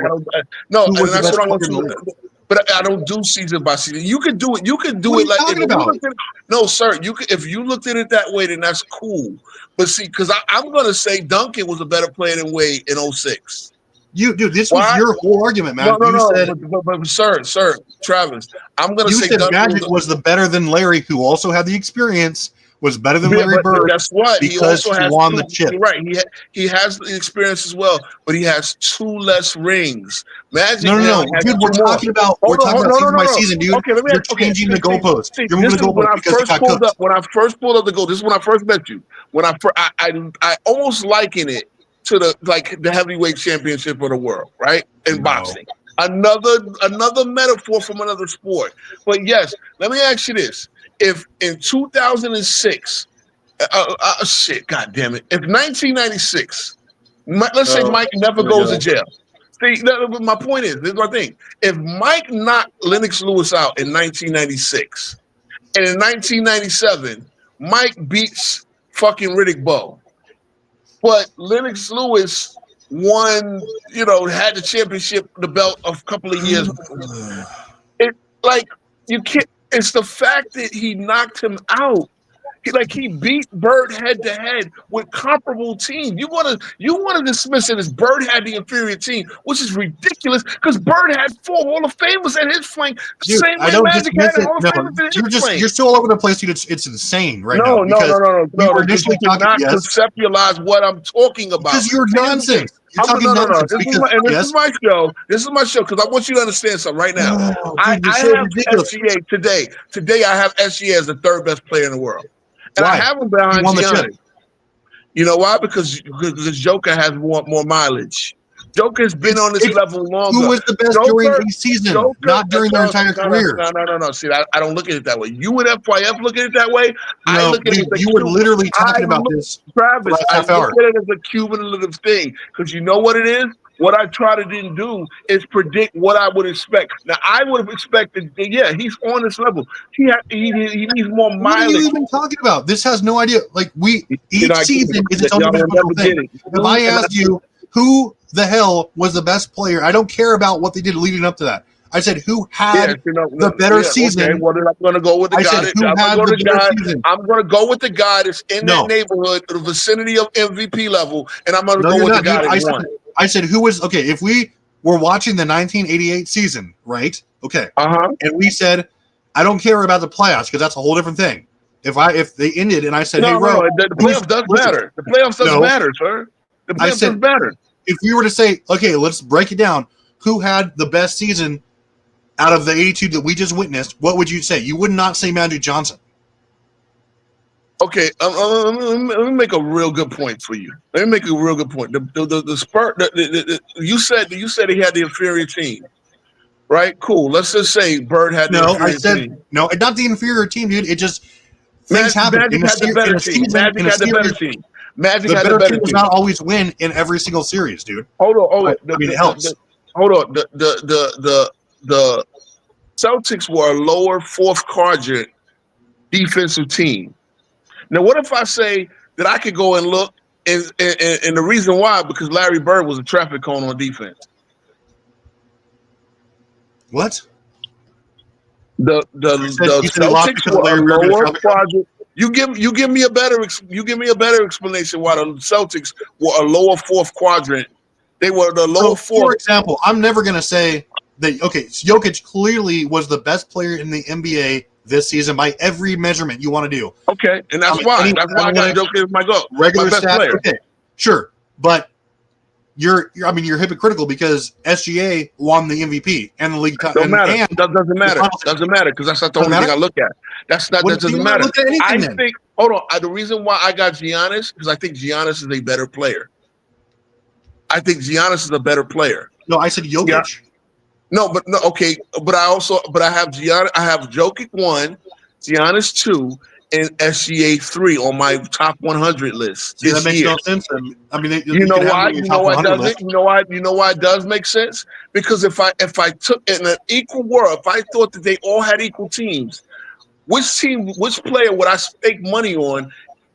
Being likely to lead me to a championship this year. That's what I value as the best player. Now, because SGA has the superior team to the other two, mind you're talking about again. Joker, damn near with an inferior team, almost knocked off SGA, and he probably played better, particularly in that series. Now, but again, it's like nitpicking. But at the end of the day, the problem is I need SGA. I gotta believe in SGA can do this again. I believe Joker could have done it again if his team didn't. If he didn't lose key pieces off his what team. You're saying it doesn't have anything to do with our it discussion, does, which is who has.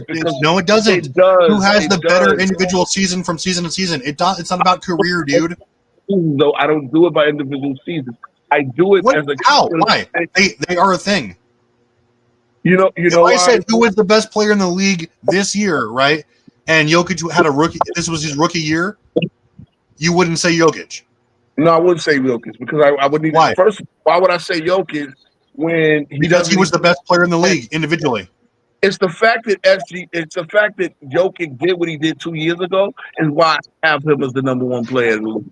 Because guess what? What does him doing 2 years ago having to do with him this season? Nothing. It's a cumulative thing, sir. You don't. Did you hear the word cumulative? Cumulative doesn't mean you're going to perform the same way from season to season, dude. What is that hard? It's like, are you new to basketball? Wait a minute. Jokic has. See, the first thing is Jokic became the sixth guy. Bro, that's like me saying 96 Mike or Jordan was the best player in 2003 because of what he did in 96. That makes no sense. No, it doesn't. It doesn't because you saw the physical fall off.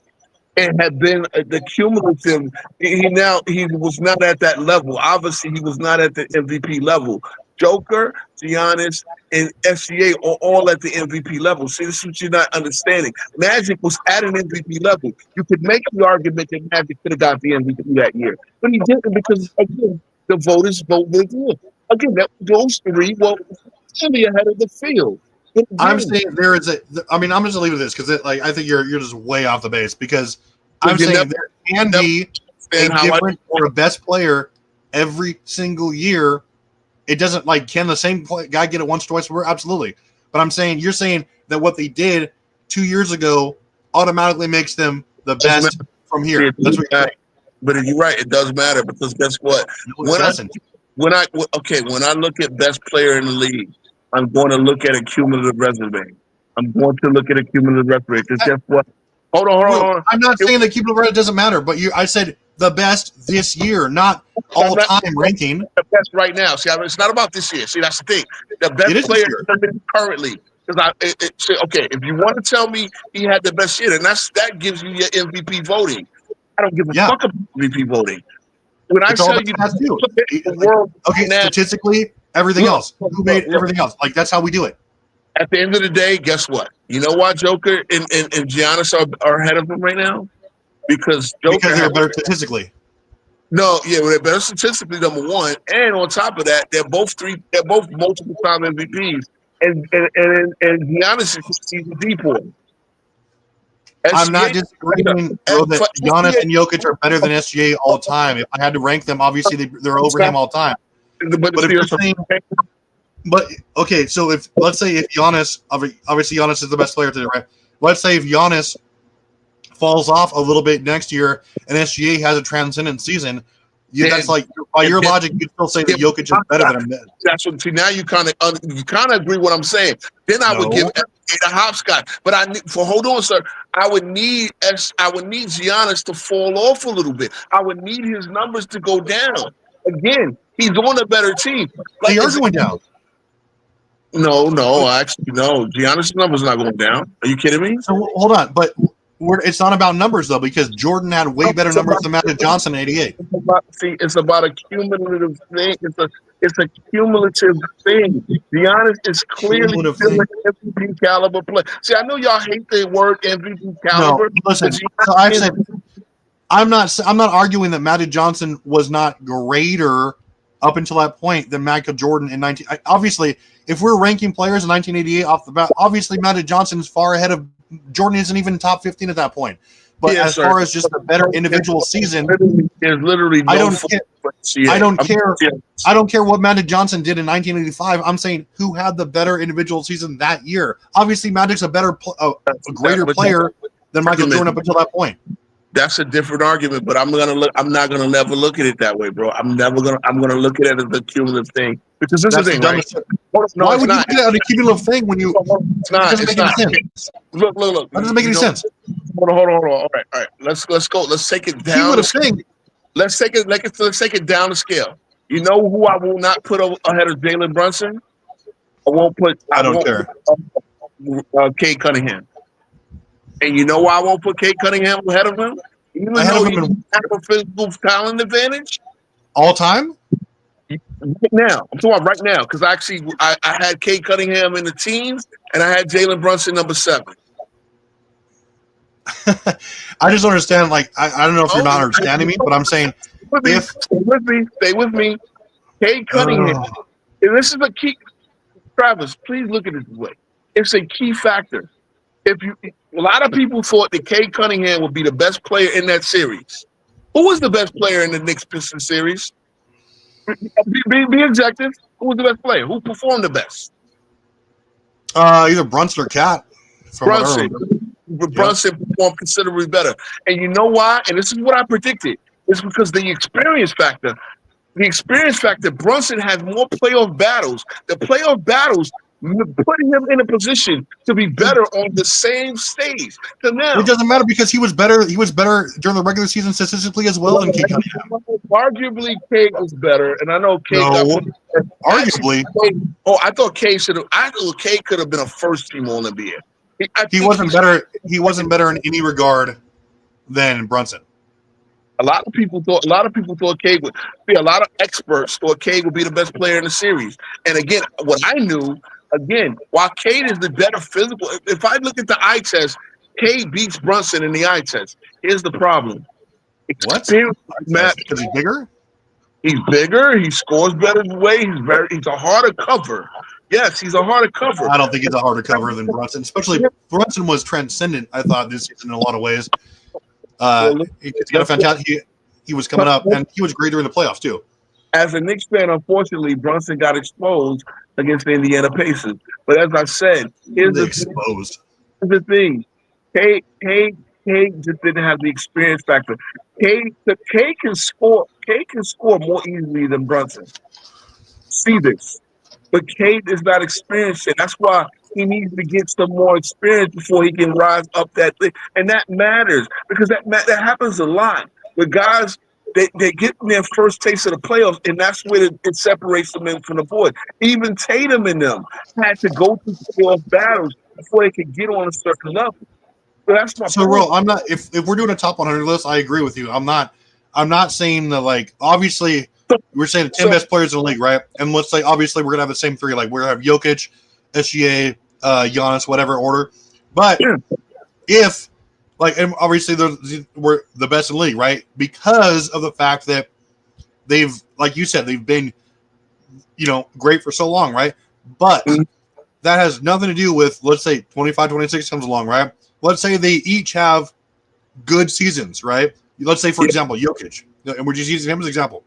Jokic has not obviously because he had a historic season, but let's say he has a great season this year. But let's say that a dark horse comes out, like whatever. Let's say Paolo Banchero, has a fantastic season, leads the league in scoring.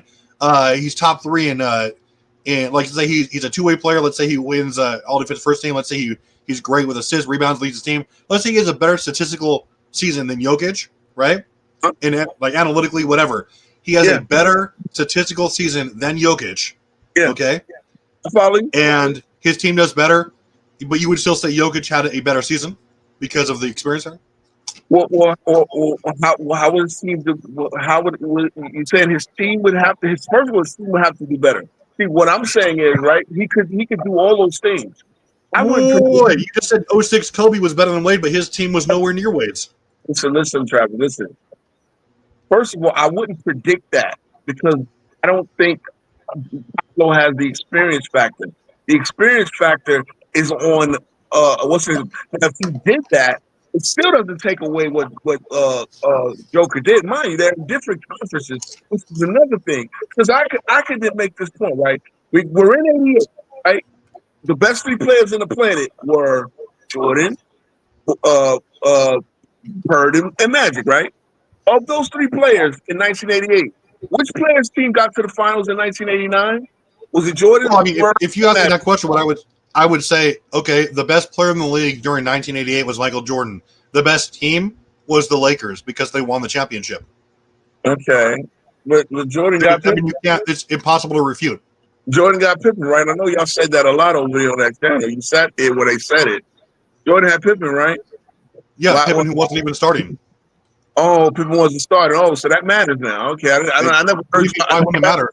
I never heard you bring that up. But wait a minute, Jordan had another year of Pippen. Pippen started in 88, and 89. So why didn't he get to the finals in 89? He had Pippen. Okay, and look at Pippen's numbers. Pippen wasn't even an All-Star consideration until 1991. Okay. So that would nitpick. So you're comparing Pippen to like MVP Kareem? Okay, but you said Bird was considerably better. Why didn't Bird's team get to the finals in 89? Dude, because they lost. You're talking like it doesn't. He wasn't a great player. It doesn't matter what they did in the playoffs.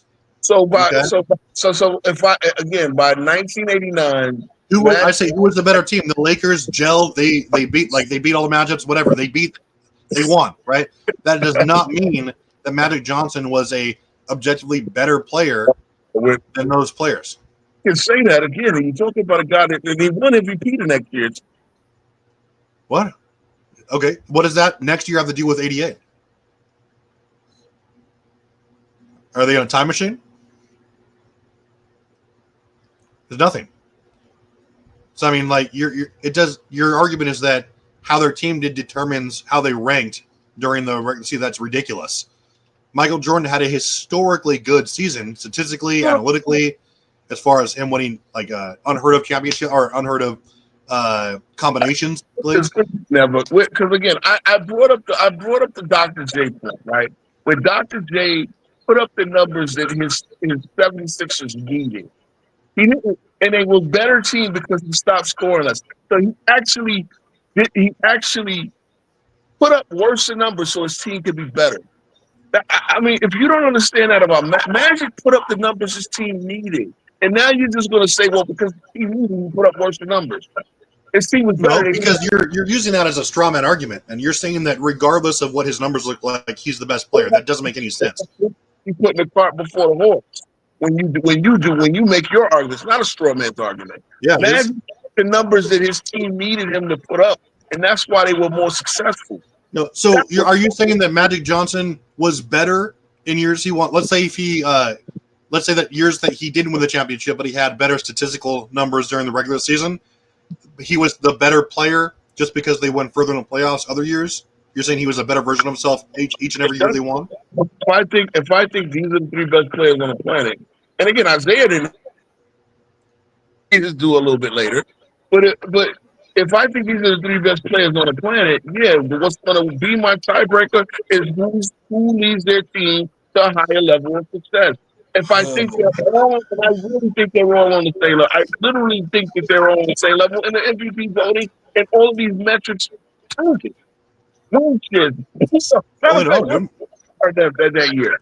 I mean, come on, guys. No, I mean, and because your logic is so inconsistent, because you're saying you cannot apply that to every year of the NBA. Yes, I can. I can look no, at you can't. I can look at cumulative what has happened in the years around. Like for Kobe, you gave that to Kobe just based on stats. Larry Joe in '89. This is the year he tears his back up in the summer, caves in his mama's driveway, and that's when his game and his health falls off vociferously. So with Michael Jordan, you said he had Pippen. So Michael Jordan didn't have an All NBA or All Defensive player on his entire team until 1991. But Magic was playing with multiple Hall of Famers every single year, but that does not matter. This is the thing, Travis. He still had 12 players. So they had to figure it out how they. He had Horace Grant who could block a shot. He had Bill Cartwright. Come on. And then hold on. The same cast of players. It doesn't matter. If it ain't like they sat there and got Karl Malone or something to start winning. So what they needed? They needed more hair on their chest. They were green in '88. They just had to be better, right? Yeah, exactly. They needed to be better. They needed more experience, right? That has nothing to do with how well a guy plays for 82 games. No. I'm going to look at it as a cumulative thing. I'm going to look at it as a quality because if I'm rating players the same way I rate players now because I'm rating players on. Cumulative thing. What are you talking about, dude? Like that makes no sense at all.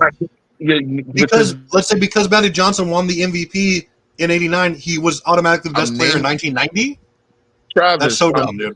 I'm naming my 100 best players right now, currently, based on who I would think. Your take is beyond ridiculous, dude. I can't listen to this anymore. I know you're not. Don't listen to it. But I'm rating my 100 best players based on who I would predict winning would be able to lead me in all things being equal. Where you don't have to. Well, I don't have to then listen to you. Well, he had a better team. If I felt all three teams were equal, then I'm taking Joker first. I'm taking Giannis second, and I'm taking SGA third. Period. That's the problem. We've gone back and forth. When you refuse, I've seen your crazy shit. I'm a little knocked out of my own stream, bro. Oh, Jesus Christ.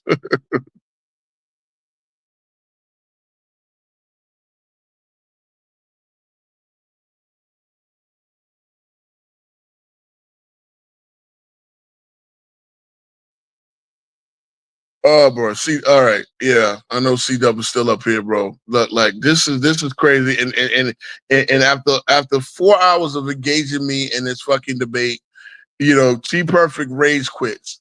But here's the thing, and it's something because I could sit there and follow his little soliloquies and his little things. What T Perfect does not understand, and maybe some of you guys won't understand it. If I'm rating my top 100 players, I'm rating them.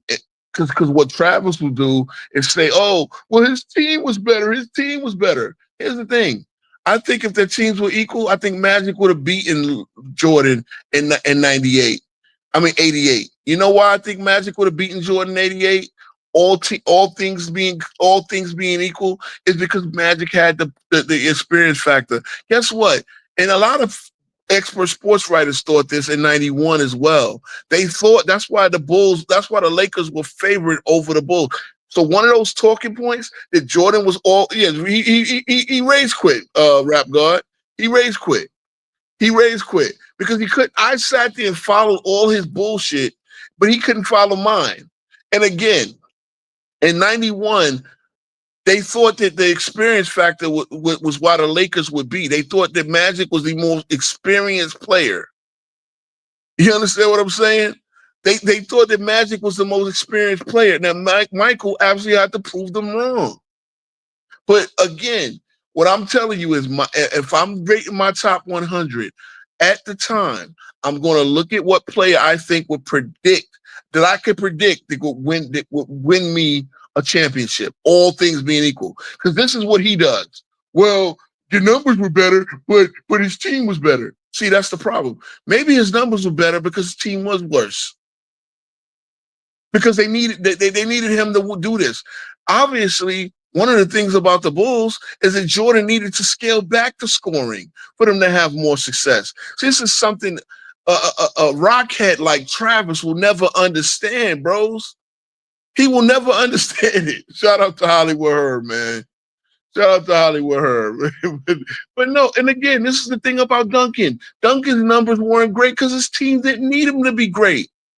This is why when he makes an idiot argument when we debate, I would have told Duncan to score 35. Well, Duncan never scored 35. The most he ever scored in the series was 31. But he said, I'm going to get him to score 35 on the Lakers of 91. That don't make sense. There's no proof that he could do it. There's no proof that he ever had to do it. Man, at the end of the day, bro, like I said, bro, they could never. It's not that I'm even thinking higher. It's not that I'm thinking higher, but I'm just thinking like they don't understand this. They don't understand it. The experience factor is why I thought Magic was the best player on the planet in 1988. And the fact that he won the championship back to back is why he's the best player. Then he gets to there in 89. Now, if you want to tell me that Michael takes over at that point, okay, cool. But Magic was still in that top three. So at the end of the day, Magic does never, after his rookie year, which again, who expects a rookie to come in and be the best player in the league? God, bro. Listen, man. I'm gonna before we hit 5 hours, man. Look, man. I like to talk. I see y'all. I see y'all see this. But the way some of y'all look at it, I think y'all look at it flawed because this is when we start sitting there. Well, this guy had the better team, and that got. Listen, man. All things being equal, if you got first of all, you got 11 players. This is what I will agree with Rex on. Rex Auerbach. If you got 11 players, you got a team. I don't give a like. You want to sit there, you want to start talking about, well, this guy got better team, he got better players. That don't mean nothing. I've seen teams with supposedly inferior players. We want to go for an example? 2004. Supposedly the Pistons were inferior. They smoked the Lakers in 2004. The Lakers had the best two team players on the planet. They had Karl Malone. They had Gary Payton. Now we know that those two were done. Yeah, Duncan lost the AC.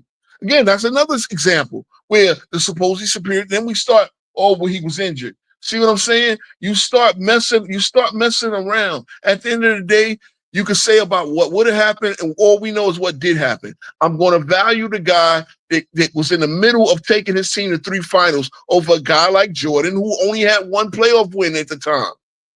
I'm going to value that over Bird, who he decided he's a millionaire and he's fucking paving his mother's back driveway instead of getting professionals to do it.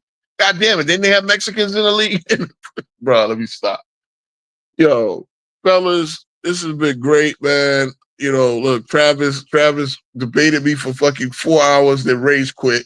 because he would not shut up long enough to even listen to my point. And again, they'll never see it. They didn't see it over Go Jace Kingdom.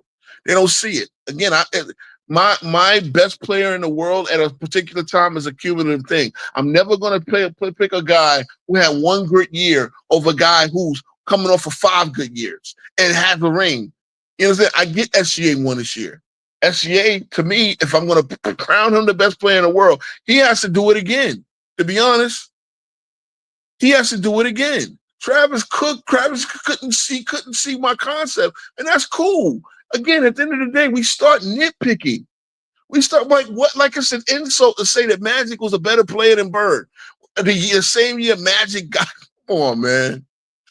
Well, fellas, man, I'm signing off. I'm tired of the motherfucker, man. Bro, I was supposed to get a nap before this stream, and I didn't even get a chance to. But it's been great, man. Yeah, I mean, look, I thought Joker was the best player, and that's why I got Joker number 1 on my list. Y'all saw my list. For me, I put it this way. If SGA does it again, if he knocks out Joker in the second round, then I might put SGA as the best. You got to do it again because he did it 1 year. But man, look, we're going to set up some debates, and we're going to have on Tuesday, we're going to talk about the 90s players. We know your favorite era players, the Jordans and all this, and we'll get into the Magic because he technically played in the 90s. We're going to get into this. So it's actually 90s and 80s players. So all those guys that retired in the 90s and 80s, I'm going to get into their legacies. But this is what I'm saying, man. This is what we don't get, man. Legacies, we start to nitpick players, and then y'all get mad. Y'all get mad that we do it to LeBron, but y'all do it to everybody else. Again, I start off with the greatness. Then if I gotta start dividing who's under who, then I start to nitpick. But yeah, man. And I agree with you, Doug. I agree with you, Herb. But again, it ain't no knock to have Duncan outside of the top 10, bros. I don't get it, man. I don't get it. Oscar Robertson was a hell of a phenomenal player, bro. If you want to kill me for having Oscar, I thought Oscar Robertson was a better player. I thought Moses Malone was a better player, but I still would put Duncan over because of those chips and accolades. Come on, man. I'm gonna start off though in most of my comparisons. I'm gonna start off with who I think is the better player overall for however long he was. No, I don't care what you say, man. When you go back and look at Moses' numbers, it ain't even funny, man. It ain't even funny. So,